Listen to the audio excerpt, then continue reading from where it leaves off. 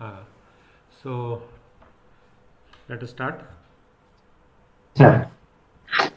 Good evening, friends. Welcome to our Wednesday weekly webinar, WWW we call it as, on another Wednesday, that is today, 1st April 2026. So this webinar through this Google Meet live platform. So we are trying to use this time every Wednesday to share our experience, ask our doubts, and get ourselves clarified. So today we will be discussing this topic called benefits of dry mulching around the basin of the plants during the summer weeks. So I'll just quickly run through the what is dry mulching, what it is benefits. Many of you may be already knowing it and maybe practicing it also. Still, for the benefit of some of the other friends in our network, I thought I'll just introduce this topic again and then we'll leave it for open sharing. ಮಿತ್ರರೇ, ನಮ್ಮ ಈ ಪ್ರತಿ ಬುಧವಾರದ ರಾತ್ರಿ 8:30 Google meet ನೇರ ಪ್ರಸಾರ ಸರಣಿಯ ಕಾರ್ಯಕ್ರಮಕ್ಕೆ ನಿಮಗೆಲ್ಲರಿಗೂ ಸ್ವಾಗತ. ನಿಮಗೆ ಗೊತ್ತಿರೋ ಹಾಗೆ ನಾವು ಪ್ರತಿ ಬುಧವಾರ ರಾತ್ರಿ 8:30ಕ್ಕೆ ಈ ಪ್ಲಾಟ್ಫಾರ್ಮ್ನಲ್ಲಿ ಸೇರ್ತೀವಿ. ಪರಸ್ಪರ ಮಾಹಿತಿ ವಿನಿಮಯ ಮಾಡಿಕೊಳ್ಳೋದು, ಅನುಭವವನ್ನು ಹಂಚಿಕೊಳ್ಳೋದು ಮತ್ತು ಸಂದೇಹಗಳನ್ನು ವ್ಯಕ್ತಪಡಿಸುವುದು, ಇದು ಈ ಮುಖ್ಯ ಉದ್ದೇಶ ಆಗಿರುತ್ತೆ. ಮತ್ತು ನಾವು ಹಾಕೊಂಡಿರೋ ಚೌಕಟ್ಟು ಏನಪ್ಪ ಅಂದರೆ ನೈಸರ್ಗಿಕ ಕೃಷಿಯ ಮುಂದಿನ ಹಾದಿ. ನಾವೆಲ್ಲರೂ ವಿಷ ರಾಸಾಯನಿಕ ರಹಿತ ನೈಸರ್ಗಿಕ ಕೃಷಿ ಮಾಡ್ತಾ ಇದ್ದೀವಿ. ಆ ನೈಸರ್ಗಿಕ ಕೃಷಿನಲ್ಲಿ ನಮ್ಮದೇ ಆದಂಥ ಒಂದು ಪಯಣವನ್ನು ನಾವು ಮುಂದುವರಿಸ್ತಾ ಬರ್ತಾ ಇದ್ದೀವಿ. ಅನುಭವಗಳನ್ನು ಪಡ್ಕೊತಾ ಇದ್ದೀವಿ. ಅನುಮಾನಗಳಿಗೂ ಎಡೆ ಮಾಡಿಕೊಡ್ತಕ್ಕಂಥ ಸನ್ನಿವೇಶಗಳು ನಮ್ಮ ಮುಂದೆ ಬರುತ್ತೆ.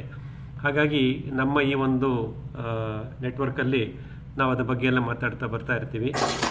ಇವತ್ತು ಸಾಕಷ್ಟು ಜನ ಹೊಸ ನಮ್ಮ ಕೃಷಿಕ ಮಿತ್ರರು ಜೋಡಿಸ್ಕೊಂಡಿದ್ದಾರೆ ಅಂತ ಕೇಳ್ಪಟ್ಟೆ.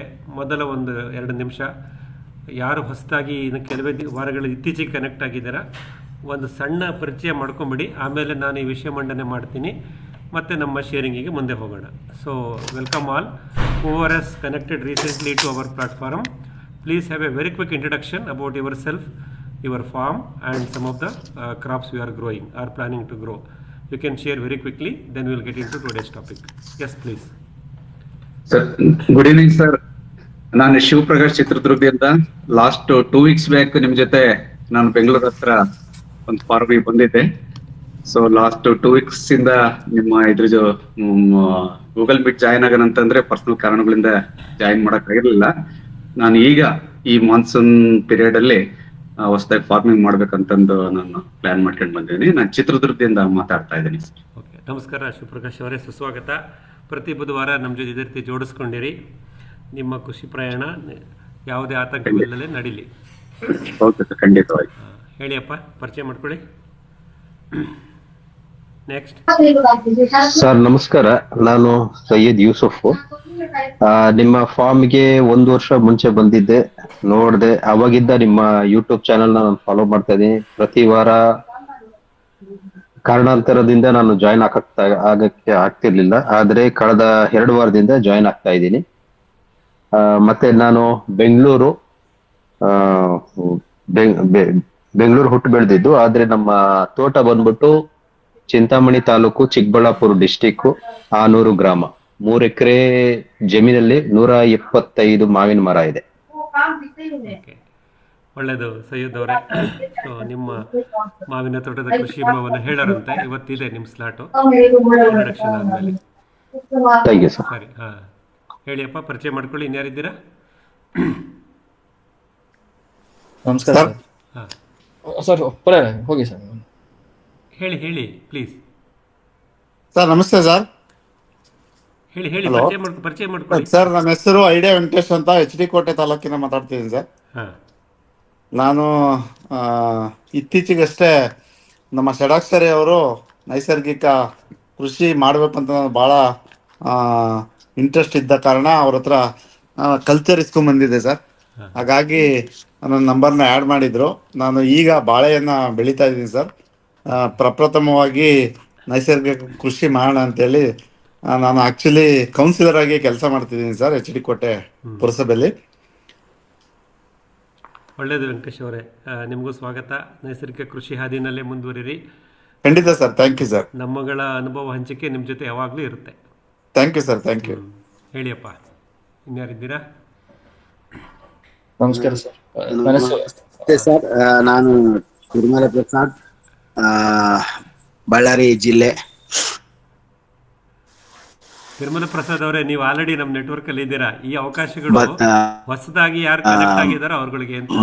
ಹಾ, ತುಂಬಬೇಕಾಯ್ತು ಸರ್. ಪ್ರಕೃತಿ ವ್ಯವಸಾಯ. ಸರಿ. ಓಕೆ ಓಕೆ, ಸರಿ ಸರ್. ಇಲ್ಲ ಪರವಾಗಿಲ್ಲ ಪರವಾಗಿಲ್ಲ. ಹೊಸದಾಗಿ ಕನೆಕ್ಟ್ ಆಗಿರೋರು ನಮ್ಮ ನೆಟ್ವರ್ಕಿಗೆ ದಯವಿಟ್ಟು ಪರಿಚಯ ಮಾಡ್ಕೊಳ್ಳಿ. ಹೇಳಿ ಸರ್, ಇನ್ಯಾರಿದ್ದೀರಾ ದಯವಿಟ್ಟು ಹೇಳಿ. ನಮಸ್ಕಾರ ಸರ್, ನನ್ನ ಹೆಸರು ನಂದಕಿಶೋರ್ ಅಂತ. ನಾನು ಬೆಂಗಳೂರವನು. ಇಲ್ಲೇ ಸಾಫ್ಟ್ವೇರ್ ಇಂಜಿನಿಯರ್ ಕೆಲಸ ಮಾಡ್ತೇನೆ. ಈಗ ಒಂದು 3.5-4 ಇಯರ್ಸಿಂದ ನಾವು ನಿಮ್ಮ ತೋಟದ ಹತ್ರನೇ ಇದು ಬನವತಿಯಲ್ಲಿ ನಮ್ಮದು ತೋಟ ಇದೆ. ನಾವು ಲಾಸ್ಟ್ ಇಯರ್ ನಿಮ್ಮನ್ನು ಮೀಟ್ ಮಾಡಿದ್ವಿ. ಸೊ ಹಾಗೆಯೇ ನಮ್ಮ ಸಂಪರ್ಕ ನಡೀತಾ ಇದೆ. ಸೊ ನಾವು ಇಲ್ಲಿ ಹಾಕಿರೋದು 4.5 ಎಕರೆಯಲ್ಲಿ ತೆಂಗು, ಮಾಡೆಲ್ ಅಂತ ಅಡಿಕೆ ತೆಂಗೆಲ್ಲ, ಮತ್ತೆ ಮಾವು, ಹಲಸು, ಸುಮಾರು ಹಣ್ಣಿನ ಗಿಡಗಳೆಲ್ಲ ಹಾಕಿದ್ವಿ ಸರ್. ಒಳ್ಳೆಯದು ನಂದಕಿಶೋರ್ ಅವರೇ. ದೊಡ್ಡಬಳ್ಳಾಪುರ ತಾಲೂಕು ಸಾಸಲು ಬಳಿ ಬನವತಿ ಗ್ರಾಮದಲ್ಲಿ ನಿಮ್ಮ ಕೃಷಿ ಭೂಮಿ ಇದೆ. ಭಾಳ ಸಂತೋಷ, ಇವತ್ತು ಜೋಡಿಸ್ಕೊಂಡಿದ್ದೀರಾ. ಮತ್ತು ನೀವು ಅನುಭವ ಹಂಚಿಕೆಯಲ್ಲಿ ಮತ್ತೆ ಬರ್ತೀರಾ ಅಂತ ಅನ್ಕೊತೀನಿ. Sure sir. ಹೌದು, ಥ್ಯಾಂಕ್ ಯು. ಇನ್ಯಾರು ಇದ್ದೀರಾ? ಪ್ರಾರಂಭ ಮಾಡ್ಬೋದಾ ಸಬ್ಜೆಕ್ಟು? ಸರ್, ಸುಮನ್ ಅಂತ ಹೇಳಿ, ಗೌರಿಬಿದನೂರು ತಾಲೂಕು ಇಡ್ಗೂರ್ ಅಂತ ಇದರಲ್ಲಿ 2 ವರ್ಷದಿಂದ ನೈಸರ್ಗಿಕ ಕೃಷಿ ಮಾಡ್ತಾ ಇದ್ದೀವಿ ಸರ್. ಬಾಳೆ ಹಾಕಿದ್ದೀನಿ. ಓಕೆ, ಒಳ್ಳೆಯದು. ಸ್ವಾಗತ ಸುಮನ್ ಅವರೇ. ಜೋಡಿಸ್ಕೊಂಡಿರಿ, ನೈಸರ್ಗಿಕ ಕೃಷಿಯ ಮುಂದಿನ ಹಾದಿನಲ್ಲಿರಿ. ನಿಮ್ಮ ಅನುಭವವನ್ನು ಹೇಳಿ ಮತ್ತು ನಮ್ಮಗಳ ಜೊತೆ ಜೋಡಿಸ್ಕೊಂಡಿರಿ. ಸಂತೋಷ, ಸುಸ್ವಾಗತ. ಇನ್ಯಾರು ಇದ್ದೀರಪ್ಪ? ಓಕೆ, ಸೊ ಹಾಗೆ ಪರಿಚಯ ಮಾಡ್ತಾ ಹೋಗೋಣ. ಮತ್ತು ನಿಮ್ಮ ಅವಕಾಶ ಸಿಕ್ಕಿದಾಗ, ಪ್ರಶ್ನೆಗಳು ಬಂದಾಗ, ಪ್ರಶ್ನೆ ಕೇಳುವಾಗ ಅಥವಾ ಮಾಹಿತಿ ಹಂಚ್ಕೊಳ್ಳುವಾಗ ಮತ್ತೆ ನಿಮ್ಮ ಪರಿಚಯನ ಮಾಡ್ಕೋತಾ ಬನ್ನಿ. ಆಮೇಲೆ ಯಾರಿಗೆ ಸಂಪರ್ಕ ಸಂಖ್ಯೆಗಳು ಬೇಕೋ ಅದನ್ನು ಕೇಳ್ತಾ ಬನ್ನಿ. ಇಲ್ಲಿ ನಾವು ಹಂಚ್ಕೋತಾ ಹೋಗೋಣ ಕಾಂಟ್ಯಾಕ್ಟ್ ನಂಬರ್ಸು. ಅಥವಾ ನಂತರ ನನಗೆ ವಾಟ್ಸಪ್ಪಲ್ಲಿ ನೀವು ರಿಕ್ವೆಸ್ಟ್ ಕಳಿಸಿದ್ರು ನನ್ನ ಹತ್ರ ಇದು ಕಾಂಟ್ಯಾಕ್ಟ್ಸ್ ಇದ್ದರೆ ಖಂಡಿತ ಶೇರ್ ಮಾಡ್ತೀನಿ. ಸೊ ಈ ಥರ ನಮ್ಮ ಒಂದು ಈ ನೆಟ್ವರ್ಕ್ನ ಬೆಳೆಸ್ಕೊತಾ ಹೋಗೋಣ ಅಂತ ಹೇಳ್ತಾ ಇವತ್ತಿನ ಕಾರ್ಯಕ್ರಮವನ್ನು, ಇವತ್ತಿನ ಸಬ್ಜೆಕ್ಟನ್ನು ತಗೊಳ್ಳೋಣ. ಭಾಳ ಬೇಗ ಮುಗಿಸ್ಬಿಡ್ತೀನಿ, ಯಾಕೆಂದರೆ ಅನುಭವ ಹಂಚಿಕೆಗೆ ಸಾಕಷ್ಟು ಸಮಯ ಇಟ್ಕೊಳ್ಳೋಣ. Dear friends, with welcoming all our new friends to our Wednesday weekly webinar. So let us focus on today's subject. Friends, as we know, we are in the process of managing our farm during this hot summer. So now we are in April 1st now today. So still lot of summer days, summer weeks are in front of us. Minimum 6 to 8 weeks we will going to manage this summer. So what is the summer effect? How the summer stress will happen on our plants? And how do we minimize the summer stress on our plants? So that there are a lot of activity we need to be planned. We will be planning to help our plants to recover or fight this summer stress. So let us understand one such topic, that is called dry mulching around the basin of the plant and its benefits. So ಮಿತ್ರರೇ, ನಾವು ಈಗ ಬೇಸಿಗೆಯ ಹೊಸ್ತಿಲಲ್ಲಿ ಬಂದು ನಿಂತಿದ್ದೀವಿ. ಇವತ್ತು April 1ನೇ ವಾರ. ಇನ್ನು ಮುಂದಿನ 6ರಿಂದ 8 ವಾರಗಳು, ಅಂದರೆ ನಮ್ಮ ಜೂನ್ 1ನೇ ತಾರೀಕಿನವರೆಗೂ ನಾವು ಇವಾಗ ಬೇಸಿಗೆ ಕಾಲದಲ್ಲಿ ಇರ್ತೀವಿ. ನಿಮಗೆಲ್ಲ ಗೊತ್ತಿರುವ ಹಾಗೆ ಬೇಸಿಗೆ ಕಾಲದಲ್ಲಿ ಮಣ್ಣಿನಲ್ಲಿ ತೇವಾಂಶ ನಿರ್ವಹಣೆ ಮಾಡೋದು ಒಂದು ಮುಖ್ಯವಾದ ಜವಾಬ್ದಾರಿ ನಮಗಾಗಿರುತ್ತೆ. ಹಾಗಾಗಿ ನಮ್ಮ ಬೆಳೆ ಸಸ್ಯಗಳು ತೇವಾಂಶದಿಂದ ವಂಚಿತರಾಗದ ರೀತಿಯಲ್ಲಿ ಅಥವಾ ಅವುಗಳ ಬೆಳವಣಿಗೆಗೆ, ಆರೋಗ್ಯಕ್ಕೆ ಯಾವುದೇ ರೀತಿಯ ಸಮಸ್ಯೆ ಆಗದ ರೀತಿಯಲ್ಲಿ ನಾವು ಹೇಗೆ ನಿರ್ವಹಣೆ ಮಾಡ್ತೀವಿ ಮುಂದಿನ 8 ವಾರಗಳಲ್ಲಿ, ಏಪ್ರಿಲ್ ಮತ್ತು ಮೇ ಹೇಗೆ ನಿರ್ವಹಣೆ ಮಾಡ್ತೀವಿ ಅನ್ನೋದು ಬಹಳ ಮುಖ್ಯವಾಗುತ್ತೆ. ಅದರಲ್ಲೂ ಯಾವ ಕೃಷಿಕರು ಕಳೆದ 6 ತಿಂಗಳಿಂದ 1 ವರ್ಷದೊಳಗೆ, ಅಂದರೆ ಜೂನ್ 2025ರಿಂದ ಈಚೆಗೆ ನಾವೇನು ನಮ್ಮ ಕೃಷಿ ಭೂಮಿನಲ್ಲಿ ನಾವು ಹೊಸ ಗಿಡಗಳನ್ನು ನಾಟಿ ಮಾಡಿದ್ದೀವಿ, ಆ ಗಿಡಗಳಿಗೆ ಇದು ಪ್ರಥಮ ಬೇಸಿಗೆ. ಈ ಪ್ರಥಮ ಬೇಸಿಗೆಯಲ್ಲಿ ಅವು ಇದನ್ನೆಲ್ಲ ಈ ವಾತಾವರಣದಲ್ಲಿ ಆಗತಕ್ಕಂಥ ಬದಲಾವಣೆಗಳನ್ನು ನಾವು ಹೊಂದ್ಕೋಬೇಕಾಗತ್ತೆ. ಹಾಗಾಗಿ ನಾವು ಅವುಗಳ ಕಡೆ ಜಾಸ್ತಿ ಗಮನ ಕೊಡಬೇಕಾಗತ್ತೆ. ಸ್ವಲ್ಪ ಹಳೆ ಗಿಡಗಳಾದರೆ ಪರವಾಗಿಲ್ಲ, ಅವು ಮ್ಯಾನೇಜ್ ಮಾಡ್ಕೊತವೆ. ನಾವು ಹೊಸದಾಗಿ ನಾಟಿ ಮಾಡಿದ ಬೆಳೆ ಸಸ್ಯಗಳ ಆರೈಕೆ ಮತ್ತು ಸಂರಕ್ಷಣೆಗೆ ನಾವು ಈ 8 ವಾರಗಳು, ಏಪ್ರಿಲ್ ಮತ್ತು ಮೇ ಬೇಸಿಗೆ ವಾರಗಳಲ್ಲಿ ನಾವು ಸಾಕಷ್ಟು ಗಮನ ಕೊಡಬೇಕಾಗತ್ತೆ. ಅದರಲ್ಲಿ ಮುಖ್ಯವಾಗಿ ನೆರಳು ಮತ್ತು ಮುಚ್ಚಿಗೆ. ಸೊ ನಮ್ಮ ಹೊಸ ಸಸ್ಯಗಳಿಗೆ, ಎಳೆ ಸಸ್ಯಗಳಿಗೆ ನಾವು ಆಲ್ರೆಡಿ ನೆರಳು ಮಾಡಿದ್ದೀವಿ, ಅದು ಸಂಗಾತಿ ಸಸ್ಯ ಆಗಿರ್ಬೋದು ಅಥವಾ ಬೇರೆ ಯಾವುದೇ ಒಂದು ರೂಪದಲ್ಲಿ ಆಗಿರ್ಬೋದು, ನೆರಳು ಮಾಡಿದರೆ ತೊಂದರೆ ಇಲ್ಲ. ಸೊ ನೆರಳು ಸಾಕಷ್ಟು ಅವಶ್ಯಕತೆ ಇರುತ್ತೆ. ಮತ್ತು ಗಿಡದ ಬುಡದಲ್ಲಿ ತೇವಾಂಶವನ್ನು ನಿರ್ವಹಣೆ ಮಾಡಬೇಕಾಗತ್ತೆ, ಅದು ಬಹಳ ಮುಖ್ಯವಾಗುತ್ತೆ. ಸೊ ಇವತ್ತಿನ ಈ ಒಂದು ಸಂಚಿಕೆಯಲ್ಲಿ ಸೂಕ್ಷ್ಮವಾಗಿ ಒಣಮುಚ್ಚಿಗೆಯಿಂದ ಗಿಡದ ಬುಡದಲ್ಲಿ ತೇವಾಂಶದ ನಿರ್ವಹಣೆ, ಇದ್ರ ಬಗ್ಗೆ ಒಂದು ಸ್ವಲ್ಪ ನೋಡ್ಕೊಂಡು ಹೊರಟೋಗೋಣ. ಆಮೇಲೆ ನಮ್ಮ ಮುಂದಿನ ಇದಕ್ಕೆ ಹೋಗೋಣಂತೆ. So benefits of dry mulching around the basin of the plants during the summer weeks. So that is the topic we are given. So the question is, can the dry mulching around the basin of the plants will help in using less water and mitigate the summer stress for these plants. So how do we ensure that this dry mulching will help in reducing the, can we manage our irrigation system with less water? So is the mulching will have any role to play? If yes, how that mulching works? Let us try to understand that. ನಮ್ಮ ಬೆಳೆ ಸಸ್ಯಗಳ ಬುಡದಲ್ಲಿ ನಾವು ಈ ಒಣಮುಚ್ಚಕ್ಕಿಯನ್ನು ಒದಗಿಸುವುದರಿಂದ ಬೇಸಿಗೆಯ ಈ ವಾರಗಳಲ್ಲಿ ಕಡಿಮೆ ನೀರಿನ ಬಳಕೆಯಿಂದ ನಾವು ನೀರಾವರಿ ಕ್ರಮವನ್ನು ಅನುಸರಿಸಬಹುದೇ? ಯಾಕೆಂದರೆ ಸಾಕಷ್ಟು ಕೊಳವೆ ಬಾವಿಗಳು ನಾವೆಲ್ಲ ಅಂತರ್ಜಲ ಆಧಾರಿತ ಕೊಳವೆ ಬಾವಿಯಿಂದ ನಮ್ಮ ಕೃಷಿ ನೀರಾವರಿ ವ್ಯವಸ್ಥೆಯನ್ನು ಮಾಡ್ಕೊಂಡಿದ್ದೀವಿ ಸಾಕಷ್ಟು ಮಂದಿ. ಸೊ ನಾವು ಇವಾಗಿನ ಅಂತರ್ಜಲ ಆಧಾರಿತವಾಗಿ ಕೊಳವೆ ಬಾವಿಯಿಂದ ನಾವು ನೀರನ್ನು ಅವಲಂಬಿಸಿರ್ತೀವಿ. ಈ ಸಮಯದಲ್ಲಿ ಅಂದರೆ ಈ ಬೇಸಿಗೆ ವಾರಗಳಲ್ಲಿ ನೀರಿನ ಲಭ್ಯತೆ ಅಂತರ್ಜಲದಲ್ಲೂ ಕಮ್ಮಿ ಆಗಿರುತ್ತೆ ಸಾಕಷ್ಟು ಕಡೆ. ಹಾಗಾಗಿ ನಮ್ಮ ಮುಖ್ಯ ಗುರಿ ಏನಿರಬೇಕಂದ್ರೆ ನಮಗೆ ಲಭ್ಯವಿರುವ ಕಡಿಮೆ ನೀರಿನಲ್ಲಿ, ನಮ್ಮ ಕೊಳವೆ ಬಾವಿಯ ಕಡಿಮೆ ನೀರಿನಲ್ಲಿ ನಾವು ಹೇಗೆ ನಮ್ಮ ಗಿಡದ ಬುಡದಲ್ಲಿ ತೇವಾಂಶವನ್ನು ನಿರ್ವಹಣೆ ಮಾಡಬಹುದು. ಹಾಗಾಗಿ ತೇವಾಂಶ ನಿರ್ವಹಣೆ ಮಾಡುವಾಗ ಈ ಒಂದು ಒಣಮುಚ್ಚಿಗೆ ಎಷ್ಟು ನಮಗೆ ಸಹಕಾರಿಯಾಗುತ್ತೆ ಅನ್ನೋದ್ರ ಬಗ್ಗೆ ಇವತ್ತೊಂದು ಸ್ವಲ್ಪ ಮಾಹಿತಿ ತೊಗೊಂಡ್ಬಿಡೋಣ. ನಾವು ಯಾಕೆಂದರೆ ಬೇಸಿಗೆ ದಿನಗಳಿರೋದ್ರಿಂದ ಅದು ಮುಖ್ಯವಾಗುತ್ತೆ ಅಂತ ಅಂದ್ಕೊತೀನಿ. Yes, the answer is yes. The dry mulching around the basin of the plant with a radius of 1.5 feet approximately, if it is a new plant, with a thickness of 2 inch or less. Don't have a larger thickness. So just have a 2 inch thickness of dry mulching around the basin of the plant of 1.5 feet radius. Once we achieve this, once we maintain this, once we ensure this, one can use this dry mulching. This will reduce the water loss due to evaporation. The major challenge is evaporation. Because of excess temperature during the day hours, the soil temperature also goes up, and any moisture on the soil gets evaporated. That demands frequency of irrigation and more water in the plant's basin. So the bigger challenge nowadays is the evaporation loss. So the soil moisture gets evaporated due to excess temperature during the summer days. So to help retention of this moisture on the root zone of our plants, we should go for a dry mulching. Essentially, hello, Manjunath sir, ಯಾರದು ರಾಜು ಅವರ? Please mute ಮಾಡ್ಕೊಳ್ಳಿಯಪ್ಪ, sharing ಬಂದಾಗ unmute ಮಾಡೋರಂತೆ, record ಆಗ್ತಾ ಇರುತ್ತೆ. So this dry mulching will ensure minimising the water evaporation. ಗಿಡದ ಬುಡದ ಸುತ್ತಲೂ ಸುಮಾರು ಹೊಸದಾಗಿ ನಾಟಿ ಮಾಡಿದಂಥ ಗಿಡಗಳಲ್ಲಿ ಪ್ರಮುಖವಾಗಿ 1.5 ಅಡಿ ಒಂದು ವ್ಯಾಸದ ವೃತ್ತಾಕಾರದ ಒಂದು ರಚನೆಯನ್ನು ಮಾಡಿಕೊಂಡು ಅದರ ಮೇಲೆ ಕೇವಲ 2 ಇಂಚ್ ದಪ್ಪವಾಗಿ, ಜಾಸ್ತಿ ದಪ್ಪ ಬೇಡ ಅಂತ ಹೇಳ್ತೀವಿ, 2 ಇಂಚ್ ದಪ್ಪವಾಗಿ ಒಣಮುಚ್ಚಿಗೆಯನ್ನು ಹಾಕಬೇಕು. ಇದು ಮಾಡೋದ್ರಿಂದ ನಮ್ಮ ನೀರಿನ ಆವಿಯಾಗುವಿಕೆ ಕಡಿಮೆ ಆಗುತ್ತೆ. ಏಕೆಂದರೆ ಇವಾಗ ಮಧ್ಯಾಹ್ನದ ಉಷ್ಣಾಂಶ ಜಾಸ್ತಿ ಇರೋದ್ರಿಂದ ಮಣ್ಣಿನ ಉಷ್ಣಾಂಶ ಜಾಸ್ತಿ ಆಗುತ್ತೆ ಮತ್ತು ಮಣ್ಣಿನಲ್ಲಿರ್ತಕ್ಕಂಥ ತೇವಾಂಶ ಆವಿಯಾಗಿಬಿಡುತ್ತೆ. ಅದು ಆವಿಯಾಗೋದನ್ನು ತಪ್ಪಿಸಬೇಕು ಅಂತಂದರೆ ಈ ರೀತಿ ನಾವು ಮುಚ್ಚಿಗೆ ಮಾಡಬೇಕು. ಈ ರೀತಿ ಮುಚ್ಚಿಗೆ ಮಾಡೋದರಿಂದ ನಾವು ತೇವಾಂಶವನ್ನು ಹೆಚ್ಚಿನ ಅವಧಿಗೆ ನಿರ್ವಹಣೆ ಮಾಡ್ದಂಗೆ ಆಗುತ್ತೆ. ಮತ್ತು ನಮ್ಮ ಗಿಡದ ಬೇರು ವಲಯದಲ್ಲಿ ಏನು ಸೂಕ್ಷ್ಮಗಳಿರ್ತವೆ ಅಲ್ಲಿ ನಾವು ತೇವಾಂಶವನ್ನು ನಿರ್ವಹಿಸಿದಂಗೆ ಆಗುತ್ತೆ. ಹಾಗಾಗಿ ಈ ಸಮಯದಲ್ಲಿ ಒಣಮುಚ್ಚಿಗೆ ಬಹಳ ಮುಖ್ಯವಾಗುತ್ತೆ ಅನ್ನೋದನ್ನು ನಾವಿಲ್ಲಿ ಗಮನಿಸ್ಬೋದು. Thus, the dry mulching one can extend the moisture level for an extended period, thereby reduce the frequency of irrigation and use less water for the irrigation system. That is the main aim or the goal on the summer weeks. So as we do mulching, so the evaporation losses will be very minimum. Thereby my frequency of irrigations, instead of irrigating a particular section once in 3 days, we can even extend it to about 5 to 6 days, depends on the mulching we do and the nature of the soil we have.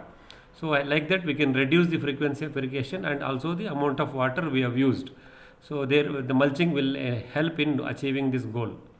So ಹೀಗೆ ನಾವು ಕಡಿಮೆ ನೀರಿನಿಂದ ಹೆಚ್ಚಿನ ಅವಧಿ ಅಂತರದಲ್ಲಿ ನೀರಿನ ವ್ಯವಸ್ಥೆ ಮಾಡ್ಕೋಬೋದು.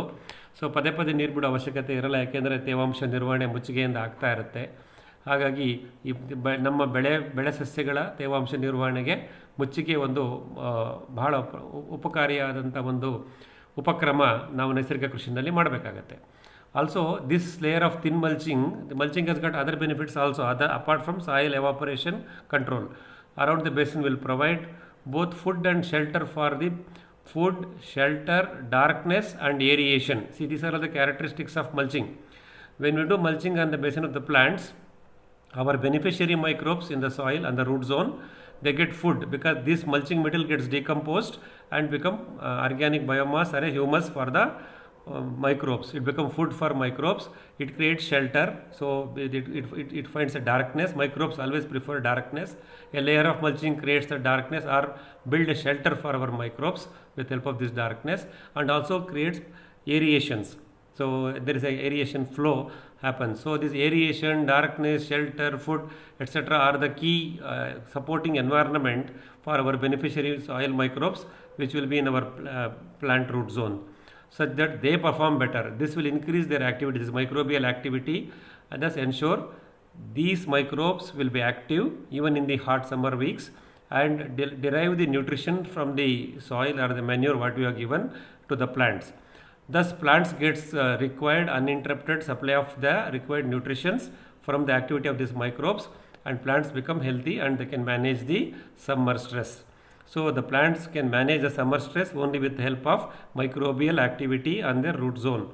That microbial activity will be at the peak only when we provide mulching, because that mulching results in food for microbes, shelter for microbes, darkness and aeration for microbes. These are all the other key benefits, important benefits of dry mulching on the basin of the plants. ಮಿತ್ರರೇ, ನಾವಿಲ್ಲಿ ಗಮನಿಸ್ಬೋದು, ಈ ರೀತಿ ಒಂದು ತೆಳುವಾದ ಒಣಮುಚ್ಚಿಕೆಯನ್ನು ನಾವು ಮಾಡೋದ್ರಿಂದ ನಮ್ಮ ಬೆಳೆ ಸಸ್ಯದ ಬೇರು ವಲಯದಲ್ಲಿ ಇರತಕ್ಕಂತಹ ಮಣ್ಣಿನಲ್ಲಿರ್ತಕ್ಕಂಥ ಉಪಕಾರಿ ಸೂಕ್ಷ್ಮಜೀವಿಗಳು, ಬೆನಿಫಿಷರಿ ಸಾಯಿಲ್ ಮೈಕ್ರೋಬ್ಸ್ ಅಂತ ಹೇಳ್ತೀವಿ, ಈ ಉಪಕಾರಿ ಸೂಕ್ಷ್ಮಜೀವಿಗಳಿಗೆ ಒಂದು ರೀತಿಯ ಕತ್ತಲೆಯಾದಂಥ ಒಂದು ಸುರಕ್ಷಿತವಾದಂಥ ವಾತಾವರಣವನ್ನು ನಾವು ಸೃಷ್ಟಿ ಮಾಡಿಕೊಟ್ಟಂಗಾಗತ್ತೆ. ಮತ್ತು ಇದರಲ್ಲಿ ತೇವಾಂಶ ನಿರ್ವಹಣೆಯೂ ಆಗುತ್ತೆ.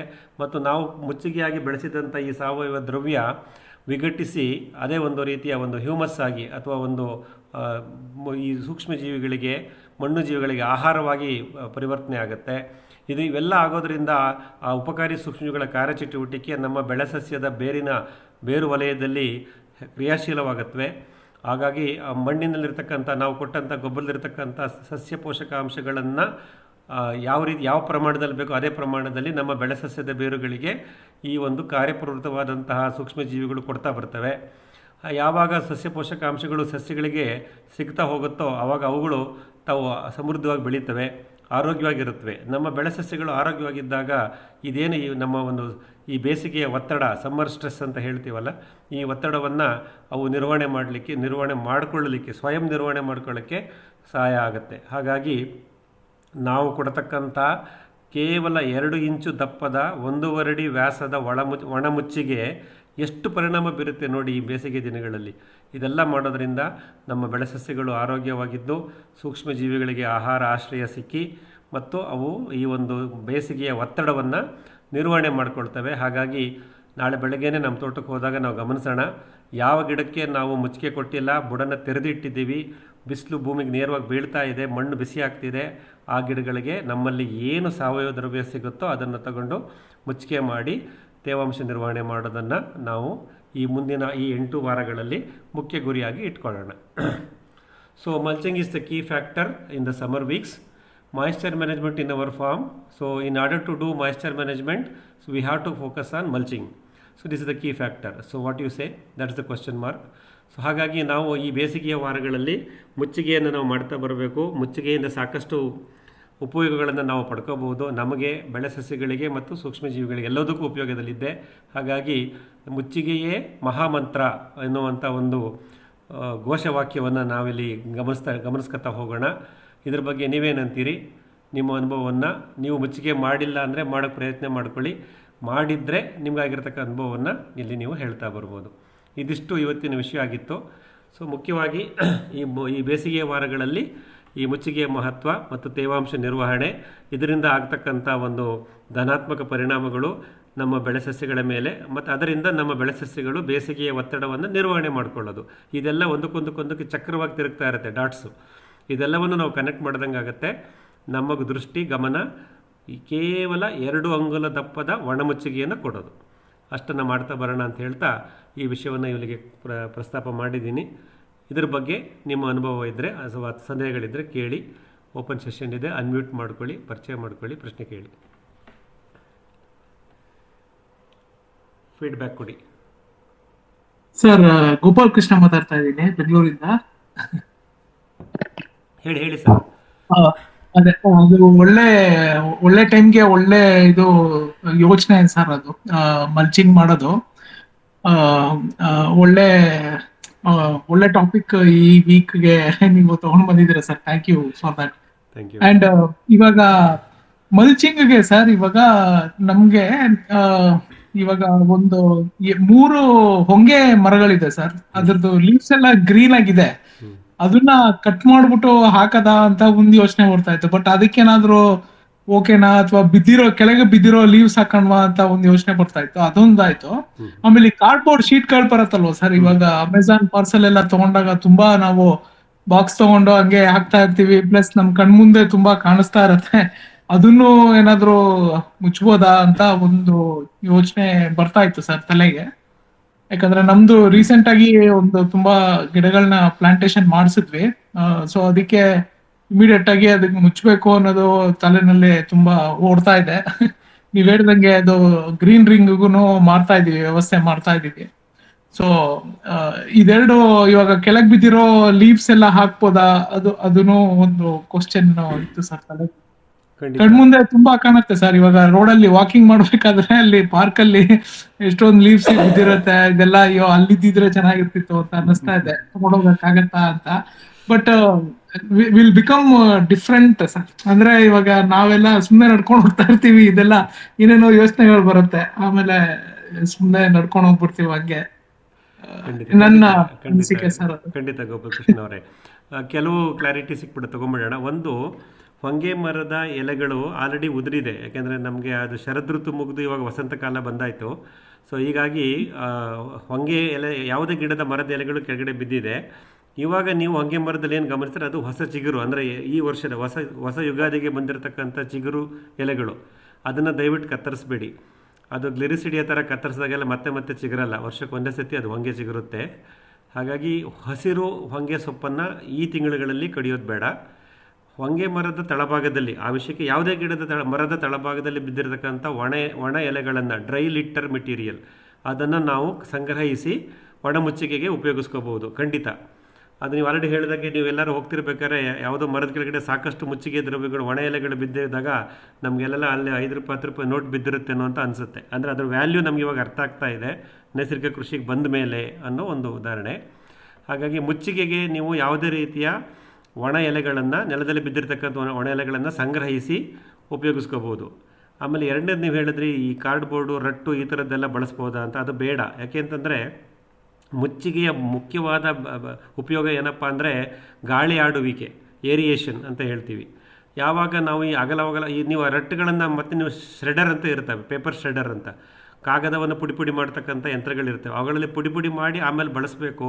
ಅದು ಬಾಳಿಕೆ ಬರಲ್ಲ. ಅಲ್ಲಿ ನಾವು ಮುಚ್ಚಿಗೆ ಮಾಡಿದ್ಮೇಲೆ ಕೇವಲ ಕೆಲವೇ ದಿನಗಳಲ್ಲಿ ಅದು ಜೀರ್ಣವಾಗಿಬಿಡುತ್ತೆ, ಮಣ್ಣಲ್ಲಿ ವಿಲೀನವಾಗುತ್ತೆ. ಹಾಗಾಗಿ ಅಗಲವಾಗಿರ್ತಕ್ಕಂಥ ಗಾಳಿ ಆಡುವಿಕೆಯನ್ನು ನಿಯಂತ್ರಿಸತಕ್ಕಂಥ ಯಾವುದೇ ರೀತಿಯ ಮುಚ್ಚಿಗೆ ಪದಾರ್ಥಗಳನ್ನು ಬಳಸೋದು ಬೇಡ.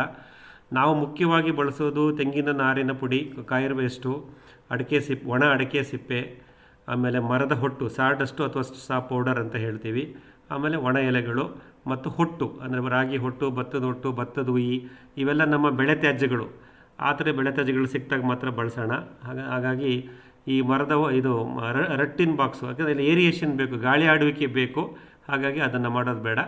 ಅಥವಾ ನೀವು ಆ ಥರ ಸಾಕು ಸಿಗುತ್ತೆ ಅಂದರೆ ನೀವು ಅದನ್ನು ಶ್ರೆಡರ್ನಲ್ಲಿ ಹಾಕಿ ಪುಡಿ ಮಾಡಿ 1 ಇಂಚು 1.5 ಇಂಚು ಗಾತ್ರಕ್ಕೆ ಅದನ್ನು ಕತ್ತರಿಸಿ ನಂತರ ಮುಚ್ಚಿಗೆ ಮಾಡಬೇಕು. ಬಟ್ ಆ ಶ್ರಮ ಅಷ್ಟು ನಿಮಗೆ ರಿಸಲ್ಟ್ಸ್ ಬರಲ್ಲ, ಕೆಲವೇ ದಿನಗಳಲ್ಲಿ ಅದು ಜೀರ್ಣವಾಗಿಬಿಡತ್ತೆ. ಹಾಗಾಗಿ ಇಷ್ಟನ್ನು ಬಿಟ್ಟು ನಾನು ಈ ಮೇಲೆ ಹೇಳಿದಂಥ ಯಾವುದಾದ್ರು ದ್ರವ್ಯಗಳನ್ನು ಹುಡುಕಿ ಮುಚ್ಚಿಗೆ ಮಾಡಿ, ತೆಂಗಿನ ಗರಿ, ಅಡಿಕೆ ಗರಿಯನ್ನು ಕತ್ತರಿಸಿ ಹಾಕ್ಬೋದು. ಅವಕಾಶ ನಿಮ್ಗೆ ಏನು ಅವಕಾಶ ಅದನ್ನು ಮಾಡಿ. ಮುಖ್ಯವಾಗಿ ಗಾಳಿ ಆಡುವಿಕೆಯನ್ನು ನಿರ್ಬಂಧಿಸಬೇಡಿ. ಮತ್ತು ಮುಚ್ಚಿಗೆಯ ದಪ್ಪವನ್ನು 2 ಇಂಚ್ಗಿಂತ ಜಾಸ್ತಿ ಮಾಡೋದು ಬೇಡ. Sure sir. ಇದು ತೆಂಗಿನ ಗರಿನ ಹಾಗೆ ಮುಚ್ಚಿದ್ರೆ ಅದು ಓಕೆನಾ ಸರ್? ಅದು ಶ್ರೆಡರ್ ಇಂದ ಏನಾದ್ರು? ಇಲ್ಲ, ಬೇಡ. ಅಯ್ಯೋ, ಅದೆಲ್ಲ ಯಾವುದೇ ಶ್ರಮ ಬೇಡ. ನೀವು ತೆಂಗಿನ ಗರಿ ಏನು ಬೀಳುತ್ತೆ ಅದನ್ನು ಒಣಗಿದ ತೆಂಗಿನ ಗರಿಗಳನ್ನು ಸುಮಾರು 1.5 ಅಡಿ, 1 ಮೊಳ, 1.5 ಅಡಿ ಉದ್ದಕ್ಕೆ ಕತ್ತರಿಸಿ ರೈಲ್ವೆ ಬೋಗಿ ಜೋಡಿಸ್ದಂಗೆ ಒಂದರಿಂದ ಒಂದು ವೃತ್ತಾಕಾರವಾಗಿ ಜೋಡಿಸ್ಬಿಡಿ ನಿಮ್ಮ ಬೆಳೆ ಸಸ್ಯದ ಸುತ್ತ. ಅಷ್ಟೇ ಸಾಕು. ಅದನ್ನು ಮತ್ತೆ ಪಾಮ್ ಶ್ರೆಡರ್ ಅದೆಲ್ಲ ತಗೊಂಡು ಮಾಡೋದು ಬೇಡ. ಸೊ ಆದಷ್ಟು ಶ್ರಮವನ್ನು ಕಮ್ಮಿ ಮಾಡ್ಕೊಳ್ಳೋಣ. ಸರ್ ನಮಸ್ತೆ. ಹೇಳಿ ಸರ್. ಸರ್ ರವಿಕುಮಾರ್, ಈ ಹಂತದಲ್ಲಿ ನನಗೊಂದ್ ಏನ್ ಡೌಟ್ ಬರ್ತಾ ಇದೆ ಅಂದ್ರೆ, ಈಗ ನೀವು ತೆಂಗಿನ ಗರಿಗಳನ್ನ ಒಂದಡಿ ಅಷ್ಟಕ್ಕೆ ಕಟ್ ಮಾಡಿ ವೃತ್ತಾಕಾರದಲ್ಲಿ ಹಾಕ್ರಿ ಅಂತ ಹೇಳಿದ್ರಲ್ಲ, ಹೌದು. ಗಿಡದ ಬುಡದ ಹತ್ರ ತನಕನೂ ಹಾಕ್ಬೋದ ಅಥವಾ ಗಿಡದ ಬುಡದಿಂದ ಇಷ್ಟು ಡಿಸ್ಟೆನ್ಸ್ ಬಿಟ್ಟು ಹಾಕ್ಬೇಕು ಅಂತನಾ ಸರ್? ಯಾವ ಗಿಡಕ್ಕೆ? ತೆಂಗಿನ ಸಸಿ, ಎನಿ ಗಿಡ, ಈಗ ತೆಂಗಿನ ಸಸಿಗಳಿಗೆ. ಅಲ್ಲ, ಅದೇ ತೆಂಗು ಮತ್ತು ಅಡಿಕೆ ತಂತು ಬೇರುಗಳು, ಫ್ಯಾಬ್ರಸ್ ರೂಟ್ ಪ್ಲಾಂಟ್ಸು, ಅದನ್ನ ಹಾ ಸ್ವಲ್ಪ ಸರ್. ದೂರ ತಗೊಂಡೋಗಿ ಹಾಕೋಣ. ಮತ್ತು ಇತರ ಬೆಳೆಗಳು, ತಾಯಿ ಬೇರು ಸಸ್ಯಗಳು, ಮಾವು, ಹಲಸು, ಈ ಥರ ಮರಗಳು, ಅವು ಹಾ ಸರ್. ನೀವು ಗಿಡದ ಬುಡದಲ್ಲೂ ಕಾಂಡದ ಹತ್ರನೂ ತಗೊಂಡೋಗಿ ಹಾಕಿದ್ರು ಏನು ತೊಂದರೆ ಇಲ್ಲ, ಯಾಕೆಂದರೆ ಅದು ಆಳವಾಗಿ ಬೇರು ಬಿಟ್ಕೊಂಡಿರುತ್ತೆ. ಹಾ ಸರ್. ತೆಂಗು ಮತ್ತು ಅಡಿಕೆಗೆ ಮಾತ್ರ ಕಾಂಡದಿಂದ ಸ್ವಲ್ಪ ದೂರದಲ್ಲೇ ಇದನ್ನ ನಿರ್ವಹಣೆ ಮಾಡಬೇಕು. ಅದಕ್ಕೆ ಡ್ರಿಪ್ ಸರ್ಕಲ್ ಅಥವಾ ಆಕ್ಟಿವ್ ರೂಟ್ ಝೋನ್ ಅಂತ ಹೇಳ್ತೀವಲ್ಲ, ಅಲ್ಲಿ ನಿರ್ವಹಣೆ ಮಾಡಬೇಕು ಮುಚ್ಚಿಗೆ. ಮಿನಿಮಮ್ ಅಂದ್ರೆ ಸರ್ ಒಂದಡಿ ಬಿಟ್ಟು ಹಾಕ್ಬೇಕಾ ಸರ್ಕಲ್? ನಿಮ್ಮ ತೆಂಗಿನ ಗಿಡದ ಆಯಸ್ ಮೇಲೆ ಡಿಪೆಂಡ್ ಆಗಿರುತ್ತೆ. ಅಂದರೆ ನಿಮ್ಮ ಮೊದಲ 3 ವರ್ಷ 1.5 2 ಅಡಿ ದೂರದಲ್ಲಿ ಹಾಕ್ಕೊಳ್ಳಿ. 3 ವರ್ಷದ ನಂತರದ ತೆಂಗಿನ ಸಸಿಗಳಿಗೆ, ಮರಗಳಿಗೆ 1 ಮೀಟ್ರ್ 3.5 ಅಡಿಯಿಂದ ದೂರದಲ್ಲಿರಲಿ. ಮರ ಬೆಳೆದಂಗೆ ಅದು ದೂರ ತಗೊಂಡೋಗಿ 2 ಮೀಟ್ರ್ ತನಕನೂ ದೂರ ಹೋಗ್ಬೋದು. ಬುಡದಲ್ಲಿ ಏನೂ ಮುಚ್ಚೋದು ಬೇಡ. ವಿಶೇಷವಾಗಿ ತೆಂಗಿನ ಮರದ ಬುಡದಲ್ಲಿ ಮುಚ್ಚೋದು ಬೇಡ. ಅಲ್ಲಿ ಉಸಿರಾಡೋ ಬೇರುಗಳಿರುತ್ತೆ, ರೆಸ್ಪಿರೇಟರಿ ರೂಟ್ಸ್ ಇರುತ್ತೆ ಅಡಿಕೆ ಮತ್ತು ತೆಂಗಲ್ಲಿ, ಅದನ್ನು ಮುಚ್ಚೋದು ಬೇಡ. ಹೇಳಿ ಸರ್ ನಮಸ್ಕಾರ, ಕಿರಣ್ ಮೈಸೂರಿಂದ ಸರ್. ಹೇಳಿ ಕಿರಣ್ ಸರ್, ಭಾಳ ವಿಷಯಗಳನ್ನ ನಮ್ಗೆ ತಿಳಿಸ್ಕೊಟ್ರಿ, ಥ್ಯಾಂಕ್ಸ್. ಮತ್ತೆ ಒಂದು ನೀವು ಹೇಳಿದ್ರಿ ಇವಾಗ ಒಣ ಮಿರ್ಚಿಗೆ ಇವಾಗ ಮಾಡಬೇಕು ಅಲ್ಲಿ ಓಪನ್ ಇದ್ರಿ ಅಂತ. ಬೈ ಚಾನ್ಸ್ ನಮ್ಗೆ ಓಪನ್ ಇಲ್ಲ, ನಾನು ಇದಕ್ಕೆ ಮುಂಚೆನೆ ಪ್ರಿಕಾಷನ್ಸ್ ತಗೋತೀನಿ ಅಂತ ಅಂದಿದ್ರೆ, ನಾವು ಈ ಒಂದೆಲೆಗೆ ಪುದೀನ ಅಥವಾ ಕಲ್ಲಂಗಡಿ ಹಣ್ಣು ಬಳ್ಳಿನ, ಬೂದುಗುಂಬಳಕಾಯಿ ಬಳ್ಳಿನ ಅದೆಲ್ಲ ಹಾಕಿದ್ರೆ ಲೈವ್ ಮಲ್ಚಿಂಗ್ ಅದು ಆಗತ್ತಾ, ಇಲ್ಲ ಇವಾಗಲೇ ಡ್ರೈಡ್ ಆಗ್ತದೆ? ಅಲ್ಲ, ಖಂಡಿತ. ಅದು ಹಸಿರು ಹೊದಿಕೆ ಬೆಳೆಗಳು, ಗ್ರೀನ್ ಕವರ್ ಕ್ರಾಪ್ಸ್ ಅಂತೀವಿ. ಹಸಿರು ಹೊದಿಕೆ ಬೆಳೆಗಳನ್ನು ನಮ್ಮ ಭೂಮಿಯ ಪ್ರತಿ ಚದುರದಲ್ಲೂ ಬೆಳೆದು ಅದನ್ನು ಆಲ್ಮೋಸ್ಟ್ ನವಂಬರ್ ಡಿಸೆಂಬರ್ನಲ್ಲಿ ಅಥವಾ ಜನವರಿನಲ್ಲಿ ಹಾಕಿ ಈ 6 ತಿಂಗಳು ಅಂದರೆ ಜೂನ್ ಮೊದಲನೇ ವಾರ ತನಕನೂ ಅದನ್ನು ಕಾಪಾಡ್ಕೋಬೇಕಾಗತ್ತೆ, ಹಸಿರು ಹೊದಿಕೆ ಬೆಳೆಗಳನ್ನು. ಅದು ಕೆಲವು ಬೆಳೆಗಳನ್ನು ನಿರ್ವಹಣೆ ಮಾಡ್ಬೋದು, ಕೆಲವೊಂದು ಮಾಡ್ಲಿಕ್ಕೆ ಆಗಲ್ಲ. ಹಾಗಾಗಿ ಎಲ್ಲಿ ಹಸಿರು ಹೊದಿಕೆ ಬೆಳೆಗಳಿದೆಯೋ, ಗ್ರೀನ್ ಕವರ್ ಕ್ರಾಪ್ಸ್ ಇದೆಯೋ, ಅದಿರಲಿ, ತೊಂದರೆ ಇಲ್ಲ. ಅದು ಒಂದು ರೀತಿ ಮುಚ್ಚಿಗೆ ರೂಪದಲ್ಲಿ ಕೆಲಸ ಮಾಡ್ತಿರುತ್ತೆ. ಈಗ ಈ ಬೇಸಿಗೆ ಕಾಲದಲ್ಲಿ ಈಗ ನಮಗೆ ಅವೆಲ್ಲ ಹಸಿರು ಹೊದಿಕೆ ಬೆಳೆಗಳನ್ನು ಹೊಸದಾಗಿ ಬೀಜ ಹಾಕಿ ಬಿತ್ತನೆ ಮಾಡೋಷ್ಟು ಸಮಯ ಇಲ್ಲ. ಯಾಕೆಂದರೆ ನಾವು ಬೇಸಿಗೆ ಒಳಗಡೆ ಬಂದ್ಬಿಟ್ಟಿದ್ದೀವಿ, ಏಪ್ರಿಲ್ ಮೊದಲನೇ ವಾರದಲ್ಲಿ ಇದ್ದೀವಲ್ಲ. ಹಾಗಾಗಿ ಈಗ ಯಾವ ಗಿಡದಲ್ಲಿ ಬುಡದಲ್ಲಿ ಮುಚ್ಚಿಗೆ ಇಲ್ವೋ ಅಲ್ಲಿ ಒಣ ಮುಚ್ಚಿಗೆಗೆ ಹೋಗೋಣ, ಇಮಿಡಿಯೇಟ್ ರಿಸಾರ್ಟ್ ಅಂತ. ಬಟ್ ಹಸಿರು ಹೊದಿಕೆ ಬೆಳೆ ಇದ್ದವರು ನೆಮ್ಮದಿಯಾಗಿರ್ಬೋದು, ಏನು ತೊಂದರೆ ಇಲ್ಲ. ಅದು ಎಲ್ಲವನ್ನು ಕಾಪಾಡುತ್ತೆ, ಮಣ್ಣಿನ ಉಷ್ಣತೆಯನ್ನು ನಿಯಂತ್ರಣ ಮಾಡುತ್ತೆ, ಮುಚ್ಚಿಗೆ ಮಾಡುತ್ತೆ. ಮತ್ತು ಅದು ತನ್ನ ಬೇರು ವಲಯದಲ್ಲಿ ಸೂಕ್ಷ್ಮ ಜೀವಿಗಳಿಗೆ ಆಶ್ರಯನೂ ಕೊಡ್ತಾ ಇರುತ್ತೆ, ಯಾವುದು ನಮ್ಮ ಗ್ರೀನ್ ಕವರ್ ಕ್ರಾಪ್ ಪ್ಲಾಂಟ್ಸ್. ಇದ್ರೆ ಭಾಳ ಒಳ್ಳೆಯದು. ಬಟ್ ಸಮಸ್ಯೆ ಏನಾಗುತ್ತೆ ಅಂದರೆ ಸರ್, ಈ ಗ್ರೀನ್ ಕವರ್ ಕ್ರಾಪ್ಸ್ ನಾವೇನು ಬೆಳಿತೀವಿ ಅದನ್ನು ನಾವು ಡಿಸೆಂಬರ್ ಜನವರಿನ ಪ್ರಥಮ ವಾರದಲ್ಲೇ ಹಾಕಬೇಕಾಗತ್ತೆ. ಯಾಕಂದರೆ ಆಮೇಲೆ ಚಳಿಗಾಲ ಜಾಸ್ತಿ ಆಗಿರುತ್ತೆ, ಬೇಸಿಗೆ ಕಾಲ ಬಂದಿರುತ್ತೆ, ಅವು ಬೆಳೆಯಲ್ಲ, ಬೆಳೆದ್ರೂ ಹಬ್ಬಲ್ಲ ಸರಿಯಾಗಿ. ಮತ್ತು ಅದನ್ನು ನಾವು ಡಿಸೆಂಬರ್ ಜನವರಿನಲ್ಲಿ ಹಾಕಿದಾಗ ಈ ಮಾರ್ಚಿಗೆ ಅದರದ್ದು ಆಯಸ್ಸೆ ಮುಗಿದೋಗ್ಬಿಟ್ಟಿರುತ್ತೆ. ಅವೆಲ್ಲ ಹೆಚ್ಚು ಕಮ್ಮಿ 90 ದಿವಸ ಅದರದ್ದು ಜೀವಿತಾವಧಿಗಳಿರ್ತಕ್ಕಂಥ ಬಳ್ಳಿಗಳು. ಹಾಗಾಗಿ ಅವು ಜೂನ್ ತನಕ ನಮ್ಮ ಹೊದಿಕೆಯಾಗಿ ಕೆಲಸ ಮಾಡ್ತಾವ ಅನ್ನೋದು ಒಂದು ಪ್ರಶ್ನೆ. ಅದನ್ನು ಬಟ್ ಅದು ಈಗ ನೀವು ಹೇಳಿದ ಪ್ರಕಾರ ನಾವೀಗ ನವೆಂಬರ್ ಅಥವಾ ಡಿಸೆಂಬರ್ ಅಲ್ಲಿ ಹಾಕಿದ್ರೆ ಅದು ಆಕ್ಚುಲಿ ಇವಾಗ ಫೆಬ್ರವರಿ ಮಾರ್ಚಲ್ಲಿ ಒಣಗುತ್ತೆ ಅಂತ ಆದ್ರೆ 90 ಡೇಸ್ ಅದೇ ಒಂದು ಡ್ರೈ ಕವರ್ ಆಗಿ ಆಗುತ್ತಲ್ವಾ ಅಂತ? ಇರುತ್ತೆ. ಬಟ್ ಅದು ಅದೇ ತೆಳುವಾದ ಎಲೆಗಳಿದ್ರೆ ಈ ಕುಕುಂಬರ್ ಅವೆಲ್ಲ ಬೇಗ ಡಿಕಂಪೋಸ್ ಆಗಿಬಿಡುತ್ತೆ ಸರ್. ಬೇಗ ಡಿಕಂಪೋಸ್ ಆದಾಗ ಮತ್ತೆ ಎಕ್ಸ್ಪೋಸ್ ಆಗೋ ಚಾನ್ಸಸ್ ಇರುತ್ತೆ. ಬಟ್ ತೊಂದರೆ ಇಲ್ಲ, ಅದು ನೀವು ಮುಚ್ಚಿಗೆ ಇದ್ದರೆ ಒಳ್ಳೆಯದು. ಕವರ್ ಕ್ರಾಪ್ಸ್ ಬೆಳೆದ್ರೆ ಭಾಳ ಒಳ್ಳೆಯದು. ಸೊ ಈಗ ಹೊಸದಾಗಂತೂ ನಾವು ಬೀಜ ಹಾಕಿ ಬೆಳೆಯೋಷ್ಟು ಸಮಯ ನಮ್ಮಲ್ಲಿಲ್ಲ. ಹಾಗಾಗಿ ಯಾವ ಗಿಡಗಳಿಗೆ ಮುಚ್ಚಿಗೆ ಸಾಧ್ಯವಾಗಿಲ್ವೋ ಕಾರಣಾಂತರಗಳಿಂದ ಈಗ ನಮ್ಮಲ್ಲಿ ಸಿಗ್ತಕ್ಕಂಥ ಯಾವುದೇ ಒಂದು ದ್ರವ್ಯವನ್ನು ತಗೊಂಡು ಮುಚ್ಚಿಗೆ ಮಾಡೋಣ. Okay, thank you sir. Thank you. ಗುರುಗಳೇ ನಮಸ್ಕಾರ. ದಿನೇಶ್ ಅಂತ ಮಾತಾಡೋದು, ಗೌರಿಬಿದನೂರು ತಾಲೂಕು. ಹೇಳಿ ದಿನೇಶ್. ಗುರುಗಳೇ, ಈಗ ಗ್ರೀನ್ ಸರ್ಕಲ್ ಮಾಡ್ತೀವಲ್ಲ, ಈಗ ನಾವು ಅದನ್ನೇ ಸರ್ಕಲ್ ಮಾಡಿ ಡ್ರೈ ಮಂಚ್ ಮಾಡಕ್ ಮುಂಚೆ ಇಂಡಿ ದ್ರವಣ ಕೊಟ್ರೆ ಆಗುತ್ತಾ? ಅಲ್ಲ, ಖಂಡಿತ. ಹಸಿರು ಗಿಡಕ್ಕೆ ಹಸಿರು ಬಳೆ ಬೇಸಿಗೆಯಲ್ಲಿ ಕೇಳ್ತಾರೆ. ಗೊತ್ತಾಯ್ತು. ಹಸಿರು ಗಿಡಕ್ಕೆ ಹಸಿರು ಬಳೆನ ಇವಾಗ ಹಾಕ್ಬೋದು.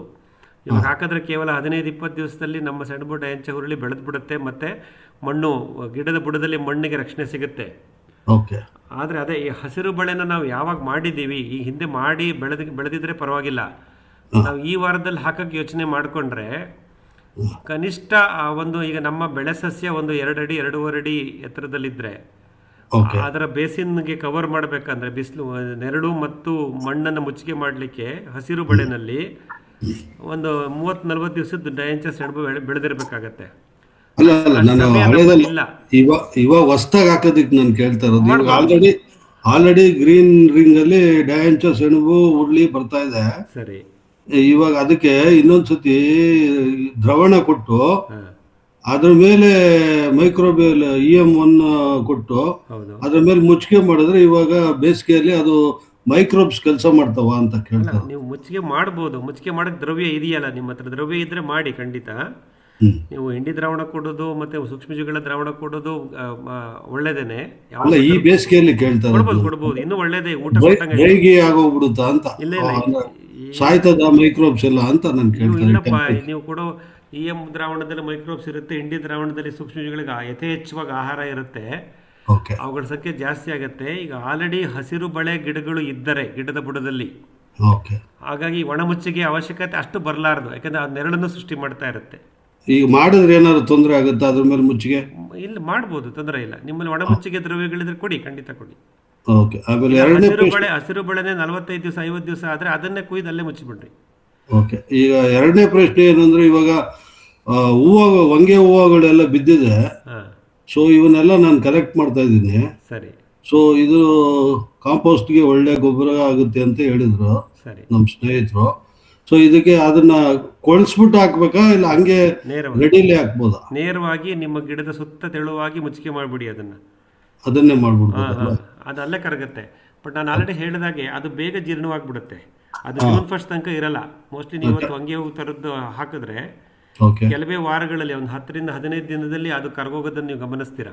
ಅಲ್ಲ ಅದನ್ನ ಹಾಕಿ ಮುಚ್ಚಿಗೆ ಮಾಡ್ಬೋದಾ ಅಂತ ನಾನು ಕೇಳ್ತೀನಿ. ಖಂಡಿತ ಖಂಡಿತ ಸರ್, ಅವೆಲ್ಲ ದ್ರವ್ಯಗಳೇ ವಾಪಸ್ಸು ಮಣ್ಣಿಗೆ ಸೇರ್ಬೇಕಾದವೆ. ಅವೆಲ್ಲ ಪ್ರಕೃತಿ ಎಲ್ಲವನ್ನು ಬೀಳಿಸಿ ಮಣ್ಣಿಗೆ ಸೇರಿಸ್ತಾ ಇರುತ್ತೆ. ನಾವು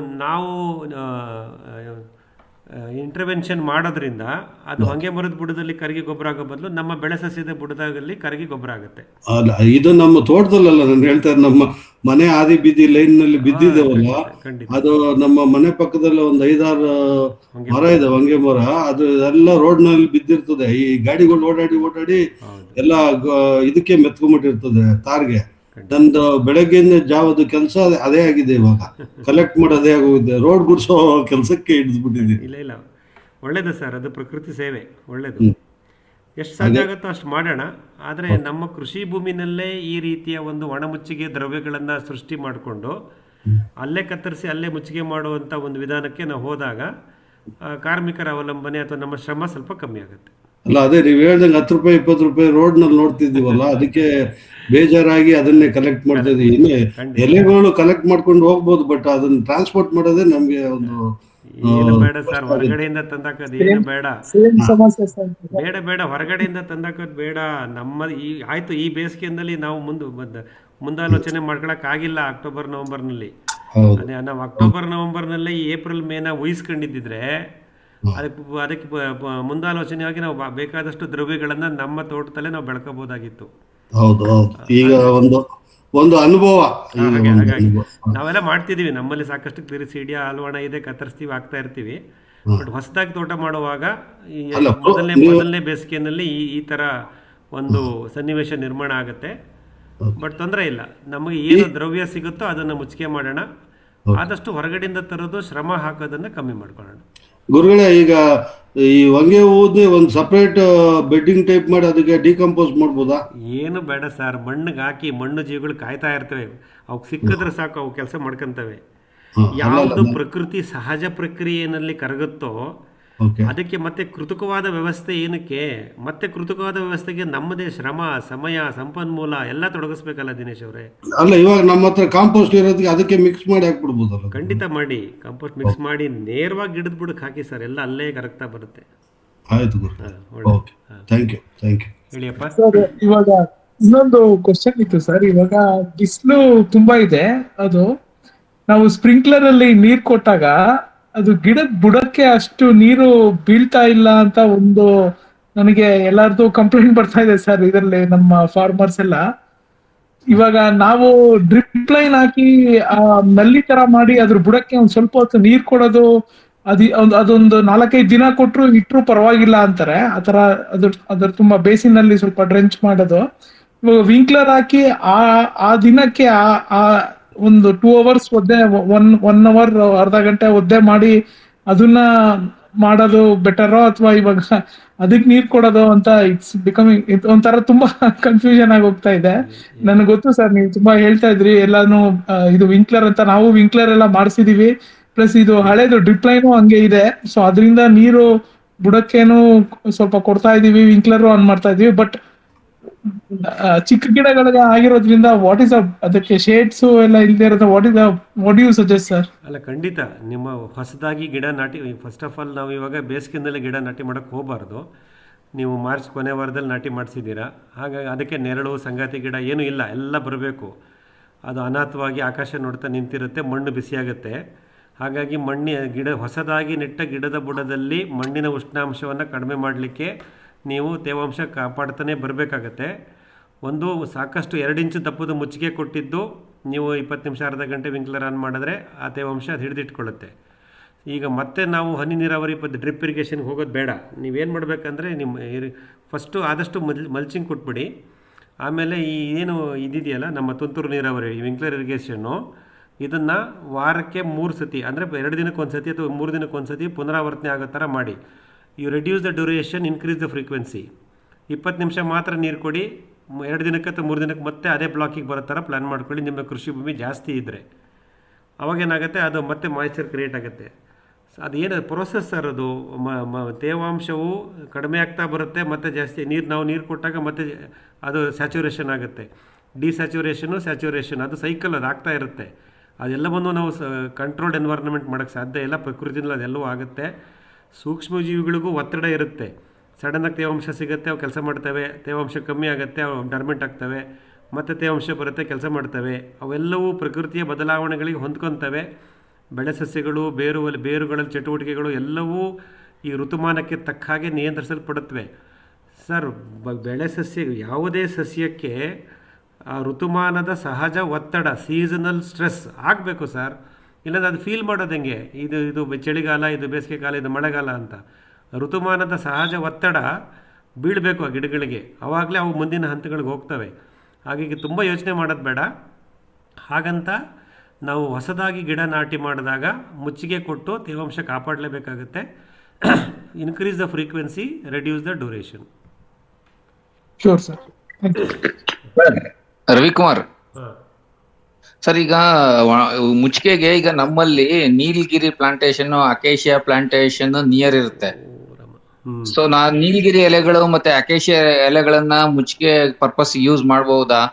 ಅಲ್ಲ, ಅದು one of the last option ಅಂದ್ಕೊಳ್ಳಿ ರವಿಕುಮಾರ್ ಅವರೇ. ಯಾಕೆಂದರೆ ಆ ನೀಲಗಿರಿ ಅಕೇಶಿಯಾ ಎಲೆಗಳನ್ನು ಜೀರ್ಣಿಸ್ಕೊಳ್ಳೋದಕ್ಕೆ ಟರ್ಮೈಟ್ಸು, ನೆಮಟೋಡ್ಸು ಅವೆಲ್ಲ ಕಷ್ಟ, ಸಿಗಲ್ಲ, ಅವು ತಿನ್ನಲ್ಲ, ಯಾವಾಗ ಇಷ್ಟಪಡಲ್ಲ. ಅದು ಅನಪೇಕ್ಷಿತ ಆಹಾರ, ಅದು ಮಣ್ಣು ಜೀವಿಗಳಿಗೆ. ಹಾಗಾಗಿ ಅದು ಲಾಸ್ಟ್ ಪ್ರಯಾರಿಟಿ. ನೋಡಿ, ನಮ್ಮನೆ ತೋಟದಲ್ಲಿ ಇರ್ತಕ್ಕಂಥ ನೀಲಗಿರಿ ಮರದ ಕೆಳಗಡೆ ಏನು ಒಣ ಎಲೆಗಳು ಬಿದ್ದಿರುತ್ತೆ ಈ ಬೇಸಿಗೆನಲ್ಲಿ, ಅದು ಮೋಸ್ಟ್ಲಿ ಜುಲೈ ಆಗಸ್ಟ್ ತನಕ ಹಾಗೇ ಇರುತ್ತೆ. ಅಂದರೆ ಅವು ಟರ್ಮೈಟ್ ಸಮೇತ ಅದನ್ನು ಇಷ್ಟಪಟ್ಟಿರಲ್ಲ. ಅಂದರೆ ಅದರಲ್ಲಿ ಔಷಧೀಯ ಗುಣ ಇರುತ್ತೆ, ಎಣ್ಣೆ ಅಂಶ ಇರುತ್ತೆ, ಅದನ್ನು ಜೀರ್ಣಿಸ್ಕೊಳ್ಳೋಕ್ಕೆ ಅವ್ರಿಗೆ ಶಕ್ತಿ ಇರಲ್ಲ ಟರ್ಮೈಟ್ಸ್ಗೆ. ಹಾಗಾಗಿ ಅದನ್ನು ತಿನ್ನಲ್ಲ. ಸೊ ಹಾಗಾಗಿ ಈ ಅಕೇಶಿಯಾ, ನೀಲಗಿರಿ, ತೇಗದ ಮರದ ಎಲೆಗಳು ಇವೆಲ್ಲವೂ, ಆಮೇಲೆ ಸಿಲ್ವರ್ ಮರದ ಎಲೆಗಳು, ಸಿಲ್ವರ್ ಮರ ಅಂತ ಬೆಳಿತೀವಿ ನಮ್ಮಲ್ಲಿ ಸಕಲೇಶ್ಪುರದ ಭಾಗದಲ್ಲಿ, ಸಿಲ್ವರ್ ಹೋಗ್ತೀವಿ, ಅವೆಲ್ಲವೂ ಅಷ್ಟು ಸುಲಭವಾಗಿ ಜೀರ್ಣವಾಗಲ್ಲ. ಆಮೇಲೆ ಅದು ಒಂದು ಉತ್ತಮವಾದ ಆಹಾರನೂ ಆಗಲ್ಲ ನಮ್ಮ ಮಣ್ಣು ಜೀವಿಗಳಿಗೆ ಮತ್ತು ಸೂಕ್ಷ್ಮ ಜೀವಿಗಳಿಗೆ. ಅದಾಗೆ ಬೆಳೆದಿದ್ದು ಮರ ಬಿದ್ದಿದ್ರೆ ಬಿದ್ದಿರಲಿ, ಅದನ್ನು ಹುಡ್ಕೊಂಡು ತಗೊಂಬಂದು ನಮ್ಮ ಬೇರೆ ಸಸ್ಯಗಳ ಬುಡಕ್ಕೆ ಹಾಕುವಂಥ ಪ್ರಯತ್ನ ಬೇಡ. ಅದರ ಬದಲು ನಾನು ಆಲ್ರೆಡಿ ಹೇಳಿದಾಗೆ ಮೇಲೆ ಹೇಳಿದಂಥ ಯಾವುದಾದ್ರು ಒಂದು ದ್ರವ್ಯವನ್ನು ತಗೊಂಬಂದು ಮುಚ್ಚಿಗೆ ಮಾಡೋಣ. ಸರ್, ಈಗ ಗಿಡದ ಕೆಳಗೆ ವೀಡ್ಸ್ ಎಲ್ಲ ಚೆನ್ನಾಗಿ ಬೆಳೆದಿದೆ ಸರ್. ಕಳೆ ಅದು 2 feet 2.5 feet ವರೆಗೂ ಹೈಟ್ ಬಂದಿದೆ. ನಾನು ಅದನ್ನ ಕಟ್ ಮಾಡ್ತಾ ಇದ್ದೀನಿ. ಸ್ಲಾಶರ್ ತಗೊಂಡು ಕಟ್ ಮಾಡೋದ್ರಿಂದ ಅದು ಪುಡಿಯಾಗಿ ಅಲ್ಲೇ ಬಿದ್ದಿರುತ್ತೆ. ಅದು ಅಂದ್ರೆ ಅಷ್ಟು ಫುಲ್ಲು ಕವರ್ ಆಗಷ್ಟು, ಅಂದ್ರೆ ಕೆಳಗಿರೋ ಗ್ರೌಂಡ್ ಎಲ್ಲ ಕವರ್ ಆಗಷ್ಟು ಇರಲ್ಲ, ಒಂದು ಲೈಟಾಗಿ ಕವರ್ ಆಗಿರ್ತದೆ ಸರ್. ಅಂದ್ರೆ ಪೂರ್ತಿ ಕವರ್, ಭೂಮಿನೇ ಕಾಣಿಸ್ದಂಗ್ ಕವರ್ ಆಗಂಗ ಇಡ್ಬೇಕಾ ಸರ್? ಇಲ್ಲ ಅಷ್ಟು ಬಿದ್ದಿದ್ದು ಕೂಡ ನಡೆದು ಹೋಗ್ತದ ಸರ್? ಅಲ್ಲ, ಈಗ ನಾವು ಬೇಸಿಗೆಯಲ್ಲಿ ನಿಮ್ಮ ಮೂಸಂಬಿ ಗಿಡಕ್ಕೆ ಒತ್ತಡ ಬರಬಾರದು ಅಂದರೆ ಅದರ ಬೇರು ವಲಯದಲ್ಲಿ, ಬೇಸಿನ್ ಆಫ್ ದ ಪ್ಲಾಂಟ್, ಅಲ್ಲಿರ್ತಕ್ಕಂಥ ಸೂಕ್ಷ್ಮಜೀವಿಗಳಿಗೆ ತೇವಾಂಶ ಬೇಕು ಅಷ್ಟೇ. ಮುಚ್ಚಿಗೆ ಬೇಕು, ತೇವಾಂಶ ಬೇಕು. ಇತರ ಭಾಗದಲ್ಲಿ ಬೇಡ. ನಿಮ್ಮದು ಮೂಸಂಬಿ ಮರಗಳು ಎತ್ತರವಾಗಿರೋದ್ರಿಂದ ಎಲ್ಲ ಕಡೆ ಮುಚ್ಚಿಗೆ ಇಲ್ಲ ಅಂದರೆ ತೊಂದರೆ ಇಲ್ಲ. ನೀವು ಇವಾಗ ಸ್ಲ್ಯಾಶರ್ನ ಯೂಸ್ ಮಾಡೋದನ್ನು ಸ್ವಲ್ಪ ರಿಡ್ಯೂಸ್ ಮಾಡಿ. ಈಗ ಯಾಕೆ ಸ್ಲ್ಯಾಶರ್ ಯೂಸ್ ಮಾಡ್ತೀರಾ? ಒಂದು ಮಳೆ ಬರಲಿ, ಮೇ 3ನೇ ವಾರದಲ್ಲಿ ಮಾಡಿ. ನೀವೆಲ್ಲಿ ಓಡಾಡ್ತೀರೋ, ನೀವು ತೋಟದಲ್ಲಿ ಓಡಾಡಲಿಕ್ಕೆ ನಿಮ್ಮ ನೀರಾವರಿ ನೀವು ಓಡಾಡೋ ಜಾಗದಲ್ಲಿ ಮಾತ್ರ ಸ್ಲ್ಯಾಶ್ ಹೇಳಿ. ಇಲ್ಲ ಸರ್, ಯಾಕೆ ಯೂಸ್ ಮಾಡ್ತಾ ಇದ್ದೀನಿ ಅಂತಂದ್ರೆ ನಮ್ಮ ಸಿಗ್ನಲ್ ಇಲ್ಲ ತಿರುಮಲ ಪ್ರಸಾದ್ ಅವ್ರಿಗೆ. ಡ್ರಿಪ್ ಲೈನ್ ಏನಿರುತ್ತಲ್ಲ, ನಮ್ದು ಡ್ರಿಪ್ ಲೈನ್ ಅಲ್ಲ. ಹೌದು, ವಿಂಕ್ಲರ್ ಅಂದ್ರೆ ನಿಮಗೆ ನೀರ್ ಎಲ್ಲೆಲ್ಲಿ ಬೀಳುತ್ತೆ ಅಂತ ಗೊತ್ತಾಗತ್ತೆ. ಡ್ರಿಪ್ ನಲ್ಲಿ ಕೈ ಗಿಡಕ್ ಆಗ್ವಲ್ದು ಸರ್, ಗೊತ್ತಾಗ್ವಲ್ದು. ಅದು ಬಂದಿರೋದು, ಅದಕ್ಕೋಸ್ಕರ ನಿಧಾನಕ್ಕೆ ನಾನೇನು ಮಾಡ್ಕೊಂತ ಇದ್ದೀನಿ. ಅದು ಪುಡಿ ಆಗುತ್ತೆ ಸರ್, ಚೆನ್ನಾಗಿ ಪುಡಿಯಾಗಿ ಬೀಳ್ತಾ ಇದೆ. ಬೀಳ್ತದೆ ಅಂದ್ರೆ ಅಷ್ಟೊಂದು ಬೀಳಲ್ಲ. ಸೊ ಹಾಗಾಗ್ಬಿಟ್ಟು ಅಷ್ಟು ಸಾಲಕ್ ಬರಲ್ಲ ಸರ್, ಜಾಸ್ತಿನೇ ಬೇಕಾಗುತ್ತಲ್ಲ ಅದು. ಅಲ್ಲ, ಅದು ಸಾಕಷ್ಟು ಮುಚ್ಚಿಗೆ ಇದ್ದಷ್ಟು ಒಳ್ಳೆಯದು. 2 ಇಂಚ್ ದಪ್ಪ ಅಂತ ಹೇಳ್ತೀವಿ ಸಾಧ್ಯವಾದಷ್ಟು. ಅದು ಗಿಡದ ಬುಡದಲ್ಲಿ, ನಿಮ್ಮ ಮೋಸಂಬಿ ಗಿಡದ ಬುಡದಲ್ಲಿ. ನಿಮ್ಮದು ಮೋಸಂಬಿ ಗಿಡ ತಾಯಿ ಬೇರು ಸಸ್ಯ ಆದ್ದರಿಂದ 1 ರಿಂದ 1.5 ಅಡಿ ಅಂತರದಲ್ಲಿ ಮುಚ್ಚಿಗೆ ಇದ್ದರೆ ಸಾಕು. ಅಲ್ಲಿ ಬೇರು ವಲಯದಲ್ಲಿ ಮೋಸಂಬಿ ಗಿಡಕ್ಕೆ ಬೇಸಿಗೆ ಒತ್ತಡ ಬರೋದಂಗೆ ನಿರ್ವಹಣೆ ಆಗುತ್ತೆ.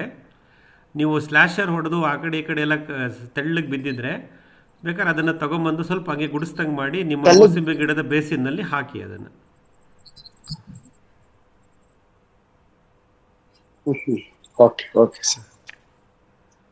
ಹೇಳಿಯಪ್ಪ, ಇನ್ನೇನಾದರೂ ವಿಷಯ ಇದೆಯಾ, ಮಾಹಿತಿ ಇದೆಯಾ ಮುಚ್ಚಿಗೆ ಬಗ್ಗೆ, ಬೇಸಿಗೆ ನಿರ್ವಹಣೆ ಬಗ್ಗೆ?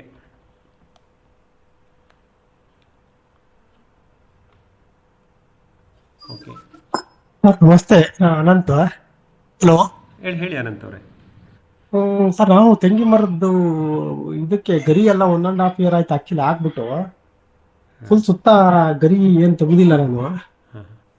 ಕೆಲವ್ರು ಹೇಳ್ತಾರೆ ಅದು ತೆಂಗಿನ ಮರದ ಬುಡದಿಂದ ಸ್ವಲ್ಪ 1-2 ಅಡಿ ಮುಂದಕ್ಕೆ ಹಾಕ್ಬಿಟ್ಟು ಇದ್ ಮಾಡಿ, ಹತ್ರ ಬೇಡ ಗಾಳಿ ಆಡ್ಬೇಕು ಅಂತೇನೋ ಅಂತಾರೆ. ಅದೇ ಸತ್ಯನೋ ಏನಂತ ಗೊತ್ತಾಗ್ತಾ ಇಲ್ಲ ನನಗೆ.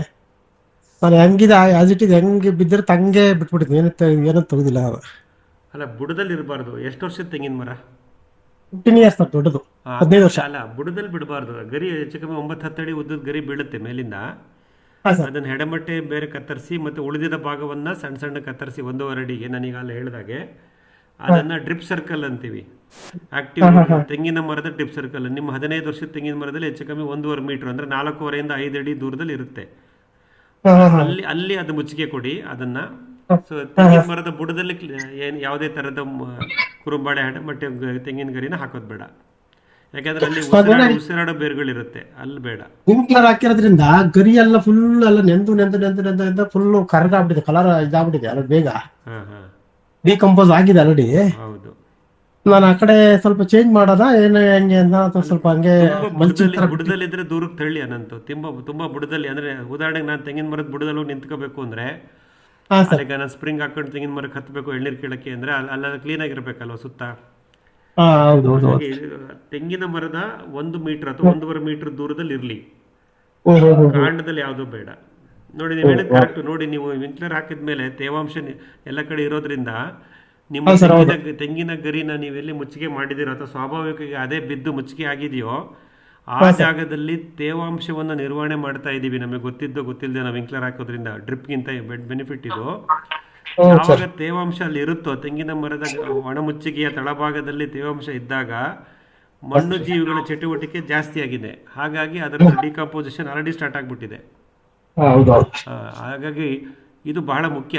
ಸೊ ನಮ್ಮ ಕೃಷಿ ಭೂಮಿಯ ಪ್ರತಿ ಚದುರದಲ್ಲೂ, every square feet of our farm land, ನಾವು ಈ ರೀತಿ ತೇವಾಂಶ ನಿರ್ವಹಣೆ ಮಾಡೋದ್ರಿಂದ ವರ್ಷ ಪೂರ್ತಿ ವಿಂಕ್ಲರ್ ಆಧಾರಿತ ನೀರಾವರಿ ವ್ಯವಸ್ಥೆಯಿಂದ ಕೃಷಿ ಮಣ್ಣಿನಲ್ಲಿ ಚಟುವಟಿಕೆಗಳು ಸದಾ ಆಗ್ತಾ ಇರುತ್ತೆ.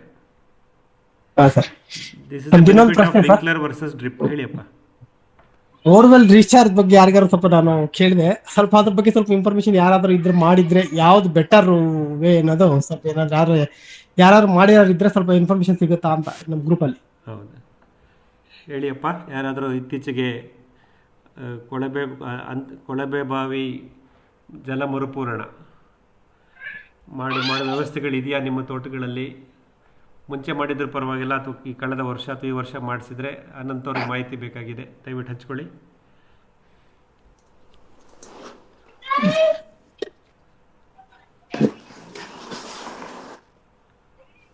ಮೋಸ್ಟ್ಲಿ ಇವತ್ತು ಕನೆಕ್ಟ್ ಆಗಿರೋರಲ್ಲಿ ಇಲ್ಲ ಅನ್ಸುತ್ತೆ. ನೋಡೋಣ, ಇದು ರೆಕಾರ್ಡ್ ಆಗಿದೆಯಲ್ಲ, ಮತ್ತೆ ಮುಂದೆ ಯಾರು ಆನ್ಸರ್ ಮಾಡ್ಬೋದು.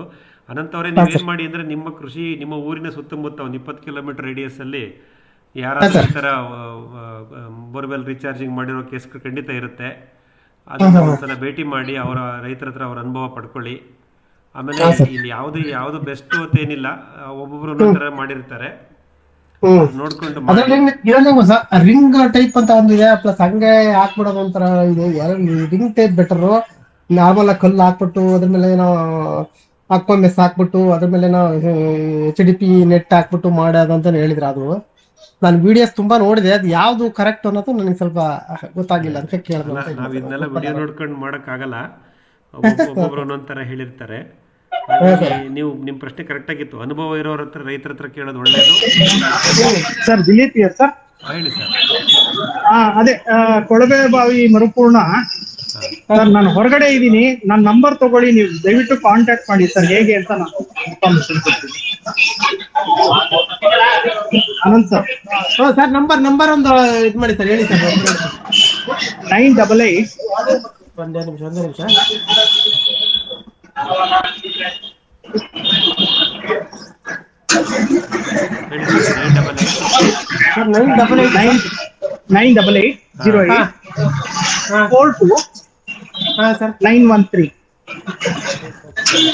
ದಿಲೀಪ್ ಸರ್ ಸರ್ ನಿಮ್ಮ ಹೆಸರು? ಹೌದು ಸರ್, ಹೌದು. ನನಗೆ ಫೋನ್ ಮಾಡಿ ಸರ್, ನಾನು ಐ ಕ್ಯಾನ್ ಗೈಡ್ ಯು. ಸರಿ sir, okay, thank you sir. ಒಳ್ಳೇದು ಸರ್. ನಮಸ್ತೆ, ವೆಂಕಟೇಶ್ ಮಾತಾಡ್ತಿದ್ದೀನಿ. HD ಕೋಟೆ. ಸರ್, HD ಕೋಟೆ. ಹೇಳಿ ವೆಂಕಟೇಶ್ ಅವರೇ. ಸರ್, ಈಗ ನಾನು ಬೇಸಾಯಕ್ಕೆ ಹೊಸಬ. ಈಗ 3 ತಿಂಗಳಾಗಿದೆ ನಾನು ಬಾಳೆ ಹಾಕಿ. ಅದೇ ಸರ್, ಈಗ ಅದಕ್ಕೆ ನಿಜ ತಾವು ಹೇಳಿದ್ದು ಒಳ್ಳೆ ವಿಷಯನ ಇವತ್ತು ಪ್ರಸ್ತಾಪ ಮಾಡಿದ್ರಿ. ನನಗೆ ಅನುಭವ ಆಗಿದೆ. ಇವತ್ತು ಕೆಲವು ಸಸಿಗಳು ಹೋಗಿತ್ತು, ಅಲ್ಲಿ ಸ್ವಲ್ಪ ಹಳ್ಳ ಮಾಡಿ ಸಸಿ ಹಾಕೋಣ ಅಂತ ಹೋದ ತಕ್ಷಣ ಅಲ್ಲಿ ಕಾವಿನ ಒತ್ತಡ ನೋಡಿ ಒಳಗಡೆ ಕೈ ಹಾಕಿದ್ರೆ ನಮಗೆ ಸುಡ್ತಿದೆ, ಅಷ್ಟು ಭೂಮಿ ಕಾವಿದೆ. ಈಗ ನಾನು 3 ತಿಂಗಳು ಸಸಿ ಇರೋದ್ರಿಂದ ಸರ್, ಅದಕ್ಕೆ ನಾನು ಈಗ ಬಾಳೆ ಗಿಡದ್ದು ಎಲೆ ತರಗೆಲೆ ಇದೆಯಲ್ಲ, ಅದನ್ನ ಸ್ವಲ್ಪ ಕಟ್ ಮಾಡಿ ಜೋಡಿಸ್ಬೋದಾ ಸರ್? ಅದಕ್ಕೆ ಖಂಡಿತ ಕೊಡಿ. ಅಂದ್ರೆ ಒಣ ಎಲೆಗಳು, ಅಂದ್ರೆ ವಯಸ್ಸಾಗಿರೋ ಎಲೆಗಳು. ಹೌದು, ಖಂಡಿತ ವಯಸ್ಸಾಗಿರೋದು ಪಕ್ಕ ತೋಟದಲ್ಲಿ ಇದೆ, ಅವ್ರು ಕೇಳಿ ಅದನ್ನ ಕಟ್ ಮಾಡಿ ಅದ್ರ ಸುತ್ತ ಜೋಡಿಸ್ಬೋದಲ್ಲ ಸರ್? ಏನ್ ತೊಂದರೆ ಇಲ್ಲ. ಖಂಡಿತ ಸರ್, ಖಂಡಿತ ಕೊಡಿ. ಅಗಲವಾದ ಎಲೆಗಳು ಇರೋದು ಬೇಡ. ಅಂದ್ರೆ ನಾನು ಆಲ್ರೆಡಿ ಹೇಳಿದಂಗೆ ಉಸಿರಾಡಿಗೆ ರಟ್ಟು ಬಗ್ಗೆ ಮಾತಾಡೋದಲ್ಲ, ಕಾರ್ಡ್ಬೋರ್ಡ್ ಅಷ್ಟು ಅಗಲವಾಗಿರೋದು ಬೇಡ. ಇಲ್ಲ ಸರ್, ಒಣಗಿ ಎಲ್ಲ ಪೀಸ್ ಆಗಿದೆ ಅದು ಮಧ್ಯ ಎಲ್ಲ. ಅದನ್ನ ನಾವು ಉದ್ದ ಎಲ್ಲ 1-2 ಪೀಸ್ ಕಟ್ ಮಾಡಿ ಅದ್ರ ಸುತ್ತ ಜೋಡಿಸ್ಬಿಡೋಣ. ಜೀರ್ಣ ಆಗೋಗ್ಬಿಡುತ್ತೆ ಸರ್ ಅದು ಬೇಗ, ಏನ್ ತೊಂದರೆ ಇಲ್ಲ. ಖಂಡಿತ ಮಾಡಿ. ಸರ್, ಇನ್ನೊಂದು ನಂದು ಒಂದು ಕ್ವಶನ್. ಈಗ ನಾನು 3 ತಿಂಗಳು ಬೆಳೆಯಲ್ಲಿ ಕೆಲವು ಗಿಡಗಳು ಬೆಳವಣಿಗೆ ಆಗ್ತಾ ಇಲ್ಲ, ಬೇರೆ ಗಿಡಗಳಿಗೆ ಈಕ್ವಲ್ ಆಗಿ ಏನ್ ಹಾಕ್ಬೋದು ಸರ್ ಅದಕ್ಕೆ? ಅದೇ ಸರ್, 2 ಕಾರಣ ಇರುತ್ತೆ. ಒಂದು, ಈಗ ನಿಮ್ಮ 3 ತಿಂಗಳು ಬಾಳೆ ಗಿಡ early stage of vegetative growth phase, ಅಂದ್ರೆ ಅಭಿವೃದ್ಧಿಯ ಪ್ರಾಥಮಿಕ ಹಂತದಲ್ಲಿ ಇರುತ್ತೆ. ಯಾವುದೇ ಬೆಳೆ ಸಸ್ಯಗಳಿಗೆ 2 ಹಂತ ಇರುತ್ತೆ: vegetative growth phase, reproductive growth phase. ಸಸ್ಯಾಭಿವೃದ್ಧಿ ಹಂತ, ವಂಶಾಭಿವೃದ್ಧಿ ಹಂತ ಅಂತ. ಇದು ಸಸ್ಯಾಭಿವೃದ್ಧಿ ಹಂತದಲ್ಲೂ ಮತ್ತೆ 2 ಹಂತ ಇರುತ್ತೆ: early stage and advance stage ಅಂತ. ಈಗ ನೀವು 2 ತಿಂಗಳಿಂದ 3 ತಿಂಗಳು ಬಾಳೆ ಗಿಡಗಳು ಸಸ್ಯಾಭಿವೃದ್ಧಿ ಹಂತೆಯ ಪ್ರಾಥಮಿಕ ಹಂತದಲ್ಲಿ ಇರ್ತವೆ. ಅದಕ್ಕೆ ಈ ಸಮಯದಲ್ಲಿ ಅದಕ್ಕೆ ಬೇರುಗಳ ರಚನೆ ಮಾಡಿಕೊಂಡು ಆದಷ್ಟು ಬೇಗ ಎಲೆಗಳನ್ನು ಸೃಷ್ಟಿ ಮಾಡ್ಕೋತಾ ಇರುತ್ತೆ. ಅದಕ್ಕೆ ಸಾರಜನಕ ಯುಕ್ತ ಗೊಬ್ಬರ ಬೇಕಾಗುತ್ತೆ, ನೈಟ್ರೋಜನಸ್ ಮೆನ್ಯೂರ್ ಅಂತ ಹೇಳ್ತೀವಿ. ಹಾಗಾಗಿ ಸಾರಜನಕ ಯುಕ್ತ ಗೊಬ್ಬರವನ್ನ ನಾವು ಕೊಡ್ತಾ ಬಂದ್ರೆ, ನೈಸರ್ಗಿಕವಾಗಿ, ಕೆಮಿಕಲ್ ಯೂರಿಯಾ ಅಲ್ಲ, ನೈಸರ್ಗಿಕವಾಗಿ ನೀವು ಕೊಡ್ತಾ ಬಂದಾಗ ಅದರದ ಬೆಳವಣಿಗೆಗೆ ಒಂದು ಕಾರಣ ಆಗುತ್ತೆ. ಒಂದು ನೈಟ್ರೋಜನಸ್ ಮೆನ್ಯೂರ್, ಸಾರಜನಕ ಯುಕ್ತ ಗೊಬ್ಬರವನ್ನ ನೀವು ಬಾಳೆಗಿಡ ನೆಡುವಾಗಲೇ ಸಾಕಷ್ಟು ಸೇರಿಸಿದ್ರೆ ಗುಂಡಿಗೆ ಅದು ಬಳಸ್ಕೊತಾ ಇರುತ್ತೆ. ಇಲ್ಲ, ಅದು ನಾವು ಗುಂಡಿಗೆ ಅವಾಗ ಹಾಕಿಲ್ಲ, ಸ್ವಲ್ಪ ಮಾತ್ರ ಗೊಬ್ಬರ ಹಾಕಿದ್ವಿ, ಅದು ಸಾಕಾಗ್ತಿಲ್ಲ ಅಂದಾಗ ಸಾರಜನಕ ಯುಕ್ತ ಗೊಬ್ಬರದ ಕೊರತೆ ಇದ್ದಾಗಲೂ ಆ ಗಿಡದ ಬೆಳವಣಿಗೆ ಕುಂಠಿತವಾಗುತ್ತೆ. ಒಂದು. ಎರಡು, ನಾವು ಗೊಬ್ಬರ ಕೊಟ್ಟಿದ್ದೀವಿ ಆದರೂ ಅದು ಬೆಳವಣಿಗೆ ಆಗಿಲ್ಲ ಅಂದರೆ ಸೂಕ್ಷ್ಮ ಜೀವಿಗಳ ಚಟುವಟಿಕೆ ಆಗ್ತಾ ಇರಲ್ಲ. ಅಂದರೆ ಡಬ್ಬದಲ್ಲಿ ಅಕ್ಕಿ ತಂದಿಟ್ಟಿರ್ತೀವಿ, ಅನ್ನ ಮಾಡೋರು ಯಾರೂ ಬಂದಿರಲ್ಲ, ಗೋಧಿ ಹಿಟ್ಟು ಚಪಾತಿ ಆಗಿರಲ್ಲ. ಹಾಗಾಗಿ ಸೂಕ್ಷ್ಮ ಜೀವಿಗಳ ಚಟುವಟಿಕೆ ಅಲ್ಲಿ ಆಗಬೇಕಾಗತ್ತೆ. ಹಾಗಾಗಿ ಸೂಕ್ಷ್ಮ ಜೀವಿಗಳ ಚಟುವಟಿಕೆ ಜಾಸ್ತಿ ಮಾಡಬೇಕಾಗತ್ತೆ. ಅವಕ್ಕೆ ಬೇಕಾಗಿರೋದು, ಅವಕ್ಕೆ ಸ್ವಲ್ಪ ಸೂಕ್ಷ್ಮ ಜೀವಿಗಳು ಸ್ವಲ್ಪ ಆಹಾರ ಬೇಕು. ಆ ಸೂಕ್ಷ್ಮ ಜೀವಿ ನೀವು ಹೊಸದಾಗಿ ಜೋಡಿಸ್ಕೊಂಡಿರೋದ್ರಿಂದ ಇದನ್ನೆಲ್ಲ ಮತ್ತೆ ಮತ್ತೆ ಹೇಳ್ತಿದ್ದೀನಿ, ಕೆಲವು ಮಿತ್ರರಿಗೆ ಅದು ರಿಪೀಟ್ ಆಗುತ್ತೆ ಅನ್ಸುತ್ತೆ. ಸೂಕ್ಷ್ಮ ಜೀವಿಗಳಿಗೆ ಆಹಾರ ಕೊಡೋದು ಬೆಳೆ ಸಸ್ಯಗಳ ಬೇರುಗಳು. ಸೊ ನಾವೇನು ಸಸ್ಯಗಳು, ಕಳೆ ಅಥವಾ ಬೆಳೆ ಸಸ್ಯಗಳ ಬೇರುಗಳಲ್ಲಿ ಸೂಕ್ಷ್ಮಗಳಿಗೆ ಆಹಾರ ಸಿಗುತ್ತೆ. ಅವುಗಳನ್ನ ಉಪಯೋಗಿಸ್ಕೊಂಡು ಅವು ತಮ್ಮ ಕಾರ್ಯಪ್ರವೃತ್ತವಾಗಿ ನಮ್ಮ ಬೆಳೆ ಸಸ್ಯಕ್ಕೆ ಏನು ಪೋಷಕಾಂಶ ಬೇಕೋ, ಈ ಉದಾಹರಣೆಯಲ್ಲಿ ಸಾರ್ವಜನಿಕ ಗೊಬ್ಬರ ಬೇಕೋ ಅದನ್ನು ಹಿಡಿದು ಕೊಡುತ್ತವೆ. ಆದರೆ ಇವತ್ತು ನಾವು ಬಾಳೆ ಗಿಡ ಮಾತ್ರ ನೆಟ್ಟಿದ್ದೀವಿ, ಅಲ್ಲಿ ಹಸಿರು ಬೆಳೆ ಅಥವಾ ಬೇರೆ ಯಾವುದೇ ರೀತಿ ಕಳೆನ ಬೆಳೆಯಕ್ಕೆ ಬಿಟ್ಟಿಲ್ಲ. ಅದು ಏಕಾಂಗಿಯಾಗಿ ನಿಂತಿದೆ ಆ ಜಾಗದಲ್ಲಿ ಬಾಳೆ ಗಿಡ. ಹೌದು ಸರ್. ಆ ಬಾಳೆ ಗಿಡದ ಬೇರಿನಲ್ಲಿ ಎಷ್ಟು ಆಹಾರವನ್ನು ಬಾಳೆ ಗಿಡ ಸೃಷ್ಟಿ ಮಾಡಿ ಭೂಮಿ ಕಳಿಸ್ತಾ ಇರುತ್ತೋ ಬೇರಿಗೆ, ಅಷ್ಟು ಆಹಾರವನ್ನು ಉಪಯೋಗಿಸ್ಕೊಂಡು ಸೂಕ್ಷ್ಮ ಜೀವಿಗಳು ಕಾರ್ಯಪ್ರವೃತ್ತ ಆಗ್ತಾ ಇರ್ತವೆ.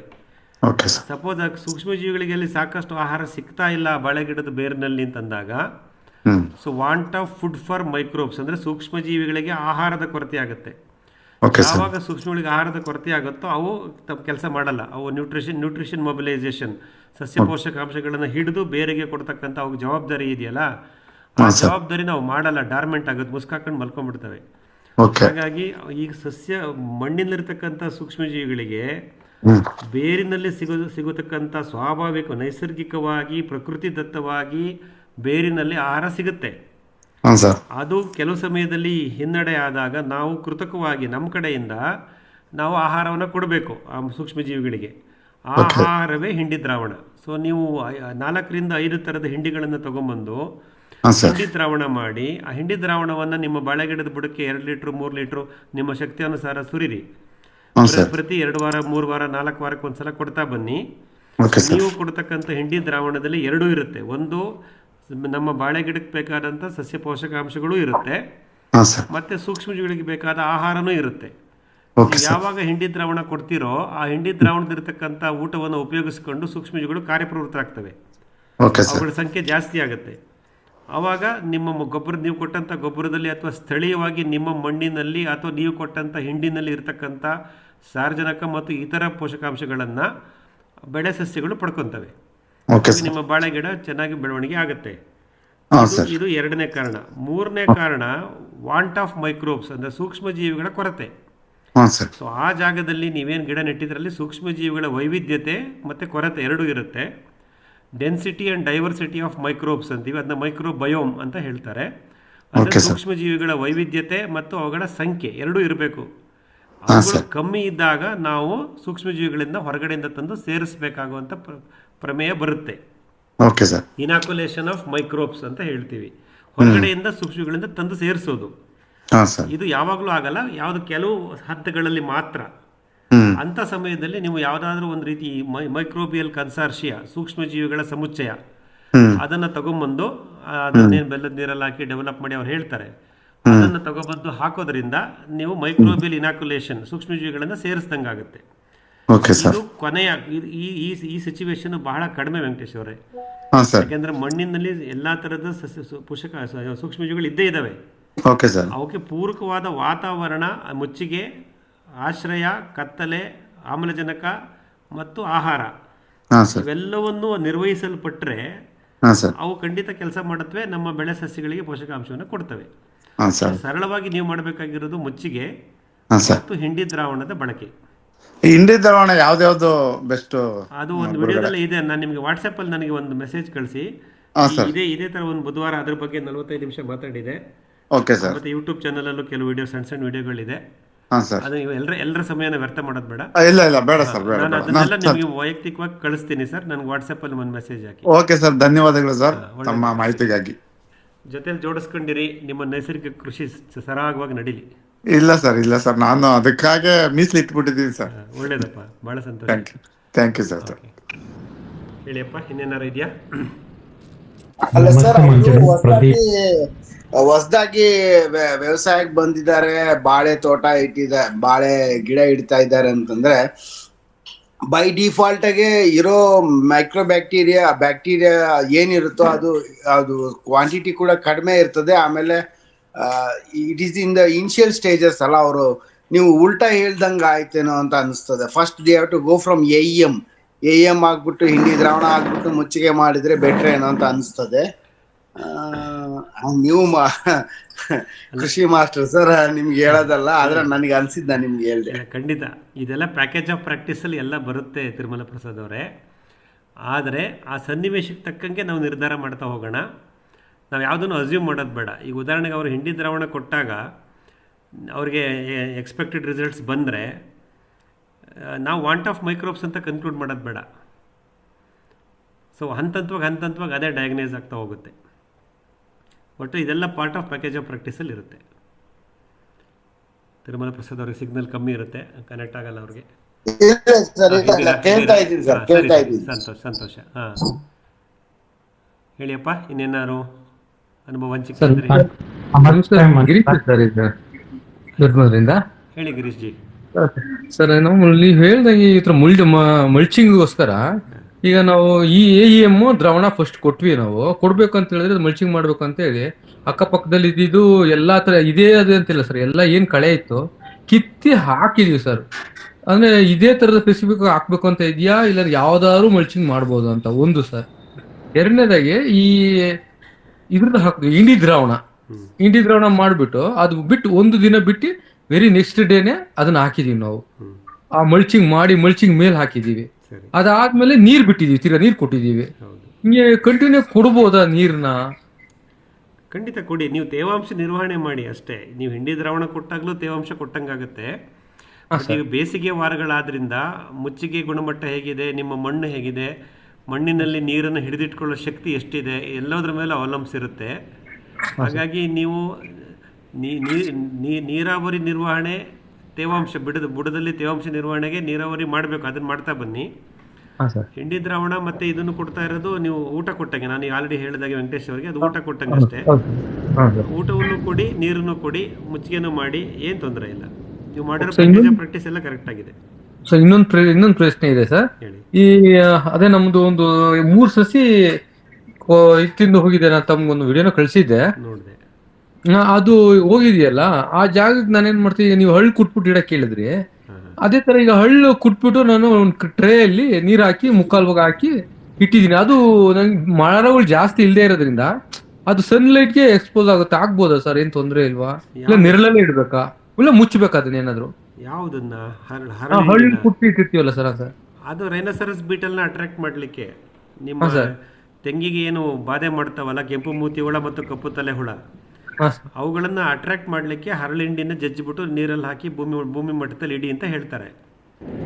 ಅಥವಾ ಫೆರಮೋನ್ ಟ್ರ್ಯಾಪ್ ತರ ಅದು ಅದ್ರ ಬದಲು. ಹಾಗಾಗಿ ಅದನ್ನ ಇಡಿ, ಅದು ನೀರೇನು ಕಾವಿ ಆಗುತ್ತೆ. ನನ್ನ ಪ್ರಶ್ನೆ, ಬಿಸಿಲಲ್ಲಿ ನಮ್ಗೆ ಮರ ನೆರಳು ಇಲ್ದೇ ಇರೋದ್ರಿಂದ ಬಿಸಿಲಿಗೆ ಎಕ್ಸ್ಪೋಸ್ ಆದ್ರೂ ಏನ್ ತೊಂದ್ರೆ ಇಲ್ಲ, ನೆರಳು ಮಾಡೇ ಇಡ್ಬೇಕು ಅದನ್ನ? ಇಲ್ಲ, ಅದು ಇಡೀ ಪರವಾಗಿಲ್ಲಪ್ಪ. ಅಲ್ಲಿ ನೀರನ್ನ ಕಾಪಾಡ್ತಿರ್ಬೇಕು. ಅಂದ್ರೆ ಅದು ನೀರಿನ ಅಂಶ, ಯಾಕೆಂದ್ರೆ ಹುಳ ಬಂದಾಗ ಹಿಂಡಿ ವಾಸನೆಗೆ ಬರುತ್ತೆ, ಬಂದು ಅಲ್ಲಿ ಬಿದ್ದಾಗ ಅದು ನೀರಿದ್ರೆ ಮಾತ್ರ ಅದು ಮುಳುಗ್ ಸಾಯುತ್ತೆ, ಇಲ್ಲಾಂದ್ರೆ ಮತ್ತೆ ಹಾರೋಗುತ್ತೆ. 3 ದಿನಕ್ಕೊಂದ್ಸತಿ ನೀವಾಗಿ ನಿಮ್ಮ ಮಾತೃಶ್ರೀ ಅವರು, ತಾಯಿಯವರು ಯಾರು ಹೋದಾಗ ಎಲ್ಲೆಲ್ಲಿ ನೀವು ಅದು ಇಟ್ಟಿದ್ದೀರೋ ಅಲ್ಲಿಗೆ ಸ್ವಲ್ಪ ನೀರನ್ನ ಹಾಕ್ತಾ ಬನ್ನಿ. ಸ್ವಲ್ಪ ಆಳವಾದ ಟಬ್ ತಗೊಳ್ಳಿ. ಅದು ಶನಿವಾರ ಭಾನುವಾರ ನೀರು ಹಾಕ್ಬಿಟ್ಟು ಬನ್ನಿ, ಬುಧವಾರ ಅಮ್ಮ ಹೋಗಿ ಹಾಕಿ ಬರ್ತಾರೆ. ಅಲ್ಲಿಗೆ ಒಂದು ಅರ್ಧ ಅಡಿ ಆಳದ್ದೇ ತಗೊಂಡು ಇಡಿ, ಒಂದು 4 ಲೀಟರ್ ನೀರು ಹಿಡಿಯೋ ತರದ್ದ. ನನ್ಗೆ ಇದು ಬಿಸಿಲಲ್ಲಿ ಇಟ್ರೆ ಏನಾದ್ರು ಇದಾಗ್ಬಿಡುತ್ತಾ, ಅದೇನಾದ್ರು ಒಣಗೋಗುತ್ತಾ, ಹರಳು? ನೆರಳಲ್ಲಿದೆ. ಈಗ ನೆರಳು ಹುಡುಕೊಂಡು ಹೋಗಿ ನೆರಳಲ್ಲಿ ಇಟ್ರೆ ಅಲ್ಲಿ ಹುಳ ಬರ್ಬೇಕಲ್ಲ. 2 ತೆಂಗಿನ ಮರದ ಮಧ್ಯೆ ಇದನ್ನ ಇಡಬೇಕು. ಅವು ಗಿಡದಿಂದ ಗಿಡಕ್ಕೆ ಹಾರ್ತಾ ಇರ್ತವೆ, ಎರಡು ದುಂಬಿಗಳು. ನನ್ ಬದಗಳ ಹತ್ರ ಇಟ್ಟಿದೆ ಸರ್. ಏನ್ ಮಾಡಿದ್ವಿ, ಒಂದು 6 ಬದ ಮಾಡಿದೀವಿ. ಎಲ್ಲ ಒಂದೊಂದು ಬದದ ಹತ್ರ ಇಟ್ಕೊಂಡು ಬಂದ್ಬಿಟ್ಟೆ ನಾನು. ಒಳ್ಳೇದು. ಅದು 2 ತೆಂಗಿನ ಮರದ ಮಧ್ಯೆ ಇಟ್ಟಂಗೆನೆ ಹಾರ್ತಾ ಇರ್ಬೇಕಾದ್ರೆ ಆ ವಾಸನೆಗೆ ಆಕರ್ಷಿಸಲ್ಪಟ್ಟು ಬಂದು ಬೀಳ್ತವೆ. Thank you sir. Thank you. ನಮಸ್ತೆ ಮಂಜುನಾಥ್, ಪ್ರದೀಪ್ ಇಲ್ಲಿ. ನಮಸ್ಕಾರ ಪ್ರದೀಪ್, ಹೇಳಿ. ಲಾಸ್ಟ್ ವೀಕ್ ನಾನು ನಿಮ್ದು ಜಾಯ್ನ್ ಆಗಕ್ಕಾಗ್ಲಿಲ್ಲ, ಬಟ್ ಆಫ್ಲೈನ್ ವಿಡಿಯೋ ನೋಡಿದೆ. ನಂದು ಕ್ವಶನ್ಸ್ ಆಮೇಲೆ ನಂದು ಬ್ಲಾಕ್ ಡಯಾಗ್ರಾಮ್ ನಿಮಗೆ ಶೇರ್ ಮಾಡಿದ್ದೀನಿ. ನೀವು ಫ್ರೀ ಆದಾಗ ಆ ಸೋಲಾರ್ ಸಿಸ್ಟಮ್ದೊಂದು ಸಜೆಸ್ಟ್ ಮಾಡಿ ಸರ್, ಯಾವುದು ಬೆಟರ್? ಖಂಡಿತ ಖಂಡಿತ ಪ್ರದೀಪ್. ಸಾರಿ, ನಾನು ನೋಡಿದೆ ನಿಮ್ಮ ಮೆಸೇಜ್, ಬಟ್ ನೋಡೋಕ್ಕಾಗಲಿಲ್ಲ. ಸಿಸ್ಟಮ್ ಆಯ್ತಾಯ್ತು. ನೀವು ಫ್ರೀ ಆದಾಗ ಯು ಸಜೆಸ್ಟ್. ಖಂಡಿತ ಖಂಡಿತಪ್ಪ ಮಾಡೋಣ. ಅದೇ ಒಂದು Okay. ಒಂದು ಒಂದು ಸೊಲ್ಯೂಷನ್ ಥರ ಮಾಡಿಕೊಂಡು ಅದನ್ನೇ ಡಿಸ್ಕಸ್ ಮಾಡ್ತಾ ಹೋಗ್ಬೇಕಾದ್ರೆ ಮುಂದಿನ ಬುಧವಾರದಲ್ಲಿ ಒಂದು ಅದು ಸೊಲ್ಯೂಷನ್ ಡಯಾಗ್ರಾಮ್ ಅಂತ ಮಾಡಿಕೊಂಡು ಅದನ್ನೇ ಪ್ರೆಸೆಂಟ್ ಮಾಡ್ತಾ ಹೋಗೋಣ. ಕರೆಕ್ಟ್. ನೀವು ತುಂಬಾ you have taken lot of time to evaluate. ಯಾಕಂದ್ರೆ ನಾನೊಂದು 10 ಜನ ಸಿಸ್ಟಮ್ ಇಂಟಿಗ್ರೇಟರ್ನ ಕೇಳಿದ್ದೆ, ಸರಿ, ಯಾರು ಅದಿಲ್ಲ ಅಂತ ಹೇಳ್ಬಿಟ್ಟಿದ್ರು. ಬಟ್ ನಿಮ್ಮ ಇದು ಕೇಳಿ ಆಮೇಲೆ ದಿಸ್ ಈಸ್ ಆಲ್ಸೋ ಪಾಸಿಬಲ್ ಅಂತ ಒಂದು ಬ್ಲಾಕ್ ಡಯಾಗ್ರಾಮ್ ಹಾಕಿದ್ದೀನಿ. ಸೊ ನೀವು ಹೇಳಿದ ಪ್ರಕಾರ ಅದು ಸಾಧ್ಯ ಇದೆ, but what is the better configuration suggest ಮಾಡಿ ಸರ್. ಖಂಡಿತ ಪ್ರದೀಪ್. ಸಾರಿ, ನಾನು ಅದನ್ನು ಓಪನ್ ಮಾಡಿ ಆಗಲಿಲ್ಲ, ಒತ್ತಡದಲ್ಲಿದ್ದೀನಿ. ಖಂಡಿತ ಆಯ್ತು. ನೀವು ಟೈಮ್ ಆದಾಗ ಮಾಡಿ. ಆಮೇಲೆ second point, since soil is the key for complete agriculture, ನಾನು ಅದನ್ನ ಅನಲೈಸ್ ಮಾಡಿ ಕೊನೆಗೆ ಒಂದು software analytics company who is working on the soil, ಅವರು ಸ್ಯಾಟಿಲೈಟ್ ಡೇಟಾನೇ ತಗೊಂಡು ಲಾಸ್ಟ್ 1 year ಡೇಟಾ ಅನಲೈಸ್ ಮಾಡಿ macro nutrients, EC, pH, soil moisture content ತುಂಬ ಅನಲೈಸ್ ಮಾಡಿದ್ದಾರೆ. Okay, and lot of international research papers ಓದಿದೆ. ಲಾಸ್ಟ್ 4-5 years ಅಲ್ಲಿ there is a significant improvement in the accuracy of this methodology and it is continuously improving. So ನಾನೇನು ಮಾಡಿದೆ, ಹಳೆ data ನಾನು ಯಾವಾಗ manual monitoring ಮಾಡಿದ್ದೆ, ನಮ್ಮ ಆರ್ಟಿಕಲ್ಚರ್ ಆಫೀಸ್ಗೆ ಹೋಗಿ ಮೆಷರ್ಮೆಂಟ್ ಮಾಡಿದ್ದೆ, ಆ ಡೇಟ್ ಕೊಟ್ಬಿಟ್ಟು ಆ ಡೇಟಿಂದು ಸ್ಯಾಟಲೈಟ್ ಡೇಟಾ ತೆಗೆಸಿ ಕಂಪೇರ್ ಮಾಡಿದೆ. So when I compare, okay, it was 80-90% similarities ಇತ್ತು. ಬಟ್ ಇದು ಕೆಲವ್ರು ಸಾಯಿಲ್ ಎಕ್ಸ್ಪರ್ಟ್ಸ್ಗೆ ಕೇಳಿದೆ, ಇದೇನು ಇಸ್ ದಿಸ್ ಆಲ್ರೆಡಿ ಮೆಚ್ಯೂರ್ಡ್, ಈ ಥರ ಹೋಗ್ಬೋದಾ? But I am not getting a convinced answer. ಈ ಮೆಥಡಾಲಜಿ ಹೋಗ್ಬೋದಾ? But theoretically it is very good, but practically ಎಷ್ಟು ಸಕ್ಸಸ್ ಆಗಿದೆ ಇದ್ರ ಫೀಡ್ಬ್ಯಾಕ್ ನಂಗೆ ಗೊತ್ತಿಲ್ಲ. ನೀವೇನಾದರೂ ಇದ್ರ ಬಗ್ಗೆ ಏನಾದ್ರು ತಿಳ್ಕೊಂಡಿದ್ರೆ ಶೇರ್ ಮಾಡಿ ಮಂಜುನಾಥ್. ಇದನ್ನ ಪ್ರದೀಪ್ ಅವ್ರ ಪ್ರಶ್ನೆನ ನಮ್ಮ ಎಲ್ಲ ಮಿತ್ರರಿಗೂ ಹೇಳೋಣ. ಈಗ ಮಣ್ಣು ಪರೀಕ್ಷೆಯನ್ನು ನಾವು ಭೌತಿಕವಾಗಿ ಮಾಡ್ತೀವಿ ಮತ್ತು ಉಪಗ್ರಹ ಆಧಾರಿತದಲ್ಲೂ ಮಾಡ್ತೀವಿ. Satellite based soil testing, physical soil testing in the laboratory. ಈ ಎರಡೂ ವಿಧಾನದಲ್ಲಿ ಮಣ್ಣು ಪರೀಕ್ಷೆ ಮಾಡುವಂಥ ಒಂದು ಪದ್ಧತಿ ಇದೆ. ಉಪಗ್ರಹ ಆಧಾರಿತ ಮಣ್ಣು ಪರೀಕ್ಷೆ, satellite based image sensors based soil test analysis, ಇತ್ತೀಚೆಗೆ ಅದು ಪ್ರಾಮುಖ್ಯತೆ ಪಡ್ಕೋತಾ ಇದೆ. ಅದ್ರ ಬಗ್ಗೆ ಅದರದೇ ಆದಂಥ ಕೆಲವು ಮಾಹಿತಿಗಳು ಮತ್ತು ಅನುಭವಗಳು, ಸೀಮಿತವಾದ ಲಿಮಿಟೆಡ್ ಎಕ್ಸ್ಪೀರಿಯನ್ಸು ಕೆಲವರಿಗಿದೆ. ಆಗ ನೋಡಿದ್ರೆ ಪ್ರದೀಪ್, ನೀವು ಮಾಡಿರೋದು ಒಂದು ಲೆವೆಲ್ ಆಳಕ್ಕೆ ಹೋಗ್ಬಿಟ್ಟಿದ್ದಾರೆ ನಮ್ಮೆಲ್ಲರಿಗಿಂತ. ಅಂದರೆ ನೀವು ಹಿಸ್ಟಾರಿಕಲ್ ಡೇಟ್ ಕೊಟ್ಬಿಟ್ಟು ಆ ಡೇಟಿಂದ ಇಮೇಜ್ ತೆಗೆದು ಅದನ್ನು ಅನಲೈಸ್ ಮಾಡಿ ಅದನ್ನು 1-to-1 ಮ್ಯಾಪ್ ಮಾಡೋಕ್ಕೆ ನೋಡಿ, you are taken a right directional research. ನೀವು ಒಳ್ಳೆ ಅದು ಸಂಶೋಧನೆಗೆ ಹೋಗಿದ್ದೀರಾ. ನಿಮ್ಮಲ್ಲೇ ಈಗ ಸಾಕಷ್ಟು ಮಾಹಿತಿ ಇದೆ, ನೀವೇ ನಮಗೆ ಮಾಹಿತಿ ಕೊಡಬೇಕಾಗಿದೆ. ರಿಯಲಿ ಅದು ನೀವು ನೀವು ಹೋಗ್ತಾ ಇರೋ ದಾರಿ ವೈಜ್ಞಾನಿಕವಾಗಿ ಅದನ್ನು ನಿರೂಪಿಸ್ಕೊಳ್ಳೋಕ್ಕೆ ಖಂಡಿತ ಅದು ಒಂದು ಹೆಲ್ಪ್ ಆಗುತ್ತೆ. ನೀವು ಸಾಕಷ್ಟು ಪ್ರಯತ್ನ ಮಾಡಿದ್ದೀರಾ. But last 1 month I have spent time on this. So though it is slow, but I got some confidence. ಈ ತರ ಕರೆಕ್ಟ್. ಯಾಕಂದ್ರೆ ನಾನು ವಿಂಟರ್ ಡೇಟಾ ನೋಡಿದೆ, ಸಮ್ಮರ್ ಡೇಟಾ ನೋಡಿದೆ. ಇಟ್ ಈಸ್ ನನ್ನ ವಾಟರ್ ಕನ್ಸಂಪ್ಷನ್ ಎಷ್ಟಾಗ್ತಿದೆ ಆಕ್ಚುಲ್, ಸಾಯಿಲ್ ಮಾಯಿಶ್ಚರು, ಇದೆಲ್ಲ compare. ಬರೀ ಒಂದು ಡೇಟಾ ನೋಡ್ಲಿಲ್ಲ. ನನ್ನ ಹತ್ರ ಏನ್ ಡೇಟಾ ಇದೆ, ಸ್ಯಾಟಲೈಟ್ ಹತ್ರ ಏನ್ ಡೇಟಾ ಇದೆ, ಆಕ್ಚುಲ್ ಆರ್ಟಿಕಲ್ಚರ್ ಡಿಪಾರ್ಟ್ಮೆಂಟ್ ಏನ್ ಕೊಟ್ಟಿದ್ದಾರೆ ಆ ಡೇಟಾ ಎಲ್ಲಾನು ಕೋರಿಲೇಟ್ ಮಾಡಿ ನೋಡಿದಾಗ it was very very interesting. ಖಂಡಿತ ಅಲ್ಲಿ ಕೆಲವು ಕನ್ವರ್ಜಿಂಗ್ ಪಾಯಿಂಟ್ಸ್ ಬರುತ್ತೆ ಸರ್. ಹಾಗೆ ಹೇಳಿದ್ವಲ್ಲ, ಈ ಆ ಒಂದು ಸನ್ನಿವೇಶವನ್ನು ಅರ್ಥ ಮಾಡ್ಕೊಳ್ಳೋಕ್ಕೆ ಇವೆಲ್ಲ ಒಂದು ಟೂಲ್ಸ್ ಆಗುತ್ತೆ ನಮಗೆ. ಅಂದರೆ ನಮ್ಮ ಮಣ್ಣನ್ನು ನಾವು ಅರ್ಥ ಮಾಡ್ಕೊತಾ ಹೋಗ್ತಿರ್ತೀವಿ. ಇದರಲ್ಲಿ ಈ ರಿಮೋಟ್ ಸೆನ್ಸಿಂಗ್ ಅಥವಾ ಇಮೇಜ್ ಸೆನ್ಸಿಂಗ್ ಸಿಸ್ಟಮ್ ಇವಾಗೇನು ಡೆವಲಪ್ ಆಗಿದೆ, ಅದರ ಬೆನಿಫಿಟ್ ಬರ್ತಾ ಇದೆ.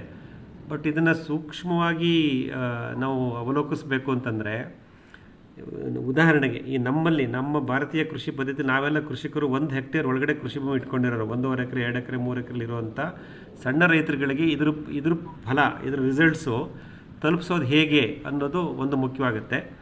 ಸದ್ಯಕ್ಕೆ ಇದರದ್ದು ಬೆನಿಫಿಟ್ಸು ಲಾರ್ಜರ್ ಏರಿಯಾ, ವಿಶಾಲವಾದ ಕೃಷಿ ಭೂಮಿ ಇದ್ದವ್ರಿಗೆ ಇದನ್ನು ಸೆನ್ಸ್ ಮಾಡಿಕೊಂಡು ಡೇಟಾ ರೆಕಾರ್ಡ್ ಮಾಡಿಕೊಂಡು ನಿರ್ಧಾರ ತಗೋತಾ ಇರ್ತಾರೆ. ಹಾಗಾಗಿ ಕಡಿಮೆ ಕೃಷಿ ಇರೋರಿಗೆ ಇದರದ್ದು ಪ್ರಯೋಜನ ತಲುಪಬಹುದೇ, ಹೇಗೆ ತಲುಪುತ್ತೆ, ಅದು ಒಂದು ಪ್ರಶ್ನೆ ನಮ್ಮ ಮುಂದೆ ಬರುತ್ತೆ. ಮತ್ತು ವಿಶಾಲವಾದ ಭೂಮಿ ಇದ್ದವ್ರಿಗೆ ಖಂಡಿತ ಅದು ಅವ್ರಿಗೆ ಎಲ್ಲ ಜಾಗದಲ್ಲೂ ಅವ್ರು ಹೋಗಿ ಸಾಯಿಲ್ ಸ್ಯಾಂಪಲ್ ತೊಗೊಂಬಂದು ಲ್ಯಾಬ್ರೇಟರಿ ಟೆಸ್ಟ್ ಮಾಡ್ಸೋಕ್ಕೆ ಸಾಧ್ಯವಾಗಲ್ಲ. ಆಗ ಇದೊಂದು ಒಂದು ರೀತಿಯ ಒಂದು ಸರಳವಾದಂಥ ಒಂದು ಡಿಪ್ ಟೆಸ್ಟ್ ಅಂತ ಹೇಳ್ತೀವಿ, ಅದನ್ನು ಮಾಡಲಿಕ್ಕೆ ಅವ್ರಿಗೊಂದು ಮಾಹಿತಿ ಸಿಗುತ್ತೆ ಅಂತ ಹೇಳ್ಬೋದು. ಸೊ ಎಲ್ಲದರಲ್ಲೂ ಅದರ ಅನುಕೂಲತೆಗಳು ಇರುತ್ತೆ ಸರ್. ಬಟ್ ಅದನ್ನು ಆದಷ್ಟು ಸಾರ್ವತ್ರೀಕರಣಗೊಳಿಸಿ ಕಡಿಮೆ ಕೃಷಿ ಭೂಮಿ ಇರೋರಿಗೂ ಅದನ್ನು ತಲುಪಿಸ್ಬೋದೇ, ಅದ್ರ ಬೆನಿಫಿಟ್ಸ್ ತಗೋಬೋದೇ, ಆ ಕಡೆನೂ ಸ್ವಲ್ಪ ಯೋಚನೆ ಮಾಡಿದ್ರೆ ಚೆನ್ನಾಗಿರುತ್ತೆ ಅಂತ ಅನಿಸುತ್ತೆ. ಹೌದು, ನನ್ನ ಮೇನ್ ಬೇಸಿಕ್ ಮೋಟಿವೇಶನ್ ಏನಂದ್ರೆ, ನಾನು ಭೂಮಿ ತಗೊಂಡಾಗ ಅದು ಬರಡು ಭೂಮಿ, ಓಕೆ, ಯಾರೇನು ಮಾಡಿರಲಿಲ್ಲ, it was waste land. And ನಾನು ಶುರು ಮಾಡಬೇಕಾದ್ರೆ ಸಾಯಿಲ್ ಟೆಸ್ಟ್, ಓಕೆ, ಶುರು ಮಾಡಿ ಗಿಡ ಯಾವಾಗ ಬರಲಿಲ್ಲ ಅವಾಗ ಯಾರೋ ಸಾಯಿಲ್ ಟೆಸ್ಟ್ ಸಜೆಸ್ಟ್ ಮಾಡಿದ್ರು, ಅವಾಗ ಮಾಡಿಸಿದ್ದೆ. Soil organic carbon was 0.4 and NPK ಎಲ್ಲ ವೆರಿ ವೆರಿ ಲೋ ವ್ಯಾಲ್ಯೂಸ್ ಇತ್ತು. ಓಕೆ, ಅದಾದಮೇಲೆ last 2 years I have done lot of mulching, organic methods ಎಲ್ಲ ಯೂಸ್ ಮಾಡಿದೆ. ಸೊ ಇಷ್ಟೆಲ್ಲ ಮಾಡಿದ್ಮೇಲೆ 2 ವರ್ಷದಲ್ಲಿ ಏನು ಇಂಪ್ರೂವ್ ಆಗಿದೆ, that was a motivation. And ಇದು past data and current data ನೋಡಿದ್ರೆ it has increase from 0.4 to 0.6. Okay, 2 ವರ್ಷದಲ್ಲಿ we can only see so much, especially in the organic mode. And NPK values, pH, EC ಎಲ್ಲ compare ಮಾಡ್ತಾ ಹೋದೆ. But okay, ಇನ್ನೂ I have to do lot of analysis. Maybe after 3-4 months I will have more data. ಆವಾಗ ಒಂದು presentation I will prepare and share my experience. Very good, very good, ಖಂಡಿತ. Okay, thank you Manjunath. ಒಳ್ಳೆಯದು Pradeep G. ಅದೇ ಇದು ಹೇಳಿದಾಗೆ ನಾವು ಇದು drip test ಅಂತ ಅನ್ಕೊತೀವಿ, ಅವಾಗವಾಗ ಹಿಂತಿರುಗಿ ನೋಡೋದು ಅಂತ ನೋಡ್ಕೊತಾ ಹೋಗ್ಬೋದು, ಪ್ರಯತ್ನ ಮಾಡ್ಬೋದು. ಅದೇ ನೋಡೋಣ ಸರ್, ಇದು ನಮ್ಮ ಮಣ್ಣನ್ನು ತಿಳ್ಕೊಳ್ಳೋಕ್ಕೆ ಯಾವ್ಯಾವ ರೀತಿ ಅವಕಾಶಗಳಿದೆಯೋ ಅದನ್ನೆಲ್ಲ ಉಪಯೋಗಿಸ್ಕೊಳ್ಳೋಣ. ಆದರೆ ಆ ಮಣ್ಣಿನ ಜ್ಞಾನ ನಮ್ಗೆ ಆಗಬೇಕು. ಮತ್ತು ಮಣ್ಣಿನ ಆರೋಗ್ಯದ ನಿರ್ವಹಣೆ, so health management of soil, ಅದ್ರ ಕಡೆಗೆ ನಾವು ಗಮನ ಕೊಡಬೇಕು. ನಾವು ನೈಸರ್ಗಿಕ ಕೃಷಿನಲ್ಲಿ ನಾವೇನಿದೆ ಈ 5 M's ಆಫ್ ನ್ಯಾಚುರಲ್ ಫಾರ್ಮಿಂಗ್ ಅಂತ ಹೇಳ್ತೀವಲ್ಲ, ಆ 5 Mಗಳ ಕಡೆ ನಾವು ಗಮನ ಕೊಟ್ಟಾಗ ಆ ಕರೆಕ್ಷನ್ಸ್ಗಳೆಲ್ಲ ಆಟೋಮೆಟಿಕ್ ಆಗುತ್ತೆ. ಅದರಲ್ಲಿ ಯಾವುದೇ ಅನುಮಾನ ಬೇಡ ಸರ್. ಅದು ನಿಮ್ದು ಆಕ್ಟಿವೇಟ್ ಆಯ್ತಾ ಸರ್ ನಿಮ್ದು ಸೋಲಾರ್ದು? ಯಾವ ತರ ನೀರು ಬರ್ತಾ ಇದೆ ಅದ್ರ ಬಗ್ಗೆ ಏನು ಸ್ವಲ್ಪ? ಇಲ್ಲ, ನಂದು ಸೋಲಾರ್ ಪ್ಯಾನಲ್ದು ಅದು ಫ್ರೀಕ್ವೆನ್ಸಿ ಬಿಲ್ಡಪ್ ಆಗ್ತಾ ಇರಲಿಲ್ಲ. VFDನಲ್ಲಿ 25-26 ಹರ್ಟ್ಸ್ಗೆ ಬಂದು ನಿಲ್ತಾ ಇದೆ. ಅದಕ್ಕೆ ಅವ್ರು ಕೊಟ್ಟಿರೋದ ಕಾರಣ ಸೋಲಾರ್ ಪ್ಯಾನಲಿಂದ ಸಫಿಷಿಯೆಂಟ್ ಕರೆಂಟ್ ಬರ್ತಾ ಇಲ್ಲ ಅಂತ ಅವ್ರು ಹೇಳಿದ್ರು. ಈಗ ನಾನು ಪ್ಯಾನಲ್ ವೆಂಡರ್ ಹತ್ರ ಅದು ಕಾಲ್ ಓಪನ್ ಮಾಡಿದ್ದೀನಿ, ಅವರು ಒಂದು 2-3 ಟೆಸ್ಟ್ ಮಾಡೋಕ್ಕೆ ಹೇಳಿದ್ದಾರೆ. ಸೊ ಅದು ಕ್ಲೋಸ್ ಸರ್ಕ್ಯೂಟ್ ಆ್ಯಂಪ್ಸ್ ಮೆಜರ್ ಮಾಡಿ, ಆಮೇಲೆ ನಾವು ಪ್ಯಾಚ್ ಕೇಬಲ್ ಎಲ್ಲ ಮಾಡಿ ಹಾಕಿದ್ದೀವಿ, ಅಲ್ಲೇನಾದರೂ ಕರೆಂಟ್ ಡ್ರಾಪ್ ಆಗ್ತಿದೆಯಾ ಚೆಕ್ ಮಾಡಿ ಅಂತ ಹೇಳಿದ್ದಾರೆ. ಸೊ ಒಂದು 2-3 ಟಿಪ್ಸ್ ನನಗೆ ವಾರಿ ಎನರ್ಜೀಸರಿಂದ ಇವತ್ತು ಬಂದಿದೆ, ಇವತ್ತು ಬೆಳಗ್ಗೆ ಅದೇ ಕೆಲಸದಲ್ಲಿದ್ದೀನಿ. ಸೊ ಅದೆಲ್ಲ ನಾನು ಉಪಕ್ರಮಗಳನ್ನ ಮಾಡಬೇಕು. ಮೋಟ್ರ್ ಆನ್ ಆಗುತ್ತೆ, 26-28 ಹರ್ಟ್ಸ್ ತನಕ ಬಿಲ್ಡಪ್ ಆಗ್ತಾ ಇದೆ. ಜಾಸ್ತಿ ಬಿಲ್ಡಪ್ ಆಗ್ಲಿಕ್ಕೆ ಆಗ್ತಾ ಇಲ್ಲ ಫ್ರೀಕ್ವೆನ್ಸಿ. ಅದಕ್ಕೆ ಕಾರಣ ಪ್ಯಾನಲಿಂದ ಬರ್ತಕ್ಕಂಥ ಕರೆಂಟ್ ಆ್ಯಂಪ್ಸು ಕಮ್ಮಿ ಬರ್ತಾ ಇದೆ ಅನ್ನೋದನ್ನು IFD ಕಂಟ್ರೋಲರ್ ವೆಂಡರು ಅದನ್ನು ತೋರಿಸುತ್ತೆ, ಲಾಗಲ್ಲಿ ನಾವು ಗಮನಿಸ್ಬೋದು, ಅದು ತೋರಿಸ್ತಾ ಇದೆ. ಸೊ ಮೋಟ್ರ್ ಆನ್ ಆಗ್ತಾ ಇದೆ, ಕಡಿಮೆ ವಾಲ್ಯೂಮಲ್ಲಿ ನೀರು ಬರ್ತಾ ಇದೆ. ಆ ಒಂದು ಈ ಆ್ಯಂಪ್ಸ್ ವಿಷಯ ನನ್ನ ಪ್ರಕಾರ ಅದೇ ಅವರು ಹೇಳೋದು, ನಾವು ಈ ಪ್ಯಾಚ್ ಕೇಬಲ್ ಎಲ್ಲ ಮಾಡಿರ್ತೀವಲ್ಲ ಸರ್, ಸರಿಯಾಗಿ ಕ್ರಿಂಪಿಂಗ್ ಮಾಡಿಲ್ಲ ಅಂದ್ರೂ ಅಲ್ಲಿ ವೋಲ್ಟೇಜ್ ಡ್ರಾಪ್ ಅಂತ ಹೇಳ್ತೀವಿ, ಅದಾಗಿರ್ಬೋದು. ಅಥವಾ ಪ್ಯಾನಲ್ನಲ್ಲೇ ಆ ಸಮಸ್ಯೆ ಇದ್ದರೂ ಇರ್ಬೋದು. ಅದನ್ನು ವಾರಿ ಎನರ್ಜೀಸ್ ಅನ್ನೋದು ದೊಡ್ಡ ಕಂಪ್ನಿ ಸರ್, ಬೆಳಗಿಂದ 18 ಪಾಯಿಂಟ್ಸ್ ಕೇಳಿದ್ರು ಅವರು. ಎಲ್ಲದಕ್ಕೂ ತಾಳ್ಮೆಯಿಂದ ಆನ್ಸರ್ ಮಾಡಿದೆ. ಅಂದರೆ I have to give a big write up to them. ಈ ನಮ್ಮ ಸಿಸ್ಟಮ್ ಏನು, ಹೆಂಗಿದೆ, ಏನಿದೆ ಎಲ್ಲವನ್ನೂ ಹೇಳಬೇಕು. ನಾನು ಇನ್ಸ್ಟಾಲ್ ಮಾಡೋದು ವಾರ ಆಗಿಲ್ಲ, ಆಗಲೇ 21 ಪ್ರಶ್ನೆ ಅವರಿಂದ. ಅಂದರೆ ಅವ್ರದ್ದು ಲಾರ್ಜರ್ ಕಂಪನಿ, ಅವ್ರ ಪ್ರೊಸೀಜರ್ ಆ ಥರ ಇರುತ್ತೆ. ಅದೆಲ್ಲ ಮಾಡಿ ವಿಡಿಯೋಗಳು SOPಗಳು ಇರುತ್ತಲ್ಲ ಸರ್, ಅವ್ರ SOP ಇರ್ತದೆ, ನೀವೇನು ಕೇಳಿದ್ರೆ ಕೂಡ ಅವರು ಮ್ಯಾಚ್ ಮಾಡ್ಕೊಂತಾರೆ. ಅಷ್ಟನ್ನು ಕೊಟ್ಟಿದ್ದೀನಿ ಅಂತ ಅಂದ್ಕೊಂಡಿದ್ದೀನಿ. ಕೊನೆಗೆ ಸಂಜೆ ಅವರೇ ಕಾಲ್ ಮಾಡಿ 1-2 ಸಜೆಷನ್ ಕೊಟ್ಟಿದ್ದಾರೆ. ಸೊ ಅದು ಸೋಲಾರ್ ಪ್ಯಾನಲ್ನ ಕ್ಲೋಸ್ ಮಾಡಿ ಶಾರ್ಟ್ ಸರ್ಕ್ಯೂಟ್ ಕರೆಂಟ್ ಅಂತೀವಿ, ISC ಅಂತ ಮೆಜರ್ ಮಾಡ್ತೀವಿ. ಆ ಶಾರ್ಟ್ ಸರ್ಕ್ಯೂಟ್ ಕರೆಂಟ್ನ ಮೆಜರ್ ಮಾಡಿ ಅಂತಾರೆ. ಅದಕ್ಕೆ clamp meter, DC amps clamp meter ಅಂತ, ಮಲ್ಟಿಮೀಟರ್ನಲ್ಲಿ ಕ್ಲ್ಯಾಂಪ್ ಮೀಟರ್ ಅಂತ ಬರುತ್ತೆ. ಆ ಕ್ಲ್ಯಾಂಪ್ ಹೌದೌದು ಮೀಟರು ಸರ್. ವೈರ್ ಮಧ್ಯೆ ಹಾಕಿದಾಗ ಕರೆಂಟ್ನ ಸೆನ್ಸ್ ಮಾಡುತ್ತೆ. AC ಕ್ಲ್ಯಾಂಪ್ ಮೀಟರ್ಗಳು 500-600 ರೂಪಾಯಿಗೆಲ್ಲ ಸಿಗ್ತಾ ಇದೆ. ಬಟ್ ಇದು DC ಕ್ಲ್ಯಾಂಪ್ ಮೀಟರ್ ಯೂಸ್ ಮಾಡಿ ಅಂತ ಹೇಳ್ತಾರೆ, ಯಾಕಂದರೆ DC ಕರೆಂಟ್ ಮೆಜರ್ ಮಾಡಬೇಕು. ಸೊ ನನಗೆ ಅದು ಇದು ಇಲ್ಲ. ನೀವು ಯಾವ್ದನ್ನ ಈ ಇದು ಮಾಡ್ತಾರಲ್ಲ ಸರ್, ಬ್ಯಾಟ್ರಿಗಳೆಲ್ಲ ರಿಪೇರಿ ಮಾಡೋರ ಹತ್ರ ಬರುತ್ತಲ್ಲ ಸರ್, ಅದು ಅವ್ರ ಹತ್ರ ಇರುತ್ತೆ ಖಂಡಿತ.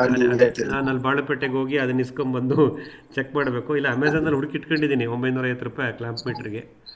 ಸೊ ಅದನ್ನು ತಗೊಂಡು ನಾವು ಇಟ್ಕೋಬೇಕಾಗಬಹುದು ಮುಂದೆ, ಗೊತ್ತಿಲ್ಲ.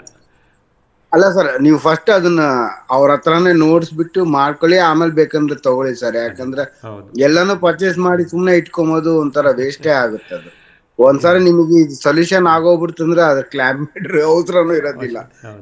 ಮಲ್ಟಿಮೀಟರ್ ತರ ಮೂಲಿಗೆ ಬಿದ್ದ್ಬಿಡುತ್ತೆ ಅದು ಕೂಡ. ಸ್ವಲ್ಪ ಹಿಕಪ್ಸ್ ಆಗಿದೆ, ಬಟ್ ರಿಸಾಲ್ವ್ ಆಗುತ್ತೆ. ಇವತ್ತು ಅವ್ರ ಹತ್ರ ಮಾತಾಡ್ತಿದ್ದೀನಿ, ವಾರೆ ಎನರ್ಜಿ ಅವ್ರ ಹತ್ರ. ಸೊ ಅವ್ರ ಸಿಸ್ಟಮ್ ಸರ್ ಅದು 25 Hz ಬಂದಾಗ ಕೂಡ ನಿಮಗೆ ಕೆಲಸ ಮಾಡ್ತಾ ಇದೆ. 20-22 ಹರ್ಟ್ಸ್ ಬಿಲ್ಡಪ್ ಆದ ತಕ್ಷಣ ಮೋಟರ್ ರನ್ ಆಗಿಬಿಡುತ್ತೆ. ಸಣ್ಣಗೆ ಒಂದು 1/4 ಇಂಚಲ್ಲಿ ನೀರು ಬರೋ ಥರ ಬರೋಕ್ಕೆ ಶುರುವಾಗುತ್ತೆ. ಬಟ್ ಅದು ಫ್ರೀಕ್ವೆನ್ಸಿ ಅಂದ್ರೆ ಅದು ಆಕ್ಚುಲ್ ಆಗಿ ಫ್ರೀಕ್ವೆನ್ಸಿ 50ಗೆ ಇಟ್ಟಿರ್ತಾರಲ್ಲ ಸರ್, ಇಲ್ಲ ಅಥವಾ ಹಂಗೇನಿಲ್ವಾ? ಅದು ಅಲ್ಲ, ಡಿಫಾಲ್ಟ್ 50 Hz ಇರ್ಬೇಕಲ್ಲ ಸರ್, ಏನೋ 49 48 ವರೆಗೂ ಮ್ಯಾಕ್ಸ್ ಅಂತಾರೆ. ಹೌದು, ಬಟ್ VFD ರೋಲೇ ಅದು. VFD ರೋಲೇ ಫ್ರೀಕ್ವೆನ್ಸಿ ಮಾಡಿಫೈ ಮಾಡೋದು. ವೋಲ್ಟೇಜು ಮತ್ತು ಕರೆಂಟ್ ವೇರಿ ಆದಾಗ ಅದು ಫ್ರೀಕ್ವೆನ್ಸಿನ ವೇರಿ ಮಾಡ್ಕೊತಾ ಹೋಗುತ್ತೆ. ಸೊ ಅದು ನಾನು ಜನ್ರೇಟ್ರಿಂದ ಆನ್ ಮಾಡಿದಾಗ ಅದೇ ಕಂಟ್ರೋಲರ್ನಲ್ಲಿ ವಿತಿನ್ 15 ಸೆಕೆಂಡ್ಸಲ್ಲಿ 48, 49, 50 ಹರ್ಟ್ಸ್ ಹೊಟ್ಟೋಗ್ಬಿಡುತ್ತೆ. ಫುಲ್ ಪ್ರೆಷರಲ್ಲಿ ನೀರು ಬರುತ್ತೆ. Same controller is working fine with the generator. ನಂದು AC ಇನ್ನು AC ಔಟು, DC ಇನ್ನು AC ಔಟು ಎಲ್ಲ ಇದೆ ಕಾಂಬಿನೇಷನ್ ನಮ್ಮ VFDನಲ್ಲಿ. ಹಾಗಾಗಿ AC ಇನ್ನು AC ಔಟಲ್ಲಿ ವರ್ಕ್ ಆಗ್ತಿದೆ, DC ಇನ್ನು AC ಔಟಲ್ಲಿ ಫ್ರೀಕ್ವೆನ್ಸಿ ಡೆವಲಪ್ ಆಗ್ತಾ ಇಲ್ಲ. ಅದಕ್ಕೆ ಅವ್ರು ಕೊಡೋ ಕಾರಣ ಪ್ಯಾನಲಿಂದ ಸಫಿಷಿಯೆಂಟ್ ಕರೆಂಟ್ ಬರ್ತಾ ಇಲ್ಲ ಅಂತ. ರಿಸಲ್ವ್ ಆಗುತ್ತೆ ಸರ್, ಇನ್ನೊಂದು 2 ದಿವಸದಲ್ಲಿ ರಿಸಲ್ವ್ ಆಗುತ್ತೆ. ನೀವು ಶಾಡೋ ನೋಡಿದ್ರ? ಶಾಡೋ ಏನಾದ್ರು ಅದನ್ನು ಇವಾಗ ಅನಲೈಸ್ ಮಾಡ್ತಾ ಇದ್ದಾರೆ. ಸೊ ನಂದು 4-5 ಫೋಟೋಗಳು ತೆಗೆದು ಕಳಿಸಿದ್ದೆ. ಅದು ತೆಂಗಿನ ಮರದ ನೆರಳು ಅದ್ರ ಮೇಲೆ ಬೀಳ್ತಾ ಇರುತ್ತೆ ಕೆಲವು ಸಲ, ಪಾಸಿಂಗ್ ಶೇಡ್ ಅಂತೀವಲ್ಲ ಅದಿದೆ. ಹೌದು, ನಿಮ್ ವಿಡಿಯೋನಲ್ಲಿ ಅದು ಅಬ್ಸರ್ವ್ ಮಾಡಿದೆ. That was my doubt. ತೆಂಗಿನ ಮರದ ಕೆಳಗಡೆ ಹಾಕಿದ್ದಾರೆ. ಯಾಕಂದ್ರೆ ಯಾವ ಟೈಮಲ್ಲಿ ಆ ಶೇಡ್ ಬೀಳ್ತಾ ಇದೆ ನೋಡಿ, ಅಥವಾ ಯಾವ ಟೈಮಲ್ಲಿ ಕಮ್ಮಿ ಶೇಡ್ ಇದೆ ಅವಾಗ ಚೆಕ್ ಮಾಡಿ. ಎರಡು ಖಂಡಿತ ಪ್ರದೀಪ್. ಅದೇ ನಾನು ಅಲ್ಲ, ಮಾರ್ನಿಂಗ್ ಶೇಡ್ ಇರಲ್ಲ. ಪೂರ್ವ ಮತ್ತು ದಕ್ಷಿಣದಲ್ಲಿ ತೆಂಗಿನ ಮರಗಳಿಲ್ಲ ಆ ಜಾಗದಲ್ಲಿ.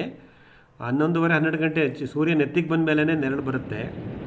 ಬಟ್ ಅದೇ ಅದು ಒಂದು ಫ್ಯಾಕ್ಟ್ರಿ ಇರುತ್ತೆ, ಬಟ್ ಅಷ್ಟೊಂದು ಡ್ರಾಪ್ ಆಗೋಕ್ಕೆ ಸಾಧ್ಯ ಇಲ್ಲ ಶೇಡಿಂದ. ಅವ್ರು ಅದನ್ನು ವಾರಿಯವರು ಅದನ್ನು ಕೇಳಿದ್ದಾರೆ, ರೆಕಾರ್ಡ್ ಮಾಡಿಕೊಡಿ, ಲೊಕೇಶನ್ ಕಳಿಸಿ, ಅಲ್ಲಿ ವಿಡಿಯೋ ಕಾಲ್ ಮಾಡ್ತೀವಿ. ತುಂಬ ಸೈಂಟಿಫಿಕ್, ಅವರು ಪ್ರೊಫೆಷನಲಾಗಿ ಮಾಡ್ತಾರೆ ಸರ್ ಅನಾಲಿಸಿಸು. ಬಟ್ ಅನ್ಫಾರ್ಚುನೇಟ್ಲಿ ನಾನು ಈಗ ಮಲ್ಲೇಶ್ವರಮಲ್ಲಿದ್ದೀನಿ, ಮತ್ತೆ ಹೋಗಿ ಅದನ್ನು I have to take it to the next level. ಅಂದರೆ ನಾನೇ ಅಲ್ಲಿದ್ದು ರಿಪೋರ್ಟ್ ಮಾಡಬೇಕು ಅವ್ರಿಗೆ. ಆಗುತ್ತೆ. ಇದೊಂದು ಪ್ರಾಬ್ಲಮ್ ಆಗುತ್ತಲ್ಲ ಸರ್ ನಮ್ಗೆ, ಏನಪ್ಪಾ ಆನ್ಲೈನ್ ನಲ್ಲಿ ತಗೊಂಡ್ರೆ ಇದೊಂದು ಪ್ರಾಬ್ಲಮ್ ಆಗುತ್ತೆ. ಇದೆಲ್ಲ ಆನ್ಲೈನ್ ನಲ್ಲೇ ಮಾತುಗಳೆಲ್ಲ ಆಗ್ತವೆ. ಬೈ ಚಾನ್ಸ್ ನಾವು ಯಾರನ್ನ ವೆಂಡರ್ ಹತ್ರ ತಗೊಂಡಿದ್ರೆ, vendor will be in the site to do all these activities ಅನ್ನೋದು. ಇವಾಗ ನೀವೇನೋ ಇಂಜಿನಿಯರ್ ಇದ್ದೀರಿ, ನಡೆದೋಯ್ತು. ಇಲ್ದಿದ್ದವರಿಗೆ ಆನ್ಲೈನ್ ನಲ್ಲಿ ತಗೊಂಡಾಗ ಈ ಪ್ರಾಬ್ಲಮ್ಗಳು ಅದು 2 ಥರ ಇರುತ್ತೆ ಸರ್. ಇದು ಪ್ರಾಬ್ಲಮ್ ಅಂತಲೂ ಅನ್ಕೋಬಹುದು, ಆಪರ್ಚುನಿಟಿ ಅಂತಲೂ ಅನ್ಕೋಬಹುದು, ಅಂದರೆ ವೈಯಕ್ತಿಕವಾಗಿ. ಮತ್ತು ಇನ್ನೊಂದೇನಾಗುತ್ತೆ ಅಂದರೆ ಈಗ ಈಗ ವಾರಿ ಅಂತ ಸಂಸ್ಥೆಗಳು ಆನ್ಲೈನಲ್ಲಿ ಇದನ್ನು ಸಪೋರ್ಟ್ ಸೇಲ್ ಮಾಡ್ತಿದ್ದಾರೆ ಅಂದರೆ, ಅದೇ ಥರ ಆನ್ಲೈನ್ ಸಪೋರ್ಟ್ ಸಿಸ್ಟಮ್ನು ಬಿಲ್ಡ್ ಮಾಡ್ಕೊಂಡಿರ್ತಾರೆ. ನಾವೊಂದು ಸ್ವಲ್ಪ ಅದನ್ನು ಕಲ್ತ್ಕೋಬೇಕು. ಅಂದರೆ ಅವ್ರ ಸಪೋರ್ಟ್ ಸಿಸ್ಟಮ್ಗೆ ನಾವು ಸಿಂಕ್ರನೈಸ್ ಆಗಬೇಕಷ್ಟೇ. ಅಂದರೆ ಅವ್ರೇನು ಮಾಹಿತಿ ಕೇಳ್ತಾರೆ ನಾವು ಅದನ್ನು ಕೊಟ್ಟು ಮಾಡ್ಕೋಬೋದು. ಯಾಕೆಂದರೆ ಆನ್ಲೈನಲ್ಲಿ ಮಾಡೋದ್ರಿಂದ ನಮಗೆ ಸಾಕಷ್ಟು ಸಮಯ ಮತ್ತು ಹಣ ಉಳಿತಾಯ ಆಗುತ್ತೆ. ಸೊ ಅಂದರೆ ಗೊತ್ತು ಪ್ರದೀಪ್ ಅವರಿಗೆ, ಸಿಸ್ಟಮ್ ಇಂಟಿಗ್ರೇಟರ್ ಮುಖಾಂತರ ಗೋಪಾಲಕೃಷ್ಣ ಅವರು ಹೇಳ್ಬೋದು. ನಾವು SI ಹತ್ರ ಹೋದಾಗ ನಮಗೆ ಎಷ್ಟು ಕತ್ಲಲ್ಲಿ ಇಡ್ತಾರೆ ಅಂತ ಗೊತ್ತಾಗುತ್ತೆ ಅವ್ರ ಕೊಟೇಶನ್ಗಳು ನೋಡಿದಾಗ. ಹಾಗಾಗಿ ಆನ್ಲೈನಲ್ಲಿ ಬಳಸಬಾರ್ದು ಅಂತಿಲ್ಲ, ಅದರದ್ದೇ ಪ್ಲಸ್ ಮೈನಸ್ ಇರುತ್ತೆ. ನಾವು ಅದನ್ನು ಅಭ್ಯಾಸ ಮಾಡ್ಕೋಬೇಕು ಸರ್. ಕಂಪನಿಗಳು ಸಿಸ್ಟಮ್ ಇಂಟಿಗ್ರೇಟರ್ ಹೋದ್ರೆ ನಿಮ್ಗೆ ಈ ಸೊಲ್ಯೂಷನ್ ಖಂಡಿತ ಸಿಗ್ತಾ ಇರ್ಲಿಲ್ಲ. I can say 100%. ಖಂಡಿತ ನೋಡೋಣ, ರಿಸಾಲ್ವ್ ಆಗುತ್ತೆ. ನೆಕ್ಸ್ಟ್ ವೀಕಲ್ಲಿ ಅಪ್ಡೇಟ್ ಮಾಡ್ತೀನಿ. ಸರಿಯಪ್ಪ. ಹೇಳಿ, ಇನ್ನೇನಾರು ಇದೆಯಾ ಮಾಹಿತಿಗಳು? ಸರ್ ನಮಸ್ತೆ ಸರ್. ಮುರಳೀಧರ್ ಅವರು ಸರ್ ನಮಸ್ತೆ ಸರ್. ಈಗ ಕಳೆದ ವರ್ಷ ನಾವು ನಿಮ್ಮ ಸಂಪರ್ಕ ಬರೋದಕ್ಕೆ ಮುಂಚೆನೆ, ನೀವು ಅಂದ್ರೆ ನಿಮ್ಮ ಮಾರ್ಗದರ್ಶನ ಸಿಗೋದಕ್ಕೆ ಮುಂಚೆನೆ ನಾವು JCBಗಳಿಂದ ಕೆಲಸ ಮಾಡಿಸಿ ಜಮೀನಲ್ಲಿ ಅದೆಲ್ಲ ಫಲವತ್ತತೆ ಎಲ್ಲ ಹೋಗಿತ್ತು ಅಂತ ನಿಮ್ಮ ಹತ್ರ ಮಾರ್ಗದರ್ಶನ ತಗೊಂಡಿದ್ದೀವಿ ಸರ್. ಅದೆಲ್ಲ ಈ ತರ ಆಗಿತ್ತು ಅಂತ. ಅದರಲ್ಲಿ ಟ್ರಂಚನ್ನು ತೆಗ್ಸಿದ್ವಿ ನಾವು. ಈಗ ಅದು ಟ್ರಂಚ್ ತೆಗ್ಸಿದ್ರಿಂದ ತುಂಬಾ ಸಮಸ್ಯೆಗಳು ಆಯ್ತು. ಯಾಕಂದ್ರೆ ತೇವಾಂಶ ಕಾಪಾಡೋದಕ್ಕೆ ಆಗ್ತಾ ಇರಲಿಲ್ಲ, ನೇರವಾಗಿ ಶಾಖ ಒಳಕ್ಕೆ ಹೋಗ್ತಾ ಇತ್ತು. ಗಿಡಗಳ ಬುಡಕ್ಕೆ ಅದು ಶಾಖ ತಗೊಳ್ತಾ ಇತ್ತು ಸರ್, ಸೂರ್ಯನ ಇದು. ಆದ್ರೆ ಈಗ ನಾವು ತೆಂಗಿನ ಮರದ ತ್ಯಾಜ್ಯಗಳಿಂದ ಅದನ್ನ ಭರ್ತಿ ಮಾಡ್ತಾ ಇದ್ದೀವಿ. ಅದು ಭರ್ತಿ ಮಾಡಿದ್ಮೇಲೆ ಅದು ಮತ್ತೆ ಏನ್ ಮಾಡ್ಬೇಕು ಅಂತ ಅದು ಸ್ವಲ್ಪ ಮಾರ್ಗದರ್ಶನ ಕೊಡಿ. ಯಾಕಂದ್ರೆ ನೀವು ಕಳೆದ ಒಂದು ಎಪಿಸೋಡ್ ಅಲ್ಲಿ ಜಾಸ್ತಿ ತೆಗಿಸ್ಬೇಕು ಅಂದ್ರೆ 1 ಅಡಿಗಿಂತ ಜಾಸ್ತಿ ತೆಗಿಸಬಾರ್ದು ಅಂತ ಹೇಳಿದ್ವಿ. ನಾವು 2 ಅಡಿ ಅಷ್ಟು ಆಳದಲ್ಲಿ ತೆಗಿಸ್ಬಿಟ್ಟಿದ್ವಿ. ಈಗ ಬೇರೆ ತೆಂಗಿನ ತೋಟ ಇರುತ್ತೆ ಬೇರೆ ಕಡೆ, ಒಂದು 4-5 ಎಕರೆ ಅಷ್ಟು, ಅಲ್ಲಿ ಸಿಗ್ತಕ್ಕಂಥ ಒಣ ತ್ಯಾಜ್ಯಗಳನ್ನೆಲ್ಲ ತಂದು ನಾವು ಇದನ್ನ ತುಂಬಿಸ್ತಾ ಇದೀವಿ ಸರ್. ಮತ್ತೆ ಅದ್ರ ಮೇಲೆ ದನದ ಒಂದು ಗೊಬ್ಬರ ಏನಿದೆ ನೇರವಾಗಿ ತಗೊಂಡೋಗಿ ಅದ್ರ ಮೇಲೆ ಹಾಕೋದಕ್ಕೆ ಪ್ಲಾನ್ ಮಾಡಿದ್ವಿ ಸರ್. ಮತ್ತೆ ಏನ್ ಮಾಡ್ಬೋದು, ನಾವು ಮಾಡ್ತಾ ಇರೋ ಸರಿನಾ ತಿಳಿಸಿ ಸರ್. ಆಮೇಲೆ 2ನೇ ಪ್ರಶ್ನೆ ಏನಂದ್ರೆ, ಈಗ ನಮ್ಮ ಅಕ್ಕಪಕ್ಕ ತೋಟದಲ್ಲಿ ರಾಸಾಯನಿಕ ಒಂದು ಕೃಷಿ ಏನ್ ಮಾಡ್ತಾ ಇರ್ತಾರೆ ಅವರು ಹೂವಿನ ಬೆಳೆಗಳು ಮತ್ತು ತರಕಾರಿ ಬೆಳೆಗಳನ್ನ ಒಂದೇ ಬೆಡ್ ಮೇಲೆ ಬೆಳಿತಾರೆ. ಅಂದ್ರೆ ಮತ್ತೆ ಕಟ್ ಮಾಡಿ ಅದನ್ನ ಬೆಂಕಿ ಹಾಕ್ಬಿಡ್ತಾರೆ. ಅದೇ ಬೆಡ್ ಮೇಲೆನೆ ಅವ್ರು ಪೇಪರ್ ಎಲ್ಲ ಹಾಕಿರ್ತಾರಲ್ವಾ, ಅದೇ ಬೆಡ್ ಮೇಲೆ ಬೇರೆ ಬೆಳೆಗಳನ್ನ ಇನ್ನೊಂದ್ಸರಿ ರಿಪೀಟ್ ಮಾಡ್ತಾರೆ. ಏನು ತೆಗೆದು ಹೊರಗಡೆ ಹಾಕಿರ್ತಾರೆ ಆ ತ್ಯಾಜ್ಯ ನಾವು ಬಳಸ್ಬೋದಾ ಬೇಡವಾ, ದಯವಿಟ್ಟು ಸರ್. ಮೊದಲನೇದು, ಈ ಟ್ರೆಂಚ್ಗಳನ್ನು ನಿರ್ಮಾಣ ಮಾಡ್ಕೊಳ್ಳೋದು ದೊಡ್ಡಬಳ್ಳಾಪುರದಲ್ಲಿ ಯಾಕೆ ಈ ಟ್ರೆಂಚ್ ಬಂತ ಗೊತ್ತಿಲ್ಲ. ಮೂಡಿಗೆರೆ, ಶೃಂಗೇರಿ, ಬೇಲೂರು, ಚಿಕ್ಕಮಗಳೂರು, ಸಕಲೇಶ್ಪುರ ಆ ಭಾಗದಲ್ಲಿ ವಿಪರೀತ ಮಳೆ, ಆಮೇಲೆ ಟೊಪೋಗ್ರಫಿ ಆ ಥರ ಇರುತ್ತೆ, ಟ್ರೆಂಚ್ಗಳು ಬೇಕಾಗತ್ತೆ ನೀರನ್ನು ಹೊರಗಾಕ್ಲಿಕ್ಕೆ. ಈ ನಮ್ಮ ದೊಡ್ಡಬಳ್ಳಾಪುರ ತಾಲೂಕಿಗೆ ಏನಕ್ಕೆ ಬೇಕು ಟ್ರೆಂಚು ಗೊತ್ತಿಲ್ಲ. ಏಕೆಂದರೆ ಊರು ತುಂಬ JCBಗಳಾಗಿವೆ. ಆ ಇಟಾಚಿ JCBಗಳಿಗೆ ನಾವು EMI ಕಟ್ತಾ ಇದ್ದೀವಿ. ಅದೊಂದೇ ಕಾರಣ, ನನಗೆ ಇನ್ಯಾವ ಕಾರಣನೂ ತೋಚ್ತಾ ಇಲ್ಲ ಟ್ರೆಂಚನ್ನು ಮಾಡಿಸೋ ವಿಷಯದಲ್ಲಿ. ಏನ್ಯಾವ ನೀವು ಆಲ್ರೆಡಿ ಮಾಡಿಸಿಟ್ಬಿಟ್ಟಿದ್ದೀರಾ. ದಯವಿಟ್ಟು ಹೊಸದಾಗಿ ಯಾರೂ ಟ್ರೆಂಚ್ಗಳು ಮಾಡ್ಸೋಕ್ಕೆ ಹೋಗಬೇಡಿ. ಅವಶ್ಯಕತೆ ಇದ್ದರೆ ಮಾತ್ರ ಮಾಡಿ. ನಿಮಗೆ ನೀರಿನ ಒಳಹರಿವುಗಳಿದ್ದರೆ ಆ ನೀರನ್ನು ಒಳಗಡೆ ಕರ್ಕೊಳ್ಳೋದು ಹೇಗೆ ಮತ್ತು ಹೆಚ್ಚಾದ ನೀರನ್ನು ಹೊರಗಡೆ ಹಾಕೋದು ಹೇಗೆ, ನಿಮ್ಮ ಟೊಪೋಗ್ರಫಿ ಭೂಮಿಯ ಮೇಲ್ಮೈ ಲಕ್ಷಣ ನೋಡಿಕೊಂಡು ಈ ಟ್ರೆಂಚ್ಗಳ ಕಡೆ ಗಮನ ಕೊಡಿ. ಇಲ್ಲಾಂದರೆ ಅದು ಅನಾವಶ್ಯಕ ದುಂದು ವೆಚ್ಚ. 2ನೇದು, ಇವಾಗೇನು ಟ್ರೆಂಚ್ಗಳು ಆಲ್ರೆಡಿ ಆಗೋಗಿದೆ ಅದನ್ನು ನೀವು ಮುಚ್ತಾ ಬನ್ನಿ. ಒಂದು ಮಣ್ಣಿಂದನೇ ಮತ್ತೆ ಮುಚ್ಚೋದ್ರಲ್ಲಿ ಸಾರ್ಥಕತೆ ಏನೂ ಇರೋಲ್ಲ. ನೀವು ಮಾಡ್ತಿರೋದು ಕರೆಕ್ಟಾಗಿದೆ. ಆ ಟ್ರೆಂಚ್ಗಳನ್ನು ನೀವು ಸಾವಯವ ದ್ರವ್ಯ ಏನು ಬಯೋಮಾಸ್ ಸಿಗ್ತಾ ಇದೆ, ಪ್ಲಾಂಟ್ ರೆಸಿಡ್ಯೂಸು, ಅದನ್ನು ತಗೊಂಬಂದು ಅಲ್ಲಿ ಹಾಕಿ ಮುಚ್ತಾ ಇದ್ದೀರಾ, ಅದು ಒಳ್ಳೆ ಕ್ರಮನೇ. ಅದನ್ನು ಮುಚ್ತಾ ಬನ್ನಿ. ಅಲ್ಲಿ ಸ್ವಾಭಾವಿಕವಾಗಿ ಅಲ್ಲಿ ಕಳಿಸುವ ಪ್ರಕ್ರಿಯೆ ಡಿಕಂಪೋಸಿಷನ್ ಆ್ಯಕ್ಟಿವಿಟಿ ಆಗ್ತಾ ಹೋಗುತ್ತೆ. ಅಲ್ಲಿ ಒಂದು ಏರೋಬಿಕ್ ಅನ್ಏರೋಬಿಕ್ ಎರಡೂ ಆಗುತ್ತೆ. ಅಂದರೆ ಆ ಸಮಯಕ್ಕೆ ಅನುಗುಣವಾಗಿ ಅದು ಮೈಕ್ರೋಬ್ಸ್ ಆ್ಯಕ್ಟಿವೇಟ್ ಆಗ್ತವೆ.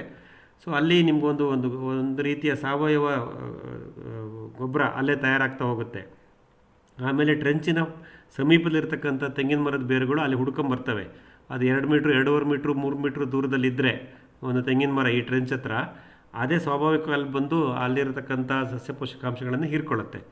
ಅದೆಲ್ಲವೂ ತಂತಾನೇ ನೈಸರ್ಗಿಕವಾಗಿ ಆಗುತ್ತೆ. ಸೊ ಹೊರಗಡೆಯಿಂದ ತ್ಯಾಜ್ಯಗಳನ್ನು ತಂದು ತುಂಬಿಸ್ತಾ ಇರೋದು ಒಳ್ಳೆಯದೇ, ಮಾಡ್ತಾ ಬನ್ನಿ. ಬಟ್ ಇನ್ನೊಂದು ಕೆಲಸ ನಾವೇನು ಮಾಡ್ಬೋದು ಅಂದರೆ, ಆ ಟ್ರೆಂಚಿನ ಎರಡೂ ಭಾಗದಲ್ಲಿ ಎಡ್ಜಸ್ ಆಫ್ ದ ಟ್ರೆಂಚಸ್ ಅಲ್ಲಿ ನೀವು ತಾಯಿ ಬೇರು ಸಸ್ಯವಾದಂಥ ಗ್ಲಿರಿಸೀಡಿಯಾ ಥರದ ಗಿಡಗಳನ್ನು ಹಾಕಿ, ಅವು ಏನು ಮಾಡುತ್ತವೆ ಅಲ್ಲಿ ಆಳಕ್ಕೆ ಬೇರು ಬಿಟ್ಟು ಇನ್ನೂ ಆ ನೀರನ್ನು ಅಲ್ಲೇನು ಶೇಖರಣೆ ಆಗುತ್ತೆ ನೀರು ಮತ್ತು ಇದು ಅದನ್ನು ತಳಮಟ್ಟಕ್ಕೆ ತಗೊಂಡೋಗಿ ಕೊಡ್ತವೆ. ಮತ್ತು ಈ ಗ್ಲಿರಿಸೀಡಿಯಾ ಗಿಡಗಳು ಅಲ್ಲಿ ತುಂಬ ಚೆನ್ನಾಗಿ ಬೆಳೆಯುತ್ತವೆ ಟ್ರೆಂಚ್ ಪಕ್ಕ. ಅದನ್ನು ವರ್ಷಕ್ಕೆ 5 ಸತಿ ಬೇಕಾದ್ರೂ ಹಾರ್ವೆಸ್ಟ್ ಮಾಡ್ಬೋದು ಆ ಸೊಪ್ಪನ್ನು, ಗ್ಲಿರಿಸೀಡಿಯಾ ಸೊಪ್ಪನ್ನು. ಹಾಗಾಗಿ ರೇಷ್ಮೆ ಇದಾವೆ, ಹಿಪ್ಪನೇರಳೆ ಗಿಡ ಮತ್ತು ಗ್ಲಿರಿಸೀಡಿಯಾ ಗಿಡ ಇವೆರಡನ್ನು ಟ್ರೆಂಚಿನ ಎರಡೂ ಬಲಭಾಗದಲ್ಲಿ ಎಡಭಾಗದಲ್ಲಿ ಎಡ್ಜ್ ಆಫ್ ದ ಟ್ರೆಂಚ್ ಸ್ವಲ್ಪ ಅಲ್ಲಿ ಹಾಕ್ತಾ ಬನ್ನಿ. ಹೈ ಡೆನ್ಸಿಟಿ 4 ಅಡಿ 3 ಅಡಿಗೆ ಒಂದೊಂದು ಹಾಕಿ. ನೀವು ಟ್ರೆಂಚ್ಗೆ ಗೊಬ್ಬರ ತುಂಬಿ, ಅಂದರೆ ಸಾವಯವ ದ್ರವ್ಯಗಳನ್ನು ತುಂಬಿ, ಅದರ ಪಕ್ಕದಲ್ಲಿ ಗ್ಲಿರಿಸೀಡಿಯಾ ಥರದ ಗೊಬ್ಬರದ ಗಿಡಗಳನ್ನು ಹಾಕಿ ಹಸಿರೆಲೆ ಗೊಬ್ಬರನೂ ಉತ್ಪಾದನೆ ಮಾಡ್ಕೊಳ್ಳಿ. ಅಲ್ಲೊಂದು ಗೊಬ್ಬರದ ಫ್ಯಾಕ್ಟ್ರಿ ಆಯಿತು. ನಿಮಗೆ green manuring, perennial green manure plants ಬರ್ತಾ ಇರುತ್ತೆ. ಆ ಸೊಪ್ಪನ್ನು ಕತ್ತರಿಸಿ ಅದನ್ನು ನಿಮ್ಮ ಗಿಡದ ಮುಚ್ಚಿಗೆಗೆ ಉಪಯೋಗಿಸ್ಕೊಳ್ಳಿ. ಹಾಗೆ ಮಾಡ್ತಾ ಮಾಡ್ತಾ ಹಂತವಾಗಿ ನಿಮಗೆ ಆ ಟ್ರೆಂಚಿನ ಎಲ್ಲ ಥರದ ಉಪಯೋಗನೂ ಸಿಗ್ತಾ ಬರುತ್ತೆ. 2ನೇದು, ನೀವು ಹೊರ ಜಾಗದಿಂದ ತಂದಂಥ ಸಸ್ಯ ತ್ಯಾಜ್ಯಗಳನ್ನು ನಾವು ಹಾಕ್ಬೋದೇ ಅಂತ. ಖಂಡಿತ ಹಾಕ್ಬೋದು. ಆದರೆ ಇಲ್ಲಿ ನಾವು ಗಮನಿಸಬೇಕಾಗಿರೋದು ಕೆಮಿಕಲ್ ರೆಸಿಡ್ಯೂಸ್. ಸೊ ಏನು ಒಂದು ವಿಷ ರಾಸಾಯನಿಕಗಳನ್ನು ಬಳಸಿ ಅವರು ಹೂವು ಮತ್ತು ಇತರೆ ಬೆಳೆಗಳನ್ನು ಬೆಳೀತಾರೆ, ಆ ವಿಷರಾಸಾಯನಿಕಗಳ ಶೇಷಾಂಶಗಳು, ಪೆಸ್ಟಿಸೈಡ್ ರೆಸಿಡ್ಯೂಸು, ಕೆಮಿಕಲ್ ರೆಸಿಡ್ಯೂಸು ಅದ್ರಲ್ಲಿ ಇರುತ್ತಾ, ಅದನ್ನು ತಗೊಂಬಂದು ನನ್ನ ಭೂಮಿಗೆ ಹಾಕಿದಾಗ ಆ ರೆಸಿಡ್ಯೂಸ್ನ ನಾನು ಇನ್ವೈಟ್ ಮಾಡ್ದಂಗೆ ಆಗುತ್ತಾ ಅನ್ನೋ ಒಂದು ಅನುಮಾನ ಇರುತ್ತೆ. ಅದನ್ನು ಪರಿಹರಿಸ್ಕೊಳ್ಳಿ. ಜನರಲಿ ಆ ಪೆಸ್ಟಿಸೈಡ್ ರೆಸಿಡ್ಯೂಸು ಕಾಂಡಗಳಲ್ಲಿ, ಎಲೆಗಳಲ್ಲಿ ವಿಪರೀತ ವಿಷಪ್ರಯೋಗ ಮಾಡಿರ್ತಾರೆ, ಎಲ್ಲದರಲ್ಲೂ ಇರುತ್ತೆ. ಅದನ್ನು ಆ್ಯಸ್ ಇಟ್ ಈಸ್ ನಾವು ತೊಗೊಂಬಂದು ಹಾಕಿದಾಗ ಅದರ ದುಷ್ಪರಿಣಾಮ ನಮ್ಮ ಆರೋಗ್ಯಕರ ಮಣ್ಣಿನ ಮೇಲೆ ಆಗ್ಬೋದಾ ಗೊತ್ತಿಲ್ಲ. ಯಾಕೆಂದರೆ ನಾವು ಆ ಸಾಹಸಕ್ಕೆ ಹೋಗಲ್ಲ. ನಾವು ನಮ್ಮ ಗೇಟಿಂದ ಆಚೆಗೆ ನೋಡೋಕ್ಕೆ ಹೋಗಲ್ಲ ಮುರಳೀಧರ್ ಅವರೇ. ಅಲ್ಲಿ ಏನಾರಾಗಲಿ ಗೇಟಿಂದ ಆಚೆ ನಮಗೆ ಸಂಬಂಧ ಇಲ್ಲ. ನಮ್ಗೆ ಏನು ಬೇಕೋ ನಮ್ಮ ಕೃಷಿ ಭೂಮಿಗೆ ಬೇಕಾದ ಗೊಬ್ಬರವನ್ನು ನಮ್ಮ ಕೃಷಿ ಭೂಮಿ ಒಳಗಡೆ ಉತ್ಪಾದಿಸ್ಕೊತೀವಿ ಮತ್ತು ನಮ್ಮ ಬೆಳೆ ಸಸ್ಯದ ಬುಡದಲ್ಲೇ ಉತ್ಪಾದನೆ ಮಾಡ್ಕೋತೀವಿ. ಅದು ನಮ್ಮ ಧ್ಯೇಯವಾಕ್ಯ. ಹಾಗಾಗಿ ಈ ಥರದ್ದು ಆಲೋಚನೆಗಳು ನಮಗೆ ಬರಲ್ಲ. ಬಟ್ ನಿಮ್ಗೆ ಅದು ತ್ಯಾಜ್ಯ ಸಿಗ್ತಾ ಇದೆ, ಅದನ್ನು ತರ್ಬೋದಾ ಮಾಡ್ಬೋದಾ ಅನ್ನೋ ಒಂದು ಆಲೋಚನೆ ಇದೆ. ಬಟ್ ಅದೇ ಈ ಕೆಮಿಕಲ್ ರೆಸಿಡ್ಯೂಸು, ಸೊ ಅದರದ್ದು ಎಫೆಕ್ಟ್ಸ್ ಏನಾರು ಇದೆಯಾ ಅನ್ನೋದನ್ನು ವ್ಯಾಲಿಡೇಟ್ ಮಾಡಿಕೊಂಡು ಇನ್ನು ಯಾರ್ದಾರು 1-2 ಜನದ ಒಪಿನಿಯನ್ ತೊಗೊಂಡು ಮುಂದುವರಿರಿ. ನಮಗೆ ಆ ಬಗ್ಗೆ ಅನುಭವ ಕಮ್ಮಿ. Thank you sir. ಸರ್, ಒಂದು ರೆಸಿಡ್ಯೂ ಬಗ್ಗೆ ಸರ್ ಹೇಳಿದ್ದು ತುಂಬಾ ಇಂಪಾರ್ಟೆಂಟ್, ಕನ್ಸಿಡರ್ ಮಾಡಬೇಕು. ಯಾಕೆಂದ್ರೆ ಯಾವುದೋ ಒಂದು ಹಿಂಗೆ ಚರ್ಚೆ ಒಬ್ಬರು ಆರ್ಗನಾಮಿಸ್ಟ್ ಹತ್ರ ಮಾತಾಡ್ತಾ ಅವ್ರು ಹೇಳಿದ್ರು, ಅವ್ರು ಏನು ಕಳೆ ಔಷಧಿ ಅಂತ ಹೊಡಿತಾ ಇದ್ದಾರೆ, ಅದರ ಕೆಪಾಸಿಟಿ ಅಂದ್ರೆ ಟ್ರೇಸಸ್ 99 ಇಯರ್ಸ್ ಇರುತ್ತಂತೆ ನಮ್ಮ ಭೂಮಿಲಿ. ಅದು ವೆರಿ ಕಾಸ್ಟ್ ಎಫೆಕ್ಟಿವ್ ಅಂತ ಹೇಳಿ ಅವರು ತಂದು ಹೊಡೆದ್ ಬಿಡ್ತಾರೆ ರೈತರು. ಅವ್ರಿಗೆ ಗೊತ್ತಿಲ್ಲ sir, this is the fact ಅಂತ ಹೇಳಿದ್ರು. ಅವರು ಕೆಮಿಕಲ್ ನೇಮು ಹೇಳಿದ್ರು, ನಾನು ಬರ್ಕೊಳ್ಳಿಲ್ಲ. ಬಟ್ ರೆಸಿಡ್ಯೂಸ್ ಇಂಪ್ಯಾಕ್ಟ್ ಅಷ್ಟು ಹೆವಿ ಇದೆ. ಸೊ ಹಂಗಾಗಿ ಆ ತರದ್ದು ಕನ್ಸಿಡರ್ ಮಾಡ್ಬೇಕಾದ್ರೆ ಸ್ವಲ್ಪ ಹುಷಾರಾಗಿರೋಣ ಸರ್. ಅಲ್ಲಿ ಇಲ್ಲಿ ಸಮಸ್ಯೆ ಏನಂದರೆ, ನಮ್ಮ ಮುರಳೀಧರ್ ಸರ್ ಅವರು ಕೃಷಿ ಭೂಮಿಯಲ್ಲಿ ರಾಸಾಯನಿಕ ಬಳಸಲ್ಲ. ಬಟ್ ರಾಸಾಯನಿಕ ಕೃಷಿಯಲ್ಲಿ ಬಂದಂಥ ಬೆಳೆ ತ್ಯಾಜ್ಯವನ್ನು, ಪ್ಲಾಂಟ್ ರೆಸಿಡ್ಯೂಸ್ನ ತಗೊಂಬಂದು ಹಾಕ್ಕೊಂಡ್ರೆ ಆ ಪ್ಲಾಂಟ್ ರೆಸಿಡ್ಯೂಸ್ನಲ್ಲಿ ಪೆಸ್ಟಿಸೈಡ್ ರೆಸಿಡ್ಯೂಸ್ ಇರುತ್ತಾ, ಅದು ಪ್ರಶ್ನೆ. ಇರಬಹುದು ಸರ್. ಲೈಕ್ ಒಂದು ಕೆಮಿಕಲ್ ಬಗ್ಗೆ ನಾನು ಕೇಳಿದ್ದು ಅದು ಹೇಳಿದೆ. ಇಫ್ ಇಟ್ ಇಸ್ 99 ಇಯರ್ಸ್ ನಮ್ಗೆ ತುಂಬಾ ಕಷ್ಟ. ಆ ತರದ್ದು ನಾವು ಹಾಕಿ ನಾವು ಇಷ್ಟು ಕಷ್ಟಪಟ್ಟು ಮತ್ತೆ ಕಳ್ಕೋಬೇಕು. ಅದಕ್ಕೆ ಬೇಡ, ಸುಸ್ಥಿರತೆ, ಸಸ್ಟೈನಬಲ್ ಫಾರ್ಮಿಂಗ್, ರೀಜನರೇಟಿವ್ ಫಾರ್ಮಿಂಗ್. ನಮಗೆ ಎಷ್ಟು ಸಸ್ಯ ತ್ಯಾಜ್ಯಗಳು ಬೇಕೋ, ಬೆಳೆ ಸಸ್ಯ ಸಾವಯವ ದ್ರವ್ಯಗಳು ನಮ್ಮ ಕೃಷಿ ಭೂಮಿನಲ್ಲೇ ಉತ್ಪಾದನೆ ಮಾಡ್ಕೊಳ್ಳೋಣ. ಯಾಕೆ ಹೊರಗಡೆಯಿಂದ ತಂದಾಕೋ ಆಲೋಚನೆಗಳನ್ನು ಬೆಳೆಸ್ಕೋಬೇಕು? ಕರೆಕ್ಟ್ ಹೇಳಿಯಪ್ಪ. ಸರ್, ಮೊನ್ನೆ ನೀವು ಅದು ರೈಸ್ಡ್ ಬೆಡ್ ಮಾಡಿದ್ರಲ್ಲ ಸರ್, ರೈಸ್ಡ್ ಬೆಡ್ ನಲ್ಲಿ ನಿಮಗೆ ಇದು ಎಲ್ಲ ನಿಮಗೆ ಅವಲೇ ಬರ್ತಾ ಇದೆ ಅಂತ, ಇಗುರು ಬರ್ತಾ ಇದೆ ಅಂತ ಹೇಳಿದ್ರಿ. ಅಂದ್ರೆ ರೈಸ್ಡ್ ಬೆಡ್ ಮಾಡಿದ್ಮೇಲೆ ನೀವು ಅದ್ರಲ್ಲಿ ಇವಾಗ ಕಂಟಿನ್ಯೂಸ್ ಆಗಿ ಅಥವಾ ಒಂದ್ಸಾರಿ ಏನೋ AEM ದ್ರಾವಣ ಮತ್ತೆ ಹಿಂಡಿ ದ್ರಾವಣ ಕೊಟ್ಟಿದ್ದೀರಾ ಸರ್? ಅವಾಗ ಪ್ರಾರಂಭದಲ್ಲಿ ರೈಸ್ಡ್ ಬೆಡ್ ಹೊಸದಾಗಿ ಬೆಡ್ ಮಾಡಿದ್ದು, ಅದನ್ನು ಮೊನ್ನೆ ಜನವರಿ 3rd ವೀಕ್ ಅಲ್ಲ 4th ವೀಕ್ ಅಲ್ಲ ಮಾಡಿರೋದು ಬೆಡ್ ಅದು. ಹಾಗಾಗಿ ಅವಾಗ ಕಾಡು ಮಣ್ಣು, ನಾವು ಕೆಂಪು ಮಣ್ಣು, ಮೇಲ್ಮಣ್ಣು, ಹಿಂಡಿ ಮಿಶ್ರಣ, ಸಾಲಿಡ್ ನಾಟ್ ಲಿಕ್ವಿಡ್, ಅಷ್ಟನ್ನು ಹಾಕಿ ಅದ್ರ ಮೇಲೆ ಹಿಂಡಿ ದ್ರಾವಣ ಹಾಕಿ ನಾವು ಕಡ್ಡಿ ನೆಟ್ಟಿದ್ದು. ಈಗ ಮತ್ತೆ ಅದಕ್ಕೆ ಪದೇ ಪದೇ ಇನ್ನೇನು ಇಂಟರ್ವೆನ್ಷನ್ ಮಾಡಿಲ್ಲ. ಇಂಟರ್ವೆನ್ಷನ್ ಮಾಡೋಕ್ಕೆ ನಮಗೆ ಬ್ಯಾಂಡ್ ಬಿಡ್ತೇ ಇಲ್ಲ, ಸೊ ಲೇಬರ್ ಇಲ್ಲ, ಹಾಗಾಗಿ ಏನೂ ಮಾಡಿಸಿಲ್ಲ. ಬಟ್ ಸಾಕು ಸರ್, ಆ ಮಣ್ಣಿನಲ್ಲಿ ಅಷ್ಟು ಪೋಷಕಾಂಶ ಇರುತ್ತೆ. ಅದು ಚಿಗುರು ಬಂದಿದೆ ಅಂದರೆ ಅಲ್ಲೇ ಆ ವಿಡಿಯೋ ಮಾಡಿದ ಉದ್ದೇಶ ಏನಂತಂದರೆ, ನಾವು ಈ ಗ್ಲಿರಿಸಿಡಿಯಾ, ಹಲವಾಣ ಮತ್ತು ಈ ಥರದ ಕಾಂಡದಿಂದ ಪ್ರಸರಣ ಆಗ್ತಕ್ಕಂಥ ಹಸಿರೆಲೆ ಗೊಬ್ಬರದ ಗಿಡಗಳನ್ನು ಹಾಕಲಿಕ್ಕೆ ನಾವು ಮುಂಗಾರಿಗೋಸ್ಕರ ಕಾಯ್ತೀವಿ. June July ಆಗಸ್ಟಿಗೆ ಕಾಯ್ತಿರ್ತೀವಿ. ಈ ಪ್ರಯೋಗ ಏನು ಅಂದರೆ, ನಾನು ಫೆಬ್ರವರಿ ಮಾರ್ಚಿನಲ್ಲೇ, ಯಾಕೆಂದರೆ ಗ್ಲಿರಿಸಿಡಿಯಾ ಗಿಡ ಫೆಬ್ರವರಿನಲ್ಲಿ ಹೂ ಬಿಡುತ್ತೆ, ಮಾರ್ಚಿನಲ್ಲಿ ಅಥವಾ ಏಪ್ರಿಲ್ 1st ವೀಕಲ್ಲಿ ಅದರದ್ದು ಸೀಡ್ಸ್ ಕಲೆಕ್ಟ್ ಮಾಡಿಬಿಡ್ತೀವಿ. ಅಂದರೆ ದಪ್ಪವಾದ ಕೊಂಬೆಗಳು ಈಗ ನಮಗೆ ಸಿಗುತ್ತೆ. ಇವಾಗ ಫೆಬ್ರವರಿ ಮಾರ್ಚ್ 1st ವೀಕಲ್ಲೇ ನನಗೆ ಗ್ಲಿರಿಸಿಡಿಯಾ ಕಾಂಡಗಳು ಸಿಗುತ್ತೆ. ಎಲ್ಲಿ ನಾನು ಬೀಜಕ್ಕೆ ಬಿಟ್ಕೊಂಡಿರ್ತೀವಿ ನಾವು ಮಲ್ಚಿಂಗ್ ಚಾಪಿಂಗ್ ಮಾಡೋದಲ್ಲೇ, ಆ ಗಿಡಗಳಲ್ಲಿ ನಾವು ಬಲಿತ ಕಾಂಡಗಳನ್ನು ಫೆಬ್ರವರಿ ಕೊನೆ ವಾರದಲ್ಲಿ, ಮಾರ್ಚ್ ಮೊದಲನೇ ವಾರದಲ್ಲಿ ಹೂವು ಬೀಜವನ್ನು ಆರಿಸ್ಕೊಂಡು ಶೇಖರಣೆ ಮಾಡ್ಕೊಂಡ್ಮೇಲೆ ಕತ್ತರಿಸ್ಕೊಂಡು ಅದು ಪ್ಲಾಂಟಿಂಗ್ ಮೆಟೀರಿಯಲ್. ಅದು ಆ ಪ್ಲಾಂಟಿಂಗ್ ಮೆಟೀರಿಯಲ್ನ ನೇರವಾಗಿ ನಾನು ಮೈನ್ ಲ್ಯಾಂಡಿಗೆ ಹಾಕಿದ್ರೆ ಅಲ್ಲಿ ಪೂರಕ ವಾತಾವರಣ ಇಲ್ಲ, ಅದು ಬೇರೆ ಕೊಡಲ್ಲ. ಹಾಗಾಗಿ ನರ್ಸರಿನಲ್ಲಿ raised bed as a nursery ಇಲ್ಲಿ ಹಾಕಿದಾಗ ನನಗೆ 2-2.5 ತಿಂಗಳು ಟೈಮ್ ಇರುತ್ತೆ. ಎಂಟೈರ್ ಮಾರ್ಚ್, ಏಪ್ರಿಲ್ಲು, ಮೇ ಈ ಸಮಯದಲ್ಲಿ ಅದು ಎಸ್ಟಾಬ್ಲಿಷ್ ಆಗುತ್ತೆ. ಆವಾಗ ನಾನು ಟ್ರಾನ್ಸ್ಪ್ಲಾಂಟ್ ಮಾಡಿದಾಗ ಅದು ಸಕ್ಸಸ್ ರೇಷಿಯೋ ಜಾಸ್ತಿ ಇರುತ್ತೆ. ಹಾಗಾಗಿ ನಾನು ನೇರವಾಗಿ ಜೂನ್ ಮೊದಲನೇ ವಾರದಲ್ಲಿ ಗ್ಲಿರಿಸಿಡಿಯಾ ಕಡ್ಡಿನ ಕಡಿದು ಮುಖ್ಯ ಭೂಮಿಗೆ ನೆಟ್ಟು, ವಿಪರೀತ ಮಳೆ ಶುರುವಾದರೆ ಸಕಲೇಶ್ಪುರದಂಥ ಭಾಗಗಳಲ್ಲಿ ಅದು ಸಕ್ಸಸ್ ಆಗೋ ರೇಷಿಯೋ ಕಮ್ಮಿ ಇರುತ್ತೆ. ಅದರ ಬದಲು ಫೆಬ್ರವರಿ ಮಾರ್ಚ್ ತಿಂಗಳಲ್ಲೇ ಆ ಕಾಂಡಗಳನ್ನು ಸಂಗ್ರಹಿಸಿ ಈ ಏರುಮಡಿ ಪದ್ಧತಿ ನರ್ಸರಿನಲ್ಲಿ ಅದನ್ನು ಬೇರು ಬರೆಸಿ ನಂತರ ಮೇ ಮೊದಲನೇ 2ನೇ ವಾರದಲ್ಲಿ ರೋಹಿಣಿ ಮಳೆ ಬಂದ ತಕ್ಷಣ ಹಾಕೋದ್ರಿಂದ ಅದು ಸರ್ವೈವಲ್ ಪಾಸಿಬಿಲಿಟಿ ಜಾಸ್ತಿ ಇರುತ್ತೆ. ಮತ್ತು ಮುಂದೆ ಬರ್ತಕ್ಕಂಥ ಮುಂಗಾರಿನ ಒತ್ತಡ ಏನಿರುತ್ತೆ, ಮಾನ್ಸೂನ್ ಸ್ಟ್ರೆಸ್, ವಿಪರೀತ ಮಳೆ ಬರುತ್ತೆ ನಮ್ಮಲ್ಲಿ, ಅದನ್ನು ತಡ್ಕೊಳ್ಳುತ್ತೆ. ಅದು ಆಲ್ರೆಡಿ ಎಸ್ಟಾಬ್ಲಿಷ್ ಆಗಿಬಿಟ್ಟಿರುತ್ತೆ ರೂಟ್ಸು. ಆ ಒಂದು ದೂರದೃಷ್ಟಿಯಿಂದ ಈ ಪ್ರಯೋಗನ ಮಾಡಿದ್ದೀನಿ ಅಂತ ಆ ವಿಡಿಯೋದಲ್ಲಿ ಹೇಳಿದ್ದೀನಿ. ಆಕ್ಚುಲಿ ನಾನು ನಿಮ್ಗೆ ಯಾಕೆ ಕೇಳಿದೆ ಅಂತಂದ್ರೆ, ನಾನು ಅದೇ ಬ್ಯಾಗ್ಸ್ ನಲ್ಲಿ ಮಾಡಿದ್ದೀನಲ್ಲ ಸರ್, ಅದರಲ್ಲಿ ಸಕ್ಸಸ್ ರೇಷಿಯೋ ಕಡಿಮೆ ಇತ್ತು. ಆಮೇಲೆ ನಾನು ಬರೇ ಮಣ್ಣು ಅದ್ರ ಜೊತೆಗೆ ಸಗಣಿ ಪೌಡ್ರ್ ಆಗಿರೋ ಸಗಣಿ ಕಲಸಿ ನೀರ್ ಹಾಕ್ತಾ ಇದ್ದೆ. ಎಲ್ಲೋ ಒಂದೆರಡು ಕಡೆ ಪುಟ್ ಮರ್ಸ್ಕೊಂಡದೆ, ಎಲ್ಲ ಪೂರ್ತಿನೂ ಎಲ್ಲಾನು ಸಕ್ಸಸ್ ಬಂದಂಗೆ ಅನ್ಸ್ಲಿಲ್ಲ. ಅದಕ್ಕೆ ನಾನು ಏನಾದ್ರೂ ಮಿಸ್ ಮಾಡಿದ್ನ, ಶುಡ್ ಐ ಹ್ಯಾವ್ ಪೋರ್ಡ್ ಏಲಿಯನ್ ದ್ರಾವಣ ಅಥವಾ ನಾನು ಜೀವಾಮೃತ ಮಾಡ್ಕೊಂತೀನಲ್ಲ ಜೀವಾಮೃತ ಅಥವಾ ಹಿಂಡಿ ದ್ರಾವಣ ಹಾಕ್ಬೇಕಾಗಿತ್ತಾ ಅನ್ನೋ ಒಂದು ಪ್ರಶ್ನೆ ಬಂತು. ಅದಕ್ಕೆ ನಾನು ನಿಮ್ಮನ್ನ ಕೇಳಿದೆ ಸರ್. ಇಲ್ಲ, ಅದೇ ಚೀಲದಲ್ಲಿ ಮಾಡಿರೋದು ಅದು ಒಂದು ಪ್ರಯೋಗನೇ. ನಾವು ಅದನ್ನು ಮಾಡಿಲ್ಲ, ನೀವು ಮಾಡಿದ್ದೀರಾ. ಯಾಕಂದ್ರೆ ನೀವು ನಾನು ಏರು ಮಡಿನೇ ಮಾಡಿ ಹಾಕಿ ಅಂತ ಹೇಳಿದೆ, ಬಟ್ ಅವತ್ತು ನೀವು ಚೀಲದಲ್ಲೇ ಮಾಡ್ತೀನಿ ಅನ್ನೋ ಒಂದು ನಿರ್ಧಾರಕ್ಕೆ ಬಂದ್ರಿ. ಅದು ಒಂದು ಪ್ರಯೋಗ ಆಗಲಿ, ನಮ್ಗೆ ಅದು ಮಾಹಿತಿ ಅನುಭವ ಸಿಗುತ್ತೆ ಅಂತ ಮಾಡ್ರಪ್ಪ ಅಂತ ಹೇಳಿದೆ. ಚೀಲದಲ್ಲಿ ಮಾಡೋದ್ರಿಂದನೂ ಬರುತ್ತೆ, ತೊಂದರೆ ಇಲ್ಲ. ಬಟ್ ಇದು ಏರು ಮಡಿ ಮಾಡಿದಾಗ ಅದು ನೈಜವಾಗಿ ಭೂಮಿ ಜೊತೆ ಸಂಪರ್ಕ ಇರುತ್ತೆ, ಸೂಕ್ಷ್ಮಜೀವಿಗಳ ಕಮ್ಯುನಿಕೇಷನ್ ಆಗ್ತಾ ಇರುತ್ತೆ. ಆಮೇಲೆ ಸಾಯಿಲ್ ಡಿಸ್ಟರ್ಬ್ ಆಗ್ತಾ ಇರಲ್ಲ. ಯಾಕೆಂದರೆ ಯಾವುದೇ ಕಾಂಡವನ್ನು ನಾವು ಮಣ್ಣಿಗೆ ಚುಚ್ಚಿದಾಗ ಅಲ್ಲಿ ಮಣ್ಣು ಬಿಗಿಯಾಗಿರಬೇಕು, ಸಡಿಲಗೊಳ್ಳಬಾರದು. ಮಣ್ಣು ಸಡಿಲಗೊಂಡ್ರೆ ಬೇರು ರಚನೆಗಳಾಗಲ್ಲ, ಬೇರಿಗೆ ಗ್ರಿಪ್ ಸಿಗಲ್ಲ. ಹಾಗಾಗಿ ಈ ಚೀಲದಲ್ಲಿ ಇಟ್ಟಾಗ ಮೋಸ್ಟ್ಲಿ ಆ ಗ್ರಿಪ್ ಸಿಗ್ತಿದೆಯೋ ಇಲ್ಲ ಗೊತ್ತಿಲ್ಲ. ನೈಸರ್ಗಿಕವಾಗಿ ಭೂಮಿನಲ್ಲಿ ಹೆಂಗೆ ಇರುತ್ತೋ ಆ ಥರದ್ದು ಒಂದು ಪೂರಕವಾದ ವಾತಾವರಣ ಮಣ್ಣಿನಲ್ಲಿ ಚೀಲದಲ್ಲಿ ಹಾಕಿದಾಗ ಬರುತ್ತೋ ಇಲ್ವೋ ಗೊತ್ತಿಲ್ಲ. ಅದೊಂದು ಪ್ರಯೋಗ ನೀವು ಮಾಡಿದ್ದೀರಾ, ನೋಡೋಣ. ಅದು ಒಂದು ಕಾರಣ ಇದೆ.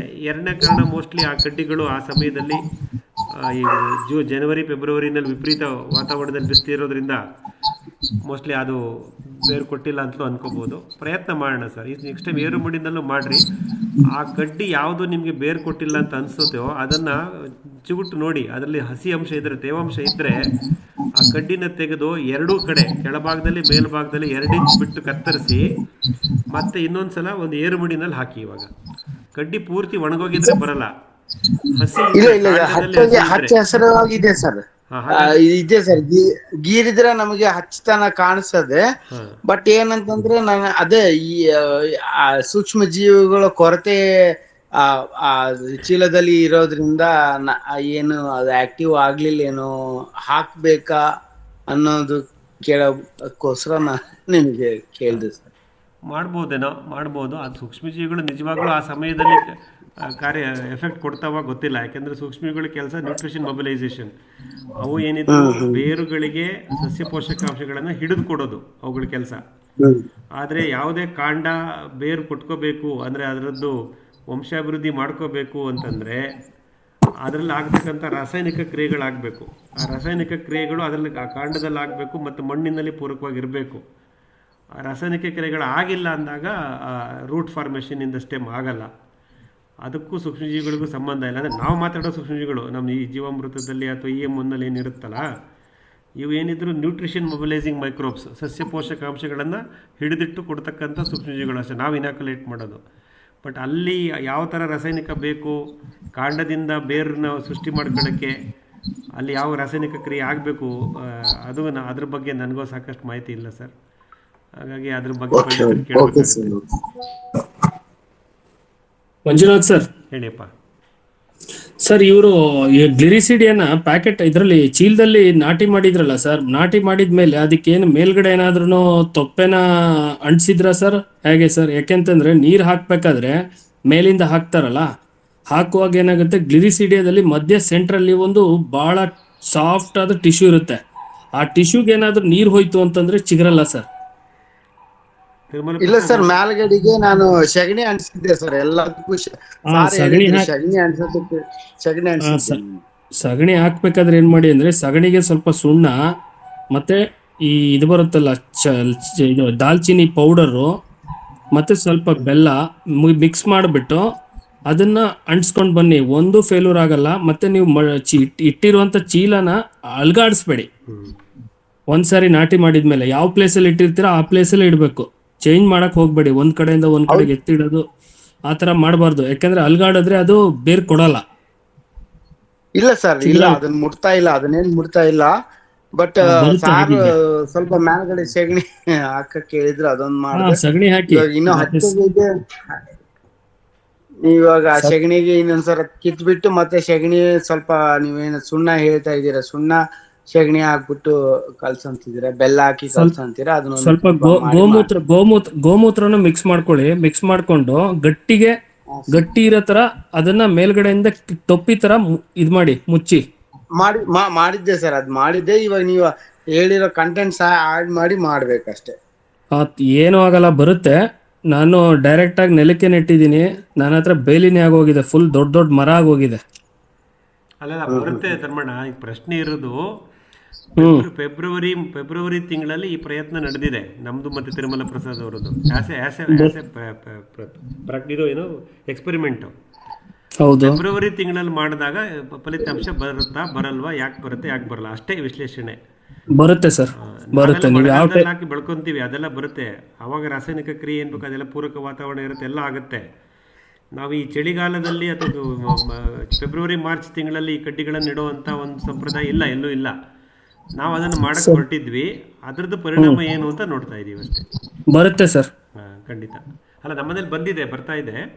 ಬಟ್ ಹೇಗೆ ಅಂತ ಅದರ ಅರ್ಥ ಮಾಡೋಕೆ ಸಾಧಕ ಬಾಧಕ ಪ್ರೊಸೀಜರ್ ಏನಾದ್ರು ಲ್ಯಾಪ್ಸ್ ಆಯ್ತಾ ಅಂತ ತಿರುಮಲ ಪ್ರಸಾದ್ ಸರ್ ಕೇಳ್ತಾ ಇದ್ದಾರೆ. ಬರುತ್ತೆ ಸರ್, ಏನ್ ತೊಂದರೆ ಇಲ್ಲ. ಮಣ್ಣನ್ನ ಸ್ವಲ್ಪ ಪ್ರಯೋಗಶೀಲರಾಗಿ ಇರೋಣ ಅಷ್ಟೇ. Okay sir. ತಿರುಮಲ ಪ್ರಸಾದ್ ಅವರೇ ಬೇಜಾರು ಮಾಡ್ಕೋಬೇಡಿ, ಪ್ರಯೋಗ ಮಾಡ್ತಾ ಹೋಗಿ, ಕಲೀಲಿಕ್ಕೆ ಯಾಕೆಂದ್ರೆ ನನ್ಗೆ ಕಡ್ಡಿಗಳು ಮತ್ತೆ ಸಿಗೋದ್ ಕಷ್ಟ ಅಲ್ಲ. ಗ್ಲಿಸರಿಡಿಯ ಕಡ್ಡಿಗಳು ಇರೋದನ್ನ ನಾನು ಉಳಿಸ್ಕೋಬೇಕು ಅನ್ನೋ ಉದ್ದೇಶಕ್ಕೋಸ್ಕರ ನಾನು ಅದರಿಂದ ಬಿದ್ದಿದ್ದೆ. ವಾಟರಿಂಗು ಎಲ್ಲ ಕ್ಲಿಯರ್ ಆಗಿ ಮಾಡ್ತಾ ಇದ್ದೀನಿ. ಏನಂದ್ರೆ ಹಿಂಡಿ ದ್ರಾವಣ ಇತ್ತು, ಏನಾನ ಹಾಕೊಂತ ಹೇಳ್ತೀರೇನೋ ನಿಮ್ ಬಾಯಿಂದ ಬಂದ್ರೆ ನಾಳೆ ಹೋಗಿ ಹಾಕೋಣ ಅಂತ ಅನ್ಕೊಂಡಿದ್ದೆ. ಹೌದು, ಖಂಡಿತ ಹಾಕಿ. ನಮ್ಮ ಬಾಯಿಂದ ಬೇಡ, ನಿಮ್ ಕೈಯಿಂದನೇ ಹಾಕಿ.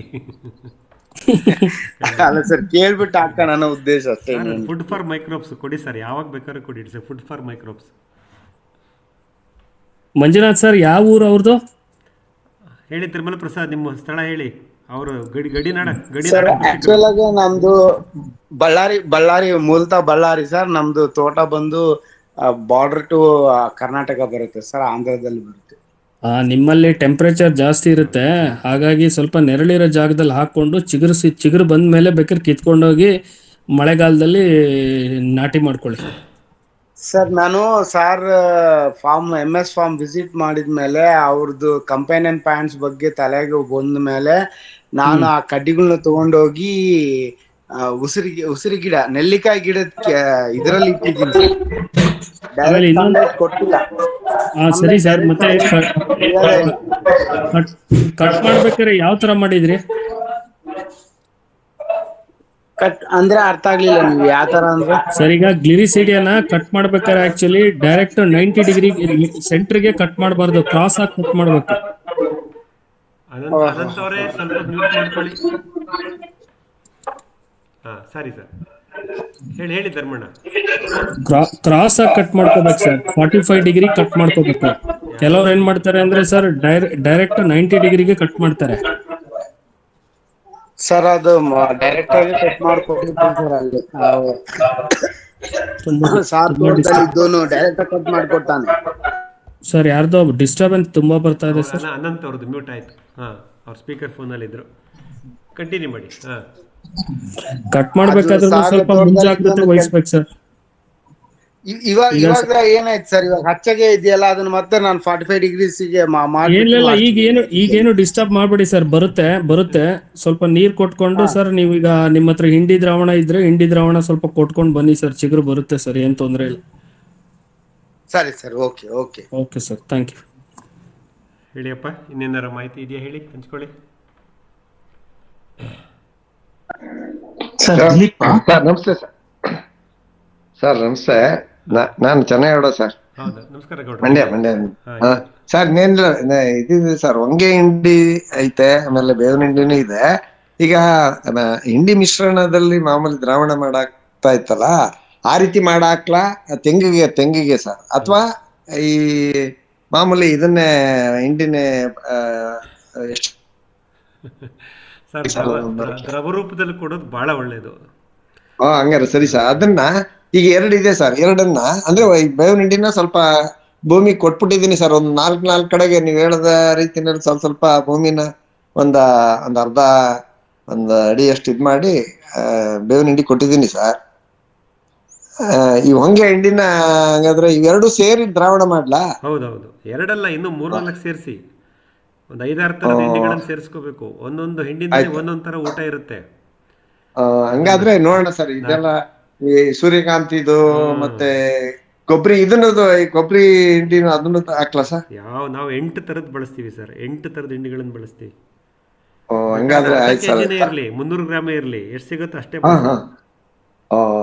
Thank you sir. North Indian thali ಮಾಡ್ಬಿಡ್ರಿ. ಅಂದ್ರೆ ಮತ್ತೆ ಎಷ್ಟು ಸರ್ ಮಾರ್ರೆ? ಒಂದ್ ನೈಟ್ ತಂಗಿಸಿ ಮಾಮೂಲಿ ಒಂದೆರಡು. ಹೌದು, ಅದು ಫರ್ಮೆಂಟೇಷನ್ ಆಗೋ ಅವಶ್ಯಕತೆ ಇಲ್ಲ. ಅವಶ್ಯಕತೆ ಇಲ್ಲ. ಒಂದು ದಿವಸ ಫುಲ್ ನೆನ್ಸೋದು, ಮಾರನೆಯಿಂದ ಕೊಡೋದು. ಹೌದೌದು, ಪ್ರಾರಂಭ ಮಾಡಿ ಅನುಭವ ಆಗುತ್ತೆ. ಹೌದೌದು ಸರ್. ಸರ್ 1 ತಿಂಗಳಿಗೊಮ್ಮೆ ಕೊಡೋದಾ? ಒಂದ್ ತಿಂಗಳು ಸರ್ ನೀವು ಊಟ ಕೊಟ್ಟಂಗೆ. ಹಂಗಾದ್ರೆ ಏನ್ ತೊಂದ್ರೆ ಇಲ್ಲ ಸರ್. ಏನೇ ನಿಮ್ ಶಕ್ತಿ ಅನುಸಾರ ಎಷ್ಟು ಬೇಕಾದ್ರೆ ಕೊಡಿ. ಆಯ್ತು ಸರ್. Thank you sir. ಒಳ್ಳೆಯದು. ಹೇಳಿಯಪ್ಪ ಸರ್, ಫರ್ಮೆಂಟೇಶನ್ ಆದ್ರೆ ಏನ್ ಪ್ರಾಬ್ಲಮ್ ಏನಾದ್ರು ಆಗ್ಬೋದು ಸರ್? ಅದ್ರಲ್ಲಿ ಫರ್ಮೆಂಟೇಶನ್ ಆಗಕ್ಕೆ ಏನು ಇಲ್ಲ. ಅದರಲ್ಲಿ ಸಕ್ಕರೆ ಅಂಶ ಇದ್ರೆ ತಾನೆ ಫರ್ಮೆಂಟೇಶನ್ ಆಗೋದು. ನಾವೇನು ಬೆಲ್ಲ ಸೇರಿಸಲ್ಲ. ಆಮೇಲೆ ಅದ್ರಲ್ಲಿ ಇರೋದು ನ್ಯೂಟ್ರಿಷನ್ಸ್ ಅಷ್ಟೇ. ಅದರಲ್ಲಿ ಏನು ಹಿಂಡಿ ದ್ರಾವಣದಲ್ಲಿ ಹಿಂಡಿಗಳಲ್ಲಿ ಏನು ನ್ಯೂಟ್ರಿಷನ್ ಇರುತ್ತೆ, ಸಸ್ಯ ಪೋಷಕಾಂಶಗಳು ಮತ್ತು ಸೂಕ್ಷ್ಮಜೀವಿಗಳಿಗೆ ಆಹಾರ, ಅದನ್ನು ಲಿಕ್ವಿಡ್ ಫಾರ್ಮಿಂಗ್ ಮಾಡಿ ಹಾಕೋದಷ್ಟೇ ನಮ್ಮ ಕೆಲಸ. ಅದನ್ನು ಫರ್ಮೆಂಟೇಶನ್ ಮಾಡೋ ಅವಶ್ಯಕತೆ ಇಲ್ಲ. ಅಲ್ಲಿ ಮೈಕ್ರೋಬ್ಸ್ ಇರಲ್ಲ, ಮತ್ತು ಬೇರೆ ಯಾವುದು ಡೆವಲಪ್ ಆಗೋ. ಆಮೇಲೆ ನಾವು ಈ ಕಡಲೆಕಾಯಿ ಇಂಥದ್ದು ಈ ಕೊಬ್ಬರಿ ಹಿಂಡಿ ಎಲ್ಲ ಹಾಕ್ತೀವಲ್ಲ, ಅದು ಮತ್ತೆ ಬೇರೆ ಬೇರೆ ಥರದ್ದು. ಇನ್ನು ನಮ್ಮಲ್ಲಿ ತೆಂಗಿನಕಾಯಿ ಚಟ್ನಿ ಮಾಡಿಟ್ರೆ ಹಲಸೋಗಲ್ವಾ ನಾಳೆ ಬೆಳಗ್ಗೆಗೆ? ಹಳಸಿರೋ ವಾಸನೆ ಬರುತ್ತೆ. ದುಷ್ಪರಿಣಾಮಗಳೆಲ್ಲ ಆಗುತ್ತೆ. ಅದರಿಂದ ಮತ್ತೆ ಇನ್ನೇನಾದ್ರು ದುಷ್ಪರಿಣಾಮ ಮಾತ್ರ ಕಷ್ಟ. ಹಾಗಾಗಿ ಅವಶ್ಯಕತೆ ಇಲ್ಲ ಸರ್. ದ್ರವ ರೂಪಕ್ಕೆ ತಂದ್ಬಿಟ್ಟು ಹಾಕ್ತಾ ಇರೋದಷ್ಟೇ. 3 to 4 hours ನೆನ್ಸ್ಬಿಟ್ಟು ಹಾಕಿದ್ರು ಆಗುತ್ತೆ, ಪಲ್ವರೈಸ್ ಆಗಿದ್ರೆ. ಸರ್, ನಿಮ್ಮ ವಿಡಿಯೋಸ್ ನ ಮತ್ತೆ ಎಲ್ಲದನ್ನು ನನ್ನ ಫ್ರೆಂಡ್ ಒಬ್ರಿಗೆ ಶೇರ್ ಮಾಡಿದ್ದೆ ಸರ್. ಅವ್ರೊಂದು 6 months ಬ್ಯಾಕ್ ಒಂದು 300 ತೆಂಗಿನ ಸಸಿನ ನಾಟಿ ಮಾಡಿದ್ರು. ಸೊ ನಿಮ್ದನ್ನ ಅವ್ರಿಗೆ ಶೇರ್ ಮಾಡಿದಾಗ ಅವ್ರಿಗೆ ಯಾರೋ ಇನ್ನೊಬ್ರು ಸಜೆಸ್ಟ್ ಮಾಡಿದ್ರಂತೆ, ಇದನ್ನ ಕೊಟ್ಬಿಟ್ರೆ ತುಂಬಾ ಎಕ್ಸಸ್ ಆಗೋಗುತ್ತೆ ಅಂತ ಹೇಳಿ ಅವ್ರು ಡ್ರೈ ಆಗಿ ಹಾಕಿದ್ದಾರೆ. ಡ್ರೈ ಆಗಿ ಹಾಕಿರೋದು ವರ್ಕ್ ಆಗಿಲ್ಲ. ಆಮೇಲೆ ನಮ್ಮ ಧರ್ಮೇಂದ್ರ ಅವರು ಅವ್ರದ್ದೊಂದು ವಿಡಿಯೋ ಕಳಿಸ್ಕೊಟ್ರೆ ಅದನ್ನ ಅವ್ರೇನ್ ಮಾಡಿದ್ದಾರೆ, OWDC ನ 1 week ಆದ್ಮೇಲೆ ಕೊಟ್ಟಿದ್ದಾರೆ ಸರ್. ಅದಾದ್ಮೇಲೆ ಇವತ್ತು 2 weeks ಆಗಿದೆ. ನಿನ್ನೆ ನನಗೆ ಕಾಲ್ ಮಾಡಿ ಹೇಳಿದ್ರು ತುಂಬಾ ಚೆನ್ನಾಗಿ ವರ್ಕ್ ಆಗಿದೆಯಂತೆ, ತುಂಬಾ ಹಸರಾಗಿ ಟರ್ನ್ ಆಗಿದೆಯಂತೆ. He was very thankful to you, ನಿಮ್ಮ ಇದನ್ನ ಸಜೆಸ್ಟ್ ಮಾಡಿದ್ದೆ ಸರ್. Okay sir, okay. ಇಲ್ಲ, ಬರುತ್ತೆ ಸರ್, ರಿಸಲ್ಟ್ಸ್ ಬರುತ್ತೆ. ಅದು ಯಾವುದನ್ನೇ ಆಗಲಿ ದ್ರವ ರೂಪಕ್ಕೆ ತಂದು ಕೊಟ್ಟಾಗ ಅದರ ಅಬ್ಸಾರ್ಪ್ಷನ್ ಕೇಪಬಿಲಿಟಿ ತುಂಬ ಚೆನ್ನಾಗಿರುತ್ತೆ. ಮಣ್ಣಿನಲ್ಲಿ ಕರಗಿಬಿಡುತ್ತೆ. ಅದರಲ್ಲಿ ಮಣ್ಣು ಜೀವಿಗಳಿಗೆ ಸೂಕ್ಷ್ಮಜೀವಿಗಳಿಗೆ ಆಹಾರ ಇರುತ್ತೆ. ನಾವು ಅದನ್ನು ಲಿಕ್ವಿಡ್ ಫಾರ್ಮ್ ಮಾಡಿ ಕೊಟ್ಟಾಗ ನಮ್ಮ ಸೂಕ್ಷ್ಮಜೀವಿಗಳಿಗೆ ನೇರವಾಗಿ ಆಹಾರ ಸಿಕ್ತಂಗಾಗುತ್ತೆ. ಅದು ತಿಂದು ಅವುಗಳ ಚಟುವಟಿಕೆ ಜಾಸ್ತಿ ಆಗುತ್ತೆ, ಅವುಗಳ ಸಂತಾನ ಜಾಸ್ತಿ ಆಗುತ್ತೆ.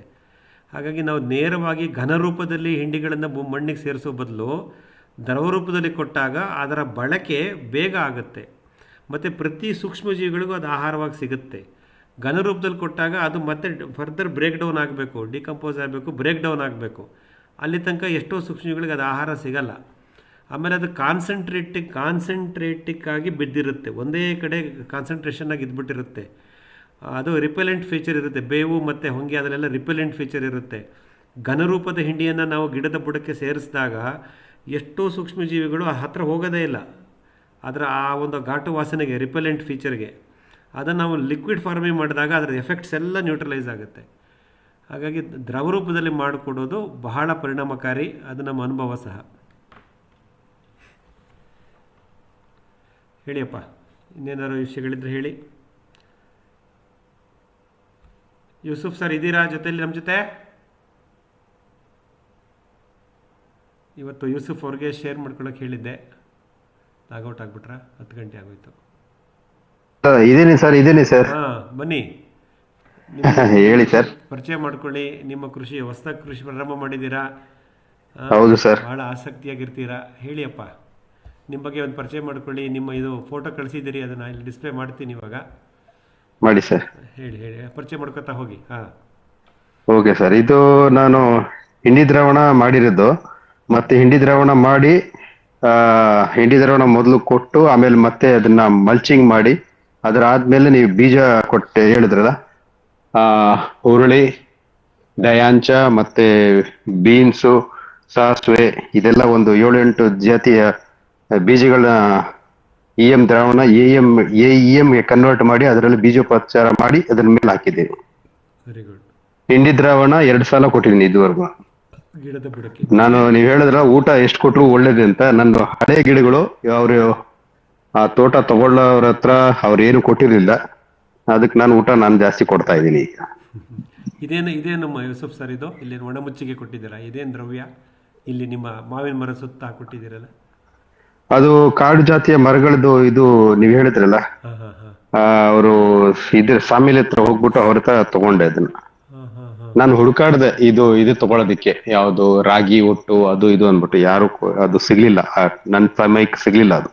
ಸರಿ, ಅದಕ್ಕೆ ಅದನ್ನ ತಗೊಂಡು ಬಂದು ಇದಕ್ಕೆ ಹಾಕಿದ್ದೀನಿ. ಹೌದು. ಸೊ ಈ ರೀತಿ ಗಿಡದ ಸುತ್ತವೂ ಕ್ಲೀನ್ ಮಾಡಿ, ಇದಕ್ಕೆ ಕ್ಲೀನ್ ಮಾಡಿ ಗಿಡದ ಬುಡದ ಸುತ್ತ ಈ ರೀತಿ ಮುಚ್ಚಿಗೆ ಮಾಡಿ, ಮುಚ್ಚಿಗೆ ಮೇಲೆ ಹಿಂಡಿ ದ್ರಾವಣ ಹಾಕಿ ಈಗ ಹಸಿರು ಗಿಡಕ್ಕೆ ಹಸಿರು ಬಳೆ ಮಾಡೋ ಕಾರ್ಯಕ್ರಮದಲ್ಲಿ ಇದ್ದೀರಾ? ಹೌದು ಸರ್. Very good. ಸೊ ಹೇಗೆ ಅನ್ನಿಸ್ತಾ ಇದೆ? ನೀವೇ ನಿಮ್ಮ ಕೈಯಾರನೇ ನೀವು ಮಾಡ್ತಾ ಇದ್ದಾರೆ. ಮುಂಜಾನೆ ಬೆಳಗ್ಗೆ ಸೂರ್ಯೋದಯ ನೋಡ್ತೀರಾ? ಹೇಗೆ ಅನ್ಸುತ್ತೆ ನಿಮಗೆ? ಇಲ್ಲ, ಸೂರ್ಯೋದಯನ ನಾನು ಸೂರ್ಯೋದಯ ನನ್ನ ತೋಟದಲ್ಲಿ ನೋಡ್ತಾ ಇದ್ದೀನಿ. ನಾನು ಬೆಳಗ್ಗೆ 4 ಗಂಟೆ 4:15 ಬೆಂಗಳೂರು ಬಿಟ್ರೆ 6-6:15 ಒಳಗಡೆ ನಾನು ಅಲ್ಲಿರ್ತೀನಿ. ಅಂದ್ರೆ ನಮ್ ಬ್ರದರ್ ಮನೆ ಇಲ್ಲಿರುತ್ತೆ, ಹೊಸಕೋಟೆಲಿ ಇರುತ್ತೆ. ಅವ್ರ ಮನೆಗ್ ಬಂದು ರಾತ್ರಿ ಉಳ್ಕೊಂಡು ಬೆಳಗ್ಗೆ 5:15-6 ಗಂಟೆ ಇಲ್ಲಿ ಬಿಟ್ರೆ ಅಲ್ಲಿ 1 ಅವರ್ ಅಷ್ಟೇ ಇಲ್ಲಿಂದ. ಸೊ ಹೇಗನ್ಸುತ್ತೆ ನಿಮ್ಮ ಕೃಷಿ ಬದುಕಿನ ಆರಂಭ ದಿನಗಳು? ಎವ್ರಿ ಡೇ ಒಂದೊಂದು ಕಲಿಕೆ ಸಿಗ್ತಾ ಇದೆ ನನಗೆ ಅಷ್ಟೇ. ರಿಸಲ್ಟ್ ಇನ್ನೂ ನನಗೆ ಸಿಗ್ತಾ ಇಲ್ಲ, ಸಿಗುತ್ತೆ. ಆ ಆಶ್ವಾಸ, ಅದು ಏನೋ ನಂಬಿಕೆ ಮಾತ್ರ 100% ಇದೆ. 500% ಇದೆ, ನಂಬಿಕೆ ಮಾತ್ರ ಇದೆ, ಕಾನ್ಫಿಡೆನ್ಸ್ ಇದೆ, ಸಿಗುತ್ತೆ. ಬಟ್ ಸ್ವಲ್ಪ ನಿಧಾನ. ಒಟ್ಟಲ್ಲಿ ನೈಸರ್ಗಿಕ ಕೃಷಿಯ ಹಾದಿ ನಿಮ್ಮ ಮುಂದೆ ತೆರ್ಕೊಂಡಿದೆ ಇವಾಗ. ಹೌದು ಸರ್, ನಿಜ. You know the way head of natural farming. ಅಷ್ಟು ಹೇಳಕ್ಕಾಗಲ್ಲ, ನಾನು ವಿದ್ಯಾರ್ಥಿ ಸರ್. ನಾನು ಇನ್ನೂ ಇದರಲ್ಲಿ you know the way, the path is clear. Yes, way is still not clear. Yes, I can walk. You are defining the path. Yes, I have defined the path. ನೋಡಿ, ನಮ್ಮ That is true. Natural farming the way head, ಅದನ್ನೇ ನಾವು title ಕೊಟ್ಟಿರೋದು. So ಮುಂದಿನ ದಾರಿನ ನಾವೇ ಗುರುತಿಸ್ಕೊತಾ ಹೋಗ್ತಾ ಇರ್ತೀವಿ. ಹೌದು ಸರ್. ಭಾಳ ಸಂತೋಷ. ಸೊ ಹೀಗೆ ನಿಮ್ಮ ಅನುಭವ ಮುಂದುವರಿಲಿ, ಸಾಕಷ್ಟು ಅನುಭವ ಪಡ್ಕೊಳ್ಳಿ. ಇವತ್ತು ಎಲ್ಲರೂ ಸ್ವಲ್ಪ ಸಲಹೆಗಳು ಕೊಟ್ಟು ನಾನು ಆ ಸಲಹೆ ಮೇಲೆ ಹೋಗ್ತಾ ಇರ್ತೀನಿ. ಅದೇ ಗುರುಗಳು ನೀವು. ಏನಿಲ್ಲ, ಪ್ರಾಯೋಗಿಕವಾಗಿ ನೀವು ಮಾಡ್ತಿರಲ್ಲಪ್ಪ. ಬೆಳಗ್ಗೆ ಸೂರ್ಯೋದಯ ನೋಡಕ್ ಹೋಗ್ತೀನಿ ಇಂದಾಗ್ಲೇ ನಿಮ್ಮ ಆಸಕ್ತಿ ನಾವು ಗಮನಿಸಿದ್ವಿ. ಖಂಡಿತ ಮುಂದುವರಿ. ಅದು ಹೋದಾಗ್ಲೂ ನಿಮ್ಗೆ ಒಂದ್ಸಲ ಫೋನು ಮಾಡ್ತೀನಿ ನಾನು ಅಲ್ಲಿ ಹೋದ್ಮೇಲೆ. ಖಂಡಿತಪ್ಪ, ಒಳ್ಳೇದಾಗ್ಲಿ, ಮುಂದುವರಿಸಿ. ನಿಮ್ಮ ಮಾವಿನ ಬೆಳೆ ಜೊತೆ ಈ ತರ ಮಲ್ಟಿ ಕ್ರಾಪಿಂಗ್ ಎಲ್ಲ ಜೋಡಿಸ್ಕೊಳ್ಳಿ ಆದಷ್ಟು ಬೇಗ. ಹೌದು ಸರ್, ಅದು ನೆಕ್ಸ್ಟ್ ಇದು 2 ಪ್ರಾಜೆಕ್ಟ್ ಇದೆ. ಒಂದು ಸೋಲಾರು. ಈ ಸೋಲಾರ್ ನೀವು ಓಕೆ ಆಗಿದ ತಕ್ಷಣ ಆ ಸೋಲಾರ್ ಪ್ರಾಜೆಕ್ಟ್ ಇಲ್ಲಿಗೆ ಬರುತ್ತೆ. Next my companion trees plus supporting crops, ಬೇರೆ ಏನೇನು ಅದ್ರ ಜೊತೆಗೆ ನಾನು ಏನೇನು ಹಾಕ್ಬೋದು ಅನ್ನೋದನ್ನ ನಿರ್ಧಾರ ಮಾಡ್ಬೇಕಾಗ್ತದೆ. ಖಂಡಿತ. ಯಾಕೆಂದ್ರೆ ಏಕ ಬೆಳೆ ಪದ್ಧತಿನಲ್ಲಿ ಮಾವನ್ನು ನಿರ್ವಹಣೆ ಮಾಡೋದು ಈ ಕಾಲದಲ್ಲಿ ಬಹಳ ಕಷ್ಟವಾಗಿದೆ. ನಮ್ಗೆ ಆಲ್ರೆಡಿ ಮಾಹಿತಿ ಇರೋ ಹಾಗೆ ಕಳೆದ 3-4 ವರ್ಷದಿಂದ ಕರೋನಾ ನಂತರ ಹವಾಮಾನ ವೈಪರೀತ್ಯದ ಪರಿಣಾಮ ತೆಂಗು ಮತ್ತು ಮಾವು ಇವೆರಡರ ಮೇಲೂ ಸಾಕಷ್ಟು ಆಗಿದೆ. ಸೊ ಮಾವಿನ ಬೆಳೆಯಲ್ಲಿ ಫಸಲಿನಲ್ಲಿ ಅನಿಶ್ಚಿತತೆ ಬಂದ್ಬಿಟ್ಟಿದೆ. Uncertainty in the harvest of both mango and coconut is prevailing after last 4-5 years due to this climate change. ನಾವು we don't know how to handle this. ಹಾಗಾಗಿ ನಾವು ಯಾರು ತೆಂಗು ಮತ್ತು ಮಾವನ್ನು ಏಕಬೆಳೆ ಪದ್ಧತಿಯಲ್ಲಿ ನಿರ್ವಹಣೆ ಮಾಡ್ತಾ ಇದ್ದೀವೋ ಆದಷ್ಟು ಜಾಗ್ರತೆ ನಾವು ಅಲ್ಲಿ ಬಹುಬೆಳೆ ಪದ್ಧತಿಗೆ ಬರಲೇಬೇಕಾಗಿದೆ, ರಿಸ್ಕ್ ಮಿಟಿಗೇಷನ್ ಮಾಡಿಕೊಳ್ಳಲೇಬೇಕಾಗಿದೆ. ಹಾಗಾಗಿ ನಿಮ್ಮ ಮಾವಿನ ಮರದ ತೋಟದಲ್ಲಿ ಇತರ ಬೆಳೆಗಳನ್ನು ಜೋಡಿಸೋಕ್ಕೆ ಪ್ರಾರಂಭ ಮಾಡಿಬಿಡಿ. ಹೌದು ಸರ್, ಮಾಡ್ತೀನಿ sir, definitely. Thank you sir, thank you. ಹೇಳಿಯಪ್ಪ. ನಂದಕಿಶೋರ್ ಸರ್ ಇದ್ದೀರಾ? ಲಾಗೌಟ್ ಆಗ್ಬಿಟ್ರಾ? ಇದೀನಿ ಸರ್. ಓ ಸಾರಿ, ಇವಾಗ ಲಾಂಗ್ ವೆಯ್ಟ್. ಸರಿ, ಹೇಳಿ ಅಪ್ಪ, ನಿಮ್ಮ ಅನುಭವನ ಹೇಳ್ಬಿಡಿ. ಶೂರ್. ನಮ್ಮದು ಆ್ಯಕ್ಚುಲಿ ದೊಡ್ಡಬಳ್ಳಾಪುರ ತಾಲೂಕು ಸಾಸ್ಲು ಹೋಬಳಿ ಬನವತಿ ಅಲ್ಲಿ ಇರೋದು ನಮ್ಮದು ತೋಟ. 2022 ಸ್ಟಾರ್ಟ್ ಮಾಡಿದ್ದು. ಆಗ ನಮ್ಮದು ಬೋರು 670 ಫೀಟ್ ವರೆಗೂ ಹೋಗಿದ್ವಿ. 3 ಸೆಳೆ ಸಿಕ್ಕಿತ್ತು. 2 ಇಂಚ್ ನೀರಂತ ಹೇಳಿದ್ರು, ಗೊತ್ತಾ ಎಕ್ಸಾಕ್ಟ್ಲಿ ಅದು ಗೊತ್ತಿರೋ 2 ಇಂಚ್ ನೀರಂತ ಹೇಳಿದ್ರು. ಆಮೇಲೆ ಅಂಟಿಲ್ ಫಸ್ಟ್ ಡ್ರಿಪ್ ಹಾಕಿದ್ವಿ, ಎಲ್ಲ ಮಾಡ್ತಿದ್ವಿ, ಆಮೇಲೆ ಸ್ಪ್ರಿಂಕ್ಲರು ಹಾಕಿದ್ವಿ. ಸೊ ಅಂಟಿಲ್ ಲಾಸ್ಟ್ ಇಯರ್ ನೀರಿನ ಇಶ್ಯೂ ಇರಲಿಲ್ಲ. ಆಮೇಲೆ ನಮಗೆ ಸ್ವಲ್ಪ ನೀರು sorry not last year, until ಡಿಸೆಂಬರ್ವರೆಗೂ ಆರಾಮಾಗಿ ಚೆನ್ನಾಗಿತ್ತು. ನಾವು ಫಸ್ಟ್ ಇನಿಷಿಯಲ್ ಆಗಿದ್ದು ಸೋಲಾರು 7.5 HP ಶಕ್ತಿ ಮೋಟರ್ಸ್ದು ಹಾಕಿದ್ದು, ಬರೀ ಸೋಲಾರ್ ಇದ್ದಿದ್ದು. ಲಾಸ್ಟ್ ಇಯರ್ ಬೆಸ್ಕಾಮ್ ಪವರು ಅದು ಬಂತು. ಸೊ ಎರಡೂ ಯೂಸ್ ಮಾಡೋಣ ಅಂದ್ಬಿಟ್ಟು ಈ ಡಿಸೆಂಬರಲ್ಲಿ ಸೋಲಾರ್ ಮತ್ತು 2 ಹಾಕಿದಾಗ ನೀರು ಕನ್ಸಂಪ್ಷನ್ ಸ್ವಲ್ಪ ಜಾಸ್ತಿ ಆಯಿತು. ವಿತಿನ್ 1 ಮಂತ್ ನಮಗೆ ಜಾನ್ ಎಂಡಗೆ ನೀರು 1-2 hours ಬರ್ತಿತ್ತು, ಆಮೇಲೆ ಸ್ಟಾಪ್ ಆಗ್ತಿತ್ತು. ಸೊ ಆ ಇಶ್ಯೂ ಆಯಿತು. So first time 4th year 2026 4th year ನಮಗೆ ಇಶ್ಯೂ ಶುರು ಆಯಿತು. ಸೊ ಆಗ ನಾವು ಏನು ಮಾಡೋದು ಅಂತ ಯೋಚನೆ ಮಾಡ್ತಾ ಇದ್ವಿ. ಆಗ ಒಂದು ಆಪ್ಷನ್ ಇದ್ದಿದ್ದು ಈ ಮೋಟ್ರನ್ನ ಇನ್ನೂ ಕೆಳಗೆ ಇಳಿಸ್ಬೋದಾ ಅಂತ. ಬಟ್ ನಮ್ಮ ಪ್ರಾಬ್ಲಮ್ ಏನಿದೆ ಅಂದರೆ 500 ಫೀಟ್ವರೆಗೂ ಸಪೋರ್ಟ್ ಆಗ್ತಿತ್ತು 7.5 HP. ಅದಕ್ಕಿಂತ ಕೆಳಗೆ ಹೋದರೆ ಅಷ್ಟು ಇದಿರಲ್ಲ, ಅಂದರೆ ನೀರು ಎತ್ತಕ್ಕೆ ಕೆಪಾಸಿಟಿ ಅಷ್ಟು ಇಲ್ಲದೆ ಇರ್ಬೋದು ಅಂತ ಅದೊಂದಿತ್ತು. ಬಟ್ ಸ್ಟಿಲ್ ಅವ್ರು ಹೇಳಿದ್ರು 600 ಫೀಟ್ವರೆಗೂ ನೀವು ಹೋಗ್ಬೋದು ಅಂತ. ಅದೊಂದು ಆಪ್ಷನ್ ಇತ್ತು ನಮಗೆ. ಇನ್ನೊಂದು ಎಕ್ಸಿಸ್ಟಿಂಗ್ ಬೋರ್ವೆಲನ್ನು ಮತ್ತೆ ರೀಬೋರ್ ಮಾಡೋದು. ಸೊ ಗೋ ಡೀಪರ್ 800 ಫೀಟ್ 900 ಫೀಟ್ವರೆಗೂ ಹೋಗೋದಾ ಅಂತ ಅದು ಯೋಚನೆ ಮಾಡ್ತಾ ಇದ್ವಿ. ಬಟ್ ಅಲ್ಲೊಂದು ರಿಸ್ಕ್ ಏನಿತ್ತು ಯೋಚನೆ ಮಾಡ್ತಿದ್ದೆ ಅಂದರೆ, ಅಕಸ್ಮಾತ್ ಆಗಿ ಮಾಡಬೇಕಾದ್ರೆ ಕೆಲವು ಸರಿ ಡ್ರಿಲ್ ಬಿಟ್ ಕಚ್ಕೊಳತ್ತೆ ಅಂತ ಹೇಳ್ತಾರೆ. ಏನಾದರೂ ಹಾಗೆ ಇರೋದನ್ನು ಮುಂಚೆ ಹೋಗ್ಬಿಟ್ರೆ ಈ ಸಮ್ಮರಲ್ಲಿ ಆ ರಿಸ್ಕ್ ತೊಗೊಳಕ್ಕೆ ಅದೊಂದು ಯೋಚನೆ ಮಾಡ್ತಿದ್ವಿ. ಆಮೇಲೆ ಇನ್ನೊಂದು ಆಪ್ಷನ್ ಏನು ಹೇಳಿದ್ರು ಅಂದರೆ, ಅದು ಹೋಗ್ಬಿಟ್ಟು ಡೀಪರ್ ಇದು ಹಾಕಿ ಅಂತ, ಅಂದರೆ 7.5 HP 15 HP ಹೋಗಿ ಅಂತ. ಬಟ್ ನಮ್ಗಾಗ ಸೋಲಾರ್ ಇದ್ದಿದ್ದು ಡಬಲ್ ಅಡ್ವಾಂಟೇಜ್ ಇತ್ತು, ಸೋಲಾರ್ ಬೆಸ್ಕಾಮು. ಸೊ ಅದರಿಂದ ಆಚೆ ಬರ್ತಿದ್ವಿ ಅಂತ ಅನಿಸ್ತು. ಸೊ ಇದೆಲ್ಲ ಇದ್ದಾಗ ನಾನು ಮಂಜುನಾಥ್ ಸರ್ಗೂ ಕಾಂಟ್ಯಾಕ್ಟ್ ಮಾಡಿದೆ. ಆಗ ಅವ್ರು ನಮಗೆ ಸಿಕ್ಕಾಪಟ್ಟೆ ಕ್ಲಾರಿಟಿ ಕೊಟ್ಟರು. ಫಸ್ಟ್ ಹೇಳಿದ್ರು ಎಕ್ಸಿಸ್ಟಿಂಗ್ ಬೋರ್ವೆಲ್ನ ಮುಟ್ಲೇಬೇಡಿ ಅಂತ ಹೇಳಿದ್ರು. More borewells are always better ಅಂತ ಹೇಳಿದ್ರು. ಯಾಕಂದರೆ ಒಂದನೇ ನಂಬಿ ಅದು ಕೆಟ್ಟರೆ ಏನು ಮಾಡೋಕ್ಕಾಗಲ್ಲ. ಯಾಕಂದರೆ ಪೂರ್ತಿ ನೀರಿಲ್ಲದೆ ಏನು ಮಾಡೋಕ್ಕಾಗಲ್ಲ. ಎಸ್ಪೆಷಲಿ ಇದು ಸಮ್ಮರಲ್ಲಂತೂ ಕಂಪ್ಲೀಟ್ಲಿ ಹೋಗ್ಬಿಡುತ್ತೆ. ಸೊ ಅದಕ್ಕೆ ನಾವು ಅದನ್ನು ಅವ್ರು ಹೇಳಿದ್ರು ಎಕ್ಸಿಸ್ಟಿಂಗ್ ಮುಟ್ಲೇಬೇಡಿ, ಅದು ಏನಾಗುತ್ತೋ ಅದನ್ನು ಇರಲಿ. ಇನ್ನೊಂದು ಹೊಸ ಬೋರ್ವೆಲ್ಲು ಆದಷ್ಟು ಟ್ರೈ ಮಾಡಿ, if you can push 2 months, ಇಲ್ಲ ಅಂದರೆ ಇನ್ನೊಂದು ಬೋರ್ವೆಲ್ಗೆ ಇದು ಮಾಡೋಕ್ಕೆ ಹೇಳಿದ್ರು. ಸೊ ನಾವು ಅದಕ್ಕೆ ಇನ್ನೊಂದು ಬೋರ್ವೆಲ್ಗೆ ಮಾಡಬೇಕು ಅಂತ ಇದು ಮಾಡಿದ್ವಿ. ಅವ್ರು ಇನ್ನೊಂದು ರೀಸನ್ ಏನು ಕೊಟ್ಟಿದ್ದು ಅಂದರೆ, ಡೀಪ್ ಆಗಿ ಹೋಗಬಾರ್ದು ಅಂದರೆ ದ ಬೆಸ್ಟ್ ವಾಟರ್ ಯಾವಾಗ ಸಿಗುತ್ತೆ ಅಂದರೆ up to 500 feet max. Or ಅದು ಸ್ವಲ್ಪ ತಪ್ಪು ಹೇಳ್ಬೋದು ನಾನು, ಬಟ್ ಅದು ಎಕ್ಸಾಕ್ಟ್ಲಿ ಗೊತ್ತಿಲ್ಲ. But above 500 feet or somewhere around that ಇದು ಅಷ್ಟವರೆಗೂ ಸಿಗುತ್ತೆ. ಇನ್ನು ಕೆಳಗೆ ಹೋಗ್ತಿದ್ದಂಗೆ ನೀರು ಕ್ವಾಲಿಟಿ ಕಮ್ಮಿ ಆಗೋ ಚಾನ್ಸಸ್ ಇದೆ ಅಂತ. ಕೆಲವು ಕಡೆ ಆರ್ಸೆನಿಕ್ಕು ಸಿಗ್ಬೋದು ಅಂತ 900 ಫೀಟ್ ಕೆಳಗೆಲ್ಲ. ಸೊ ಈ ಮಳೆ ನೀರು ಬಂದಿದ್ದೆಲ್ಲ 350 ಅಡಿ ಅಂಥ ಕಡೆನೇ ಹೋಗಿ ಶೇಖರಣೆ ಆಗೋದು. ಸೊ ಹಂಗಿದ್ದಾಗ ನಾವು ಸುಮ್ಮನೆ ನೀರು ಜಾಸ್ತಿ ಸಿಗುತ್ತೆ ಅಂತ ಹೋಗಿ ಕಮ್ಮಿ ಕ್ವಾಲಿಟಿ ನೀರು ತೊಗೊಳ್ಳೋ ಬದಲು ಜಾಸ್ತಿ ಬೋರ್ವೆಲ್ ಮಾಡಿಸಿ ಅಲ್ಲಿ ಸೆಳೆಗಳು ಸಿಕ್ಕಿದ್ರೆ ಮಳೆಗಾಲ ಈಗ ಬಂದಾಗ ಬೋರ್ವೆಲ್ ರೀಚಾರ್ಜ್ ಮಾಡಿ ಅಲ್ಲಿ ನೀರು ತುಂಬಿಸ್ಕೊಳ್ಳೋದು ಒಳ್ಳೆ ಮೆಥಡ್ ಅಂತ ಹೇಳಿದ್ರು.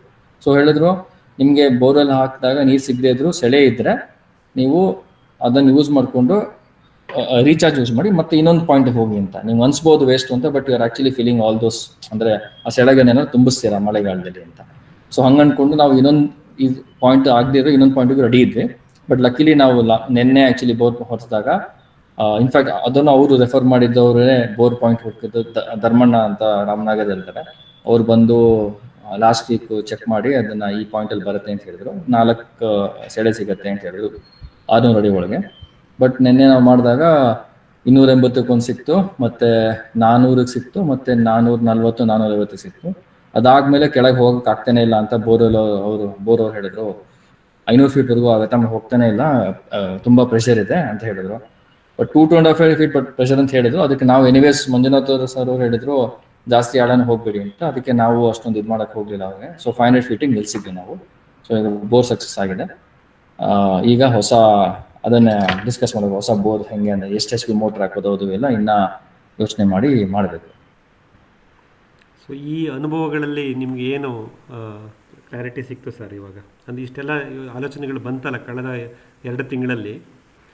ಸೊ ಈ ಆಲೋಚನೆ ಸರಣಿಗಳಲ್ಲಿ ನೀವು ಅಲ್ಟಿಮೇಟ್ಲಿ ಸೊ ನಿಮಗೆ ಹೇಗೆ ಕ್ಲಾರಿಟಿ ಎಮರ್ಜ್ ಆಗ್ತಾ ಬಂತು? ಸೊ ಒಂದೇನು ಸರ್, ಒಂದು ಫಸ್ಟ್ ಪ್ಯಾನಿಕ್ ಆಗಬಾರ್ದು ಅಂತ. ಅಂದ್ರೆ ಇದೆಲ್ಲ ಬಂದ್ಮೇಲೆ ಇಶ್ಯೂಸ್ ಇದ್ದೇ ಇರುತ್ತೆ. ಫಸ್ಟ್ ನಾವು ಇಮಿಡಿಯೇಟ್ಲಿ ನಮ್ದು ಈ ಬೆಂಗಳೂರು ಇದ್ದಾಗ ನಮ್ಗೆ ಈಗಲೇ ಆಗ್ಬಿಡ್ಬೇಕು ಅಂತ ಒಂದು ಮನಸ್ತಾಪ ಇರುತ್ತೆ. ಅದು ಪ್ರಾಬ್ಲಿ ನಮ್ಗೆ ಅದು ಪ್ರಾಬ್ಲಮ್ ಅನ್ಸುತ್ತೆ ನಮ್ಗೆ. ಅದನ್ನ ಸ್ವಲ್ಪ ಸರಿ ಮಾಡ್ಕೋಬೇಕು. ಆಮೇಲೆ ಕೇಳಿ ತಿಳ್ಕೊಂಡು ಆಪ್ಷನ್ಸ್ ಇಟ್ಕೋಬೇಕು. ಒಂದೇನು ಅಂದ್ರೆ ಒಂದಕ್ಕೆ ಹೋಗ್ಬಾರ್ದು ಅಂತ ಅನ್ಸು ಸರ್. ಈಗ ನೀವು ಹೇಳ್ದಂಗೆ ಬರೀ ಒಂದೇ ಮಾಡಿದ್ದು ಅದು ನಮ್ಗೆ ಒಂದೇ ಬೋರ್ವೆಲ್ಗಿಂತ ಬೇರೆ ಬೇರೆ ಮಾಡೋದು ಅದು ನಂಗೇನು ಐಡಿಯಾನೇ ಇರಲಿಲ್ಲ. ಮತ್ತೆ ಇನ್ನೊಂದೇನು ಅಂದ್ರೆ ಇದೇ ನೀರು ಬೇರೆ ಕಡೆ ಸಿಗತ್ತಾ ಅಂದ್ರೆ ಅವ್ರು ಹೇಳಿದ್ರು ಸಿಗಲ್ಲ ಅಂತ. ಅದೊಂದು ಆಪ್ಷನ್ ಧರ್ಮನ ಹೇಳಿದ್ರು. ನಮ್ದು ಹೊಸ ಬೋರ್ವೆಲ್ ಹಳೆ ಬೋರ್ವೆಲ್ ಬರೀ 300 feet ಡಿಫ್ರೆನ್ಸ್ ಇದೆ ಅಷ್ಟೇ ಮ್ಯಾಕ್ಸ್.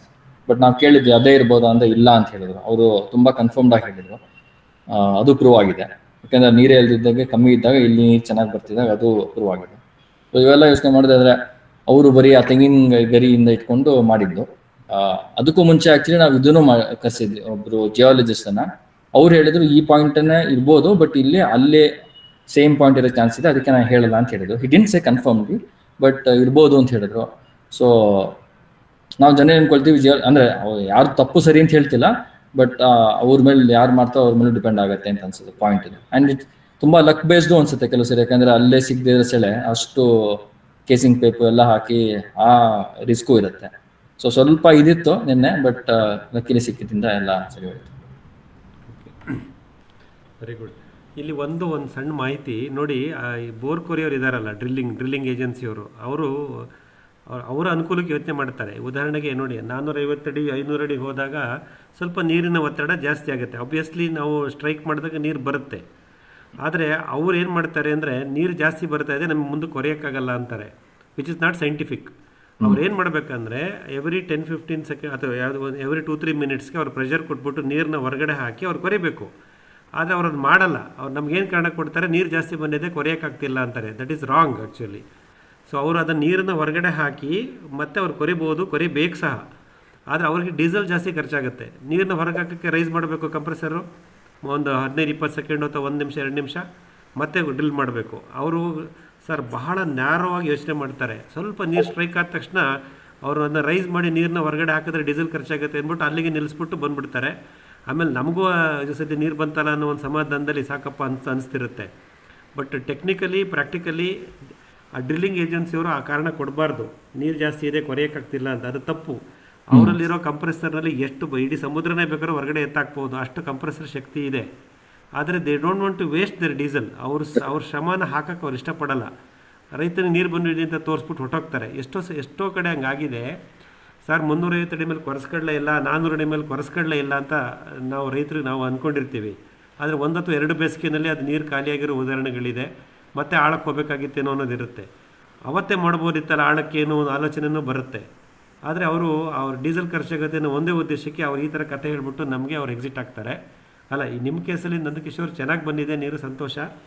ಆದರೆ ಇದನ್ನು ಅವ್ರು ಹೇಳಿದ್ನೆಲ್ಲ ನಾವು ನಂಬೋದು ಬೇಡ ಅನ್ನೋದು ಒಂದು ಕ್ಲಾರಿಟಿ ಕೊಡ್ತಾ ಇದ್ದೀನಿ ಅಷ್ಟೇ. ಖಂಡಿತ ಮಾಡ್ಬೋದು. ಅವ್ರ ಕಂಪ್ರೆಸರ್ಲಿ ಯಾವುದೂ ಅಸಾಧ್ಯವಲ್ಲ, ಆದರೆ ಅವ್ರು ಮಾಡಲ್ಲ. ಹಾಗಾಗಿ ಅಂದರೆ ನಮಗೂ ನೀವು 500 ಅಡಿಗಿಂತ ಬೇಡ ಅಂತ ನಾವು ನಿರ್ಧಾರ ಮಾಡಿದ್ವಲ್ಲ. ಅಂದ್ರೆ ಹೇಳಿದ್ವಿ, ಬಟ್ ಅವ್ರು ಮಾಡ್ಲಿಲ್ಲ, ಅದಕ್ಕೆ ನಾವು ಸುಮ್ಮನೆ. ಅದು ನಮ್ಗೆ ಇನ್ನೊಬ್ಬ ಫ್ರೆಂಡು ಹೇಳಿದ್ರು ಕರೆಕ್ಟ್. ಯಾಕಂದ್ರೆ ಡೀಸೆಲ್ ಖರ್ಚಾಗತ್ತೆ ಅಂತ. 10 ನಿಮಿಷ ಆಗ ಕಡೆ 20 ನಿಮಿಷ ಆಗತ್ತೆ. ಅವ್ರಿಗೆ ಅದನ್ನು ಯೋಚನೆ ಮಾಡ್ತಾ ಇದ್ದಾರೆ. ಅದೇ ತುಂಬಾ ಸಿಕ್ಕಾಪಟ್ಟೆ narrow minded. Exactly. At least open ಆಗಿ ಹೇಳಿದ್ರೆ ಇಷ್ಟ ಆಗತ್ತೆ ನಮ್ಗೆ, ಎಕ್ಸ್ಟ್ರಾ ಸ್ವಲ್ಪ ಆಗ್ತಿದೆ ಈ ತರ ಅಂತ ಹೇಳಾದ್ರೂ ಇದು ಮಾಡ್ಬೋದು. ಬಟ್ ಅದು ಮಾಡಲ್ಲ ಅವರು ಇದು ಮಾಡಿ. ಬಟ್ ಎನಿವೇಸ್ ನಮ್ಗೆ ನೀವು ಹೇಳಿದ್ರಿಂದ 500 ಅಡಿ ಮೇಲೆ ಅಂದ್ರೆ ಮ್ಯಾಕ್ಸ್ ಅಂದ್ರೆ ನಾವು ಅದಕ್ಕೆ ಅಷ್ಟೊಂದು ಇದು ಮಾಡಕ್ ಹೋಗ್ಲಿಲ್ಲ. ಸೊ ಎನಿವೇಸ್ ಬಟ್ ಎಷ್ಟಿಗಿದೆ ಅಂತ ಹೇಳ್ತಾರೆ, 2-2.5 3 ಅಂತಾರೆ. ನಿಜವಾಗ್ಲೂ ಗೊತ್ತಿಲ್ಲ ಅದು ನಂಗೆ ಹೆಂಗೆ ಅಂತ ಇದು ಮಾಡಿ ಮೆಸೇಜ್ ಗೊತ್ತಿಲ್ಲ ಸರ್. ಸೊ ಅದಕ್ಕೆ ಸರ್ಟೈನ್ ಮಾಡೋಕ್ಕಾಗಲ್ಲ ಸರ್. ನೀವು ಮೋಟ್ರ್ ಇಟ್ಬಿಟ್ಟು ಲೀಟರ್ಸ್ ಪರ್ ಅವರ್ ಹೊರಗಡೆ ಬಂದಮೇಲೆ ಗೊತ್ತಾಗುತ್ತೆ. LPH ಅಂತ ಈ ನಿಮ್ಮ ಶಕ್ತಿ ಕಂಟ್ರೋಲರ್ನಲ್ಲಿ ಮೋಸ್ಟ್ಲಿ ಅದು ಡಿಸ್ಪ್ಲೇ ಮಾಡುತ್ತೆ ಅನ್ಸುತ್ತೆ. LPD ಲೀಟರ್ಸ್ ಪರ್ ಡೇ ಅಂತ ಏನಾದ್ರು ಸ್ಟ್ಯಾಟಿಸ್ಟಿಕ್ಸ್ ಬರ್ತಾ ಇದ್ರೆ ಆ ಶಕ್ತಿನಲ್ಲಿ ಸೋಲಾರ್ ಪಂಪಲ್ಲಿ ನಿಮಗೆ ಗೊತ್ತಾಗ್ತಿರುತ್ತೆ. ಸೊ ನೀವು ಅದೇ ಥರ ಸೋಲಾರ್ ಸಿಸ್ಟಮ್ನೇ ಈ ಹೊಸ ಬೋರ್ವೆಲ್ಗೂ ಇನ್ಸ್ಟಾಲ್ ಮಾಡ್ಕೊಂಡ್ರೆ ನಿಮ್ಗೆ ಆ ಡೇಟಾ ಸಿಗುತ್ತೆ. ಇಲ್ಲ ಅಂತಂದರೆ ಸರ್ ಆಕ್ಚುಲಿ ಇಂಚಲ್ಲಿ ನನಗೆ ಇವತ್ತು ಅರ್ಥ ಆಗ್ತಿಲ್ಲ ಏನದು ಇಂಚ್ ಅಂತ. Always water is measured in gallon. Sir ಅದು ಆಕ್ಚುಲಿ ಒಂದು ವಿ ನಾಚ್ ಇಟ್ಕೊಂಡು ಮೆಜರ್ಮೆಂಟ್ ಮಾಡ್ತೀವಿ ಸರ್ ನಾವು ಹೈಡ್ರಾಲಿಕ್ ಸಿಸ್ಟಮ್ಸ್ ಅಲ್ಲಿ. ಸರಿ. ಈ ಮುಂಚೆ ವಿ ನಾಚ್ಗಳು ತಗೊಂಡ್ಬಂದು ಮೆಜರ್ಮೆಂಟ್ ಮಾಡಿ ಅದು 1 ಇಂಚ 2 ಇಂಚ ಅಬೋದ ನಾಚ್ ನಾವು ಮೆಜರ್ಮೆಂಟ್ ಕೊಡ್ತಾ ಇದ್ವಿ. It is literally LPH litres per hour. So 2 inches of water is approximately 1600 to 3600 liters per hour ಅಂತ ನಾವು ಒಂದು ರಫ್ ಕ್ಯಾಲ್ಕುಲೇಷನ್ ಸರ್. ಸರಿ ಸರಿ ಸರಿ. ಸೊ ಈಗ ಏನ್ ಮಾಡ್ತೀವಿ very simple, 200 litre drum 20 minutes ಆದ್ಮೇಲೆ ಎಷ್ಟು ನೀರು ಎಷ್ಟು ಸೆಕೆಂಡ್ಗೆ ಅಂತ ಕ್ಯಾಲ್ಕುಲೇಟ್ ಮಾಡ್ತೀವಿ. ಹೌದಾ? ಅಲ್ಲ, ನಾವು ಹಂಗೆ ಮಾಡೋದು ಸರ್ ಪ್ರಾಕ್ಟಿಕಲ್ ಆಗಿ. ಡ್ರಮ್ಗೆ ನೀರು ಬಿಟ್ಬಿಟ್ಟು 200 ಲೀಟ್ರ್ ಎಷ್ಟು ಸೆಕೆಂಡಲ್ಲಿ ತುಂಬಿತು ಅಂತ ಲೆಕ್ಕ ಹಾಕೊಂತೀವಿ. ಕರೆಕ್ಟ್. ಅಲ್ಲ, ಇಲ್ಲಿ ನಮ್ಮ ರೈತರಲ್ಲಿ ನಾವು ಇಂಚು ಅಂತಾನೆ ಮಾತಾಡ್ತಿರ್ತೀವಲ್ಲ, ಆ ಇಂಚಿನ ಬಗ್ಗೆ ಕ್ಲಾರಿಟಿ ಎಷ್ಟೋ ಜನಕ್ಕೆ ಅದು ಈ ಇಂಚಿನ ಬಗ್ಗೆ ಕ್ಲಾರಿಟಿ ಯಾರಿಗೂ ಇಲ್ಲ ಸರ್. ಏನಂದ್ರೆ ಸುಮ್ನೆ 2 ಇಂಚ್ ನೀರಿದೆ, 1 ಇಂಚ್ ನೀರಿದೆ, ಅರ್ಧ ಇಂಚ್ ಬಂದ್ಬಿಡ್ತು, ಫೇಲ್ಯೂರ್ ಆಗೋಯ್ತು, ಇದೆಲ್ಲ ಅವ್ರಿಗೆ ಇಂಚ್ ಅಂದ್ರೇನೆ ಏನು ಅಂತ ಗೊತ್ತಿಲ್ಲ. ಎಲ್ಲರೂ ಏನ್ ಅನ್ಕೊಂತಾರೆ 2 ಇಂಚಸ್ ಪೈಪ್ ಹಾಕಿದ್ರೆ ನೀರು ತುಂಬಾ ಬರುತ್ತೆ ಅಂತ. It's not that one sir. ಅದು ವಿ ನಾಚ್ ಇಟ್ಕೊಂಡು ಮಾಡ್ಬೇಕು. ಅದು ಆ ಟೋಟಲ್ ಇದೇ ಹೊರಟೋಗಿದೆ ಸರ್. ಯಾರುನು ಒಬ್ರು ವಿ ನಾಚ್ ತಗೊಂಡ್ಬರಲ್ಲ, ಅದೇನು ಅಂತ ತೋರ್ಸಲ್ಲ, ಏನೂ ಇಲ್ಲ ಸರ್. ನಂದಕಿಶೋರ್, ನೀವು ನೋಡಿದ್ರ ನಿಮ್ಮ ಡ್ರಿಲ್ಲರ್ ಮಾಡಿದ್ರ ಅದನ್ನ ಒಂದು 2 ಅಡಿ ರೇಡಿಯಸ್ ಸರಿ ಸರ್ಕಲ್ ತರ ಮಾಡಿ ನೀರ್ ನಿಲ್ಸಿ ವಿ ನಾಚ್ ಇಟ್ಟು ಎಲ್ಲ ತೋರ್ಸುದ್ರಾ? ಅದೇ ದಿಲೀಪ್ ಸರ್ ಹೇಳ್ದಂಗೆ ಯಾರು ಮಾಡಲ್ಲ ಈಗ ನಡುವೆ. ಸುಮ್ಮನೆ 2 ಇಂಚ್ ಅಂತ. ಇನ್ನ ಬೇಕಂದ್ರೆ ಸರ್ ಇವಾಗ ತುಂಬಾ ಫ್ಲೋ ಮೀಟರ್ಸ್ ತುಂಬಾ ನಾಟ್ ಚೀಪ್ ಆಗಿ ಹೋಗಿದೆ, ಎಕನಾಮಿಕಲ್ ಆಗಿದೆ. ಬೇಕಿದ್ರೆ ಪ್ರತಿಯೊಬ್ರು ಒಂದು ಫ್ಲೋ ಮೀಟರ್ ನ ಹಾಕೊಂಡ್ರೆ ಎವ್ರಿ ಅವರ್ ನೀವು ಎಷ್ಟು ಔಟ್ಪುಟ್ ತೆಗಿತಾ ಇದೀವಿ ಅಂತ ಒಂದು ಬೇಕಿದ್ರೆ ನಮಗೂ ಗೊತ್ತಾಗತ್ತೆ. Okay, so much we are drawing ಅಂತ ಗೊತ್ತಾಗತ್ತೆ ಸರ್. ಫ್ಲೋ ಮೀಟರ್ ಸರ್ ತುಂಬಾ ಇಂಪಾರ್ಟೆಂಟ್ ಫ್ಯಾಕ್ಟರ್ ಆಕ್ಚುಲಿ. ಯಾಕಂದ್ರೆ ಎಲ್ಲಿ ಹೋಗ್ತಿದ್ದೆ ಕೆಲವು ಸರಿ ಲೀಕ್ ಆಗ್ತಿರೋದು, ಒಂದು ಲೀಕ್ ಆಗಿದ ಅಫ್ಕೋರ್ಸ್ ಗೊತ್ತಾಗುತ್ತೆ, ಬಟ್ ಕೆಲವು ತುಂಬಾ ಹೆಲ್ಪ್ ಆಗುತ್ತೆ ಅನ್ಸುತ್ತೆ. ಎಷ್ಟು ಆಚೆಗಡೆ ತೆಗಿತಾ ಇದೀವಿ ಅನ್ನೋದು ಇರೋದು ಇನ್ಫಾರ್ಮೇಶನ್ ತುಂಬಾ ಹೆಲ್ಪ್ ಆಗುತ್ತೆ ಅಂತ ನಮ್ಗೆ ಅನಿಸ್ತು. ಈ ಪ್ರಿಸಿಷನ್ ಫಾರ್ಮಿಂಗ್ ಅಂತ ಎಲ್ಲ ಬರುತ್ತಲ್ಲ, ಅದರಲ್ಲೆಲ್ಲ ಇದನ್ನ ಮಾಡ್ತಾರೆ. ಅಂದ್ರೆ they will measure the amount of water dispensed water ಇಂದ. ನಮ್ಗೆ ಚಾಲೆಂಜ್ ಆಗಿತ್ತಲ್ಲ ಸರ್, ಈಗ ಅದೇ ಸ್ಪ್ರಿಂಕ್ಲರ್ ಅಲ್ಲಿ ಕೊಟ್ಬೇಕು ಇದಾಗ್ತಿತ್ತು ಅಂತ ನಾವು ಡ್ರಿಪ್ ಗೆ ಮೂವ್ ಆದ್ವಿ. ಅಂದ್ರೆ ಡ್ರಿಪ್ ಇತ್ತು ಸರ್. ನಮ್ಮಲ್ಲಿ ಏನಾಗೋಗಿದೆ ಅಂದ್ರೆ ಸರ್, ನೀರ್ಗುನು ದುಡ್ಡಿಲ್ಲ ಮತ್ತೆ ಕರೆಂಟ್ಗುನು ದುಡ್ಡಿಲ್ಲ ಅಂತ ತುಂಬಾ ಚೀಪ್ ಆಗಿ ತಗೊಂಡ್ಬಿಟ್ಟಿದೀವಿ ಸರ್ ನಾವು. One more thing sir, Nandakishore sir, if you don't mind please, ಈಗಾದ್ರೂ 2 ಬೋರ್ವೆಲ್ಸ್ ನ ರೀಚಾರ್ಜ್ ಗೆ ತಗೊಳ್ಳಿ ಸರ್, ಕೈಗೆ ತಗೊಳ್ಳಿ. ಯಾಕೆಂದ್ರೆ that will definitely help you in an long run sir. Exactly. ನಾವು ಇನ್ಫ್ಯಾಕ್ಟ್ ಇದು ಹೊಸ ಮೋಟರ್ ಹಾಕಿ ಮುಂಚೆನೆ ಅದನ್ನ ಪ್ಲಾನ್ ಅದನ್ನ ಸರ್ ಹತ್ರ ಮಾತಾಡ್ಬೇಕು. ಅದ್ರ ಬಗ್ಗೆ ನಾನು ಇವತ್ತು ಒಂದು ಸ್ವಲ್ಪ ಕೆಲಸ ಆಯ್ತು ಮಾಡಿಲ್ಲ, ನಾನು ಅವ್ರ ಹತ್ರ ಮಾತಾಡ್ತೀನಿ. ಸೊ ಅದು ಇನ್ಫಾರ್ಮೇಶನ್ ತಗೊಂಡು ಸಾರಿ ನೀವ್ ಹೇಳಿದ್ರಲ್ಲ ನಿಮ್ಗೆ ಬರೋ ಟೀಚರ್, ಸಾರಿ ನೀವ್ ಹೇಳಿದ್ರೆ ಸರ್, ನಿಮ್ಗೂ ಕಾಂಟ್ಯಾಕ್ಟ್ ಮಾಡ್ತೀನಿ. ದಿಲೀಪ್ ಅವ್ರನ್ನೇ ಕಾಂಟ್ಯಾಕ್ಟ್ ಮಾಡ್ಬೇಕು ನೀವು, ಅವರೇ ಡೊಮೈನ್ ಎಕ್ಸ್ಪರ್ಟ್ ನಮ್ಮ ಜೊತೆ ಇರೋದು. ಶೋರ್ ಸರ್, ಖಂಡಿತ. ನಿಮ್ಗೆ ದಯವಿಟ್ಟು ಫ್ರೀ ಆಗಿ ಮಾಡ್ಕೊಡ್ತೀನಿ ಸರ್ ನಮ್ಮ ಆಲ್ ಅವರ್ ಕಮ್ಯುನಿಟಿಗೆ. ಇಟ್ಸ್ ಓನ್ಲಿ ಮೈ ಇದಕ್ಕೆ ನಾನು ಏನೋ ಚಾರ್ಜ್ ಮಾಡಲ್ಲ. ದಯವಿಟ್ಟು if you please don't hesitate to call me. ನಾನು ಬೇರೆ, ನನ್ನ ಪ್ರೊಫೆಷನ್ ಬೇರೆ, ನಾನು ಇದು this will be completely free. Don't worry about that one sir. Sir Dileep sir, ಒಂದು ಪ್ರಶ್ನೆ ಇತ್ತು ನಿಮಗೆ. ಆಕ್ಚುಯಲ್ ಆಗಿ ನಂದು ಬಾವಿ ಇದೆ, ಬಾವಿಯಿಂದ 7.5 ಹಾರ್ಸ್ ಪವರ್ ಮೋಟರ್ ಇಂದ ನಾನು ನೀರು ಡ್ರಿಪ್ ಲೈನ್ ಮುಖಾಂತರ ತೋಟ ಎಲ್ಲ ಹರಿಸ್ತಾ ಇದ್ದೀನಿ. ಅಂದ್ರೆ ಬಾವಿಯಿಂದ ಆ ಸ್ಯಾಂಡ್ ಫಿಲ್ಟರ್ ಇಂದ ಸ್ಕ್ರೀನ್ ಫಿಲ್ಟರ್ ಇಂದ ನಂಗೆ ಮುಂದೆ ಹೋಗ್ತಾ ಇದೆ. ಈಗ ನೀವು ಫ್ಲೋ ಮೀಟರ್ ಬಗ್ಗೆ ಹೇಳಿದ್ರಲ್ಲ, 2 ಇಂಚ್ 3 ಇಂಚ್ ಪೈಪ್ಲೈನ್ ಇದೆ, ಅದು ಡಿಸ್ಚಾರ್ಜ್. ಅದು ಅಂದ್ರೆ ನಮ್ಗೆ ಯಾವ್ದನ ನೀವು ಫ್ಲೋ ಮೀಟರ್ ಹತ್ರ ಸಜೆಸ್ಟ್ ಮಾಡ್ತೀರಾ ಸರ್? ಅದೇನು ಮೆಕ್ಯಾನಿಕಲ್ ಹೇಳ್ತೀರಾ ಸರ್? ಮಾಮೂಲಿ ರೆಗ್ಯುಲರ್ ಫ್ಲೋ ಮೀಟರ್ ಸರ್. ಇವಾಗ ನಮ್ಮ CMC ವಾಟರ್ ಇಲ್ಲ BBMP ವಾಟರ್ಗೆ ಒಂದು ಫ್ಲೋ ಮೀಟರ್ ಬರುತ್ತೆ, ಅದು 3/4 ಇಂಚ್ ಬರುತ್ತೆ. ನಿಮ್ಗೆ 3 ಇಂಚಸ್ ಕಮರ್ಷಿಯಲ್ ಸಿಗುತ್ತೆ, ಟೆಸ್ಟೆಡ್ ಕ್ಯಾಲಿಬ್ರೇಟೆಡ್ ಸಿಗುತ್ತೆ ಸರ್, ರೆಡಿಮೇಡ್ ಸಿಗುತ್ತೆ. ಸಿಕ್ಕಿಲ್ಲ ಅಂದ್ರೆ ಹೇಳಿ, ನಾನು ಯಾವಾಗಾದ್ರೂ SP ರೋಡ್ ಕಡೆ ಹೋದಾಗ ನಾನು ತಂದು ನಿಮ್ಗೆ ಇದ್ ಮಾಡ್ತೀನಿ ಸರ್. ಐ ಕ್ಯಾನ್ ಅಲ್ಲಿಂದ ಪ್ರೊಫೆಷನಲ್ ಕೊರಿಯರ್ ಮೂಲಕ ಕಳಿಸ್ತೀನಿ. ನೀವು ಯಾವ್ದು ಅಂತ ಕೇಳೋಣ ಅಂತಾನೆ ಇದ್ದೀವಿ. CMC ಏನ್ ಸಿಗುತ್ತೋ ಅದೇ, ದಟ್ ವಿಲ್ ಬಿ ಸಫಿಶಿಯಂಟ್ ಅಲ್ಲ ಸರ್? ಹೌದು ಸರ್, ಅದ್ರಲ್ಲಿ input and output will be 3/4 inch ಇರುತ್ತೆ. ನಮಗ್ ಬೇಕಾಗಿರೋದು depending upon our diam size. 2.5 inch ಇದ್ರೆ 2.5, 3 ಇಂಚ್ ಇದ್ರೆ 3 ಇಂಚ್. ಅದು ಯಾವ ಡಯಾ ಬೇಕು ಅಂದ್ರೆ ಆ ಡಯಾ ಅದು ಸಿಗುತ್ತೆ. Up to 4 inches dia off the shelf ಸಿಗುತ್ತೆ ಸರ್, ರೆಡಿಯಾಗಿ ಸಿಗುತ್ತೆ. ಅದಕ್ಕಿಂತ ಜಾಸ್ತಿ ಬೇಕು ಅಂದ್ರೆ ಸ್ವಲ್ಪ we have to wait. Okay sir, thank you. ಒಂದು ಬೇಸಿಕ್ ಫ್ಲೋ ಮೀಟರ್ ತಗೊಳ್ಳಿ ಸರ್. ಏನ್ ಅದ್ರಲ್ಲಿ ಏನ್ ತುಂಬಾ ಸ್ಪೆಷಾಲಿಟಿ ಏನ್ ಬೇಕಿಲ್ಲ. ಇನ್ಫ್ಯಾಕ್ಟ್ ಫ್ಲೋ ಮೀಟರ್ ಯಾರು ಹಾಕಲ್ಲ, ಅದೇ ನಮ್ ತರ ಸ್ವಲ್ಪ ಇದ್ ಮಾಡೋರಾದ್ರೆ ಒಂದು ಫ್ಲೋ ಮೀಟರ್ ಹಾಕೊಂಡು ಎಷ್ಟು ಮಾಡ್ತಾ ಇದೀವಿ, ಎಷ್ಟು ಯೂಸ್ ಮಾಡ್ತಾ ಇದೀವಿ ಅಂತ ಚೆಕ್ ಮಾಡೋದು. ಆಕ್ಚುಲ್ ಆಗಿ ನನಗೇನಂತಂದ್ರೆ ಬೇಸಿಕಲಿ ನಾನು ಎಲೆಕ್ಟ್ರಿಕಲ್ ಇಂಜಿನಿಯರ್ ಇರೋದ್ರಿಂದ ಅದ್ರ ಮೇಲೆ ಗಮನ ಇತ್ತು. కానీ ಏನ್ ಆಗ್ಬೇಕು, ಎಲ್ಲಾಗ್ಬೇಕು ಯಾವ ತರ ಯೂಸ್ ಮಾಡ್ಬೇಕಂತ ನಾಲೆಡ್ಜ್ ಇರ್ಲಿಲ್ಲ. ಇವಾಗ ನೀವು ಹೇಳೋದು ಇದ್ರ ಮೇಲೆ ನನಗೂ ಅನ್ಸ್ತು, ಇವಾಗ ಈ ನಮ್ ಬಾವಿನಾಗಿರೋ ನೀರು ಎಷ್ಟು ಲೀಟರ್ಸ್ ಪರ್ ಅವರ್ ಹೋಗ್ತಾ ಇದೆ, ಎಷ್ಟು ನನಗೆ ಟೋಟಲ್ ಆಗಿ ಸಿಗುತ್ತೆ ಅಂತ ಒಂದು ಅಂದಾಜ್ ಸಿಕ್ತು ಅಂತಂದ್ರೆ ನಾಳೆ ನಾನು I can divide my self ಇಷ್ಟು ಬರ್ತದೆ. ಅಲ್ಲ ಸರ್, ಅದಕ್ಕೆ ನೀವು ಅಷ್ಟು ಬೇಸಿಕ್ ಆಗ್ಬೇಕು ಅಂದ್ರೆ ಒಂದು 200 ಲೀಟರ್ ಡ್ರಮ್ ತುಂಬೋ ಟೈಮ್ ಎಷ್ಟು ಅಂತ ನೋಡ್ಕೊಳ್ಳಿ. ಮೋಟರ್ ಆನ್ ಆದ್ಮೇಲೆ ಒಂದು 10 ನಿಮಿಷಕ್ಕೆ ಅದನ್ನ ಸ್ಟಾರ್ಟ್ ಮಾಡ್ಕೊಳ್ಳಿ, ಸ್ಟಾಪ್ ವಾಚ್ ಸ್ಟಾರ್ಟ್ ಮಾಡ್ಕೊಂಡು you can measure that one. 200 litres drum ಆದ್ರೂ ಮಾಡಿ, ಇಲ್ಲ ಅಂದ್ರೆ ಒಂದು 1000 ಲೀಟರ್ಸ್ ಡ್ರಮ್ ಇದ್ರೆ ಅದಕ್ಕೆ ಮಾಡಿ. So you get to know how much time ಅಂತ, ಎಷ್ಟು ಲೀಟರ್ಸ್ ಪರ್ ಅವರ್ ನೀವು ಯೂಸ್ ತಗೊಳ್ತಾ ಇದ್ದೀರಾ ಅಂತ ಅಷ್ಟೇ. ಸೊ ಅದಕ್ಕೆಲ್ಲ ಪ್ರಾಬ್ಲಮ್ ಇಲ್ಲ ಸರ್. ಇನ್ನೂ ಅದೇ ಸರ್ ಹೇಳಿದ್ರಲ್ಲ, ಪ್ರಿಸಿಷನ್ ಬೇಕು ಅಂದ್ರೆ ಆವಾಗ ಫ್ಲೋ ಮೀಟರ್ಸ್ ಎಲ್ಲ ಆಕ್ಚುಲ್ ಆಗಿ ಏನಾಗುತ್ತೆ ಅಂದ್ರೆ ನಂದು 18 ಎಕರೆ ತೋಟಕ್ಕೆ ಒಂದೇ ಮೋಟ್ರು ಒಂದೇ ಬಾವಿಯಿಂದಾನೆ ಹೊಡಿತಾ ಇರೋದು. ಆ ಬಾವಿನಾಗ ನೀರ್ ಕಡಿಮೆ ಆಗ್ತಾ ಇದೆ. ಆಕ್ಚುಲ್ ಆಗಿ ನಾನು ಎಲ್ಲಾನು 2 ಅವರ್ಸ್ ಕೊಟ್ಕೊಂತ ಬರ್ತಾ ಇದ್ದೀನಿ ಇವಾಗ. ಸೊ ಇವಾಗ ನನಗೆ ಇವಾಗ ಅದೊಂದು ಫ್ಲೋ ಮೀಟರ್ ಅಂತ ಒಂದು ಇನ್ಕಾರ್ಪೊರೇಟ್ ಮಾಡ್ಕೊಂಡ್ರೆ I will get to know what is the amount